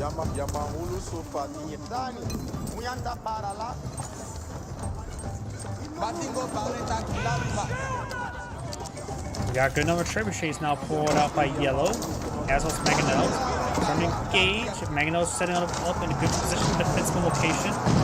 Follow there. This gold deposit is almost cleaned on up. This gold deposit is gone, so this is all. There's still a gold deposit here that can pick up by Yellow. Overall, Yellow's gonna be running low on gold very soon. Granted, long gold are nice. Spring Gold does go down there. Orange just loses forward. Siege workshop there. So there's a Spring Gold here. It does go Yellow Spring Gold there. King does go down. Yellow's just pulling out more man-at-arms, but still believes Spearman a better option. And Orange does fall back with these villagers because he grabbed a lot of gold there. Don't need to hold the area all too much anymore.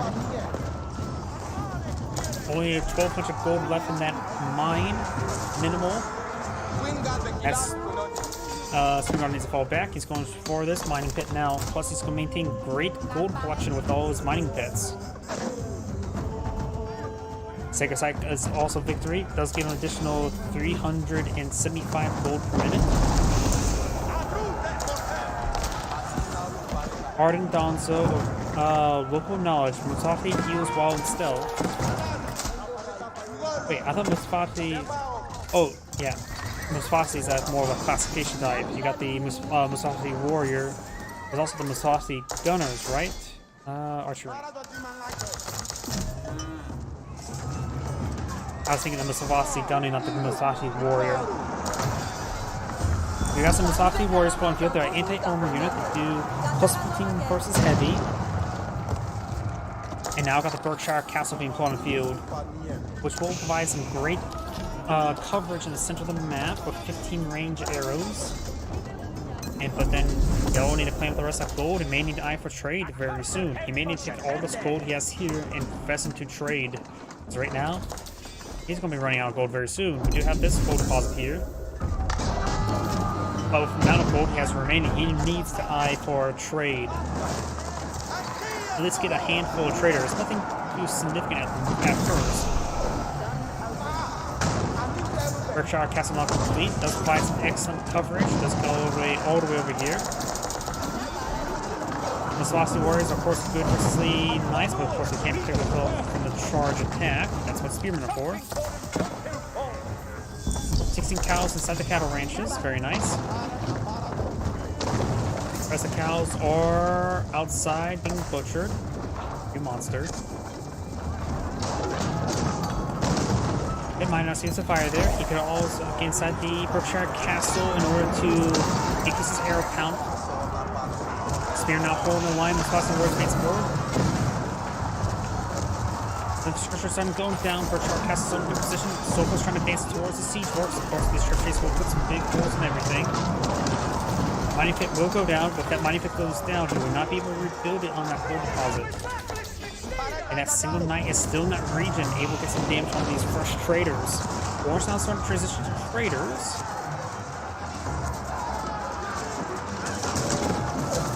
There's another spring ball there for Orange.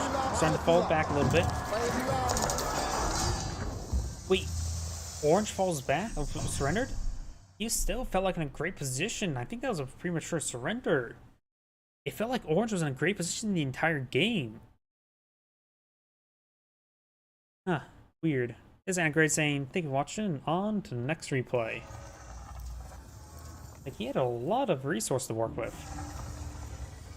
Right? I didn't really see how much he had in reserve.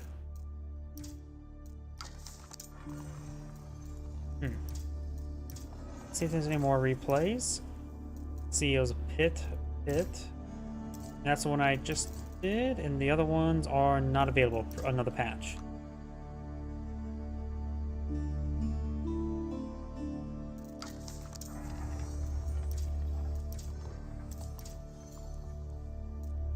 Let's see now.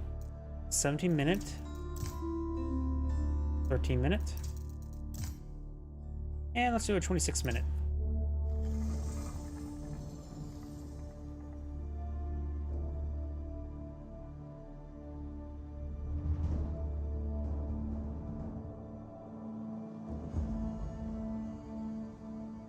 Oh, yeah, it's custom, and I see the word no team. I got a bit confused, like, no team. Greetings, everyone, and Grade here for another HPRS 4 replay. Small on the top left side as a sign roost, we have Valdemar 1902. Small on the bottom right side as a red Chinese, we have Avely. Let's go and switch out of castle mode and select the roost player. The roost player is selected, and let's see the trade bounties. Deer here have not been collected first. He's going a bit farther out, trying to claim the here on the map. We've got the exotic doggos being killed, you monster. And Red's taking time to clean up the wolves as well. May see exchange right there. These deer have been cleaned up, I'm pretty sure, by Cyan. More wolf right there. And not sure who claimed that one. Ground being blown on the field. I know that icon all too well. I never played Roost, at least not outside of a campaign. But I know that icon all too well because that's the Roost for you. Cyan does lose his. Ooh, I just realized as well. That is a lot of sheep now in Red's hand. Red needs to fall back. This scout is severely wounded. Does manage to receive a hit there. But Red needs to take back all the sheep. That's a lot of sheep for him to utilize. Oh, looks like Red did a great job of herding the deer towards the mill as well. Red is going to have a lot of food. Losing these sheep is actually very important. Did actually survive. One more slice could have killed off that scout. Got the Bardic and the Sun here.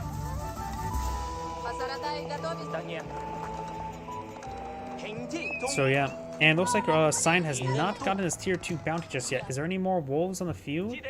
No, there's at least wait, there was a boar. Yeah, the boar is right there. It's some other reason I don't see on the mini map. I don't see any. Oh, there's the other boar on the mini map. I think that boar is not on the mini map because it was sort of aggroed for a little bit. But it looks like there's no more wolves. If he finds another wolf, he will get up to 2 more wolves. He will get up to tier 2 trade bounty. But until then, he's going to have to deal with trade 1. Probably have to eye for the high trade house. High trade house could be deployed over here. They got all these trees nearby to get extra gold generation. This was just going to be collected on up, so it's not a great spot there. And there's oh, there's a wolf up here. Survival techniques just been researched by Cyan. Now do have the Imperial Academy going on up. Very nice. We don't see any other military structures at all. We have a stable here. We do have the militia on the field and an early night. An early night. Militia charging forward. We're early nights on the field queue, not deployed on the field. Now deployed on the field. And he's making his way down south. Let's see where he's queued up. Looks like his path is over here. Here where that scout is. And look at here. This area looks like it's completely walled off by trees, so there's actually a smaller passage right there.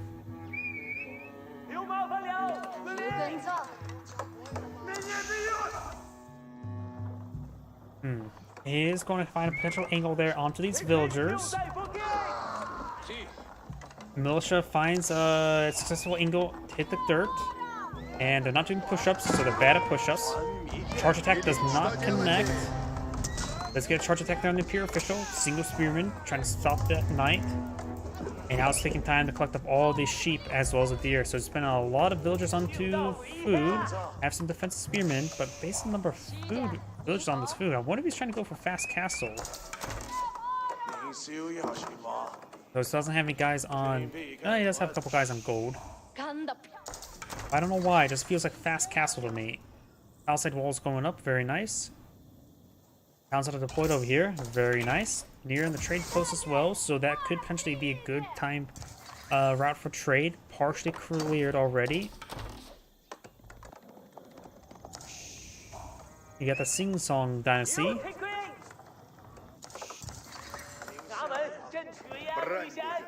Early night rotating around with the scout. We do have this decent force here, horsemen and archers.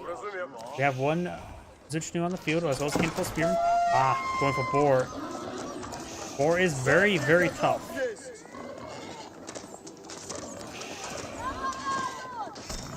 Let's get off the Boar there, very nice. And if we switch out of caster mode, he should have enough for tier 2. Yep, he does have tier 2. He does need the high trade house to get up to tier 3.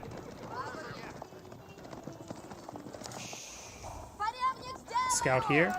Let's spot all the walls there. We got a pair of horsemen trying to torch it down. Got one early knight. I don't think it's going to breach it through anytime soon. I'll check the nearby defensive forces here. Probably best to be... Honestly, right now, probably a good idea for Cyan just to cool a little bit. Maybe get out a... What's it called? Blacksmith out and get out siege engineers. Horseman or scout does get stabbed by that spearman. Right now, Red has more military force deployed out than Cyan, but the quality is a little bit lower. A lot of horsemen, one early knight. Zinchnews are nice though. Red may be eyeing for a counterattack. German has 5 charges there, so we can pull out a group of 10 militia.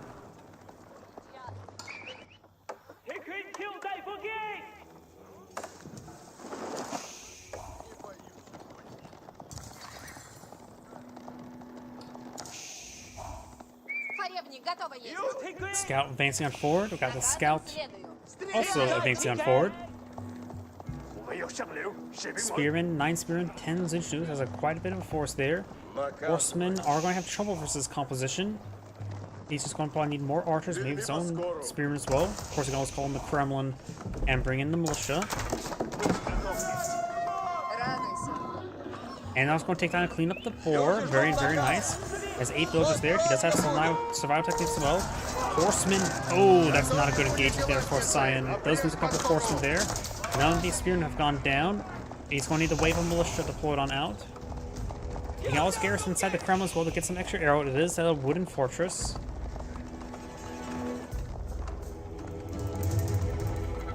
Comes upgrade of arrow slits, castle turret, and castle watch technologies. All on one levy militia every minute. And there goes that horseman there. Got to see a sizable force here. 15 position news and 10 spearmen. Siege engineers now being put up by the Chinese player. So I may need to see the militia deployed out relatively soon. There's still the significant force in this region. We do got a town center here, so we can play around town centers for the time being.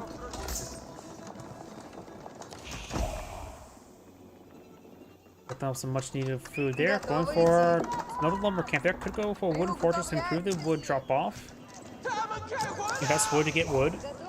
And now here comes the militia. He has 10 militia now pulled on the field. I think he would have a bit more than now. He does. Yeah, he mainly selected in 10. Didn't select in all 14. Does have some early knights here. And does get some damage there. Spearman advancing forward. Militia still charging on forward. And it looks like the Rus players just attack forward. He can probably some dance around with his horsemen and knights around the spearmen. There's one fishing off there. Militia. So 9 militia there, going for line of fortified palisade walls there. And we do got castle wage for the Chinese player now. He's going for mass Zunschnus. Going for level 2 pierce damage. Right now, the Rus player has not gotten any pierce armor. And he's going for veteran Zunschnus. These veteran Zunschnus will be the most powerful I've seen so far because with no armor, defense armor, these things are going to do a lot of damage. Most of the time, Rus players go for a reasonably fast castle. But now, these Zinchnews do 7 damage per arrow. So, and right now, archers have 0 armor. These Zinchnews are going to get hit hard, and there goes the militia as well. Should just probably move the militia forward. There's going to be a breach. There's an opening there. Annihilates a villager instantly. He has 4 groups of militia here, and this is going to do a lot of damage. The Chinese player has currently 2 town centers at the moment. The Rus player has 3 as well. Sheep went down. These villagers need to fall back. Yeah, that is going to be a lot of damage. Militia charge on forward as well. Knights do find possible engagement here, but remember, the Zinchnews damage is so high it will put holes in these knights. Each volley will do 12 to knights. That is a massive amount. When they should, if they want to maintain their armor research, it should be around 3, not 12. We got pierce armor now being researched by the Chinese player. Archers getting some good damage there. Zinchnews getting some great damage from archers. Cyan's going to lose a lot of this force there. He's sort of stepping away. The Zinchnews are slower than archers. He can get inside the Kremlin. Kremlin can get some extra arrows firing. There we go, gets inside the Kremlin there. And now we got the Kremlin firing away. It does have 8 damage per arrow. Gets the town center firing away as well. So these Zinchnews will be picked off by these fortifications.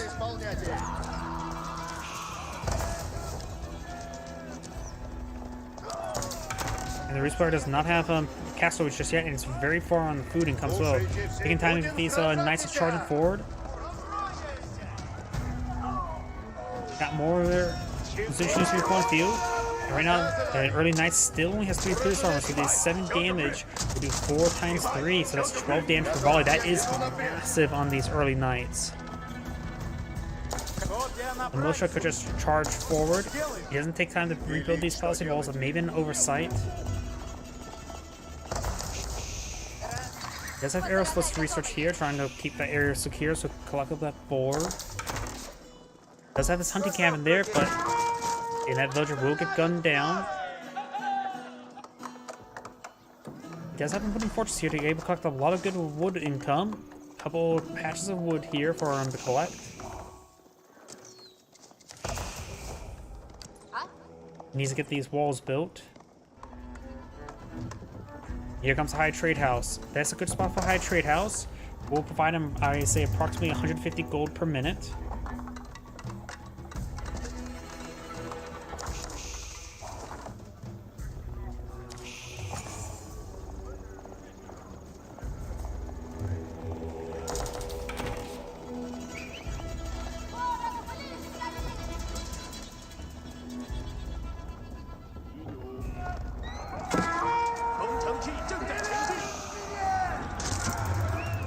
Does find a potential engagement here. These forces will advance forward. There is a wooden fortress here. Got another wooden fortress trying to be next to the stone and food there. There's actually a good amount of stone deposits close by each other. Now, we do have, of course, the pierce damage being researched, elite or knights upgrading from early knights to regular knights. We also got veteran archers and more arrow slits. This Zushnu will skip on out there, down to minimal health. Boar here has been cleaned on up, now going for the berries.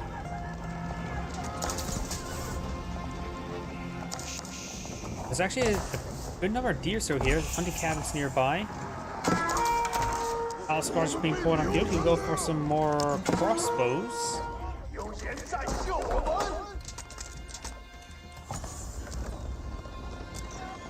Scars push forward. He could go for the spring golem placement on the Kremlin, and now we've got some battering rams now being pulled out on the field. He has a good number of Zinshnus escorting them. He needs both his pierce armor research, which will give the Knights of the 6 pierce armor, and that will minimize the veteran Zinshnus damage down from what that previous engagement was 12 for a volley to 3. That is a very, very big difference. Now the early knights can be more safe deployed in this location. They will do fine versus Palace Guards, and they'll do fine versus the Zinshnus. Assuming he has enough of them. He does have some militia available. And now the Chinese player has played 4 relics. Hopefully he has some pagodas for them. Let's see, pagodas. 350 gold, yada yada. And so every 30 seconds you know as well. Not just 60 seconds, 30 seconds. Which pagodas are of course very good. Might as well utilize them and max them out at the moment. Though they of course will cost a bit of wood to build. Palace Guards pushing forward, we're seeing quite a bit of fire. Got crossbows, a handful, only 2 crossbows, but a good number of archers there. Palace Guards do have less pierce armor and melee armor than common man at arms, but they of course move faster. So they will see the more damage from these archers. Archers not being focusing down some of these Zinshnus. Early knights or knights getting some great damage from the Palace Guards there, forcing them back. And now the Kremlin's received the damage there. Of course, you can always repair it up with a bit of wood. Just send one. You almost need really one village to repair it up a moment. It's not any additional threat once you clean that up.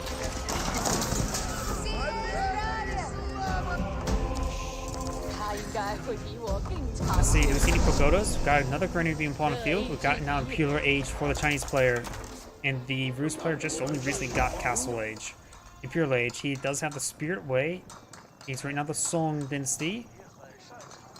And get these cheaper dynasty technologies. Ancient techniques will be very important to get.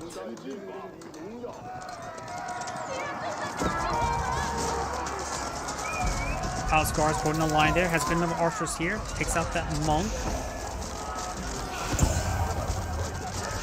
And Zinshnus are still just getting good damage. He's going for now the Elite Palace Guard research. Right now, the Rus player just needing out more crossbows in general, and he will get pursued by these Palace Guards. High Trade House currently providing 170 gold per minute, very nice. We've got a Mangonel here, that's going to be very useful. One militia is available, not a whole lot. He does call out one militia. Palace Guards not being picked on up. Mangonel firing up another volley. Rolls a miss on the Palace Guards. Does come up all the Palace Guards there. The Zinshnus are falling back. And now yellow or blue is going, cyan is going for pierce damage.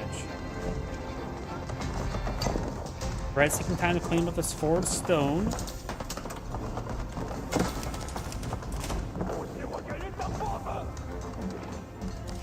Yeah, if you look on the mini-map, you got stone here, so those are two deposits of stone in the middle of the map. There's no counterpart of stone over here. And now it's going for a keep, which may deny the usage of his gold. Of course, he can pull out some trebuchets safely back here. Palace Guards charging forward. There's, of course, a breach here thanks to the battering rams and other forces. Knights charging forward. Another line of palisade walls going up, trapping himself in those Palace Guards.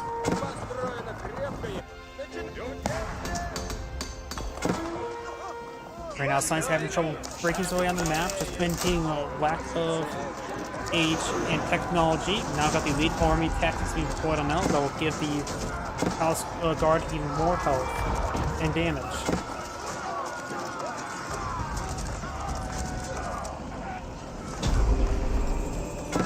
Palace Guard are being cleaned up. Got still streaming forces here.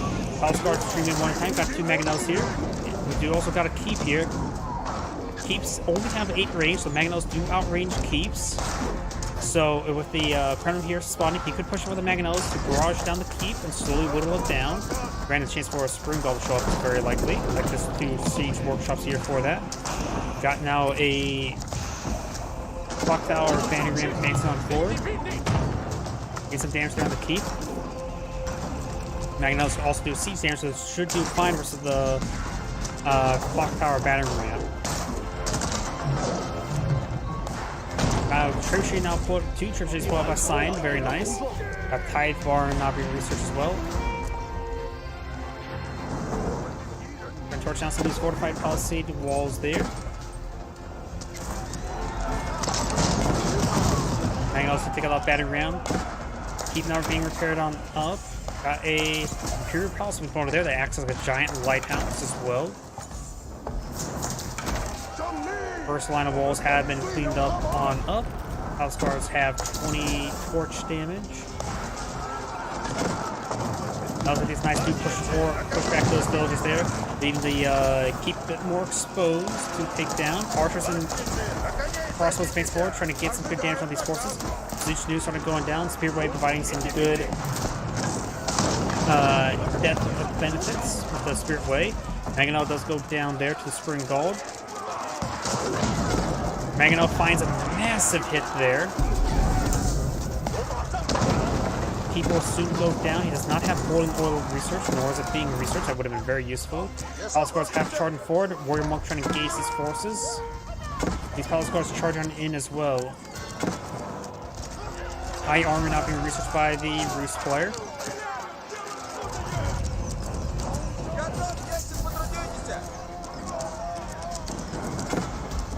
So these villagers start going down. Sign does have less villagers at the moment, 114 to 127.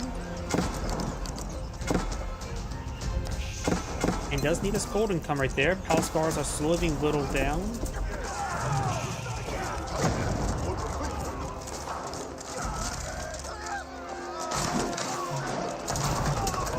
Red's force here slowly being whittled down. We got more Reds are trying to collect up some more gold on the front line. There's some good gold deposits here that are contestable. Next to be clearly claimed. Now got the Imperial Age for the Roost player.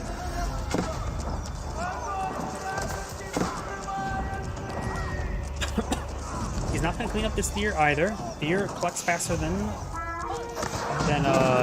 farms. Science front line starting to disintegrate. He needs more. He's starting to pull out a big wave of Streltsy. He's aiming for high quality Streltsy now.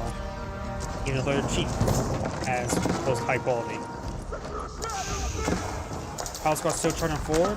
Palace Guard does pick up the trebuchet there. And now got some Streltsy now pulling on the field.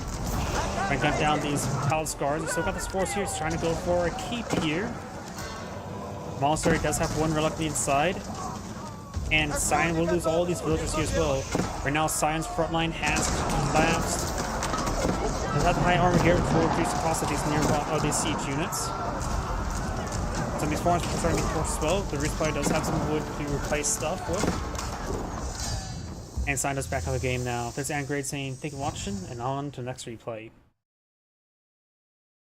So that's welcome to our last replay for tonight. So everyone, thank you for watching, have a good evening, and get some good rest.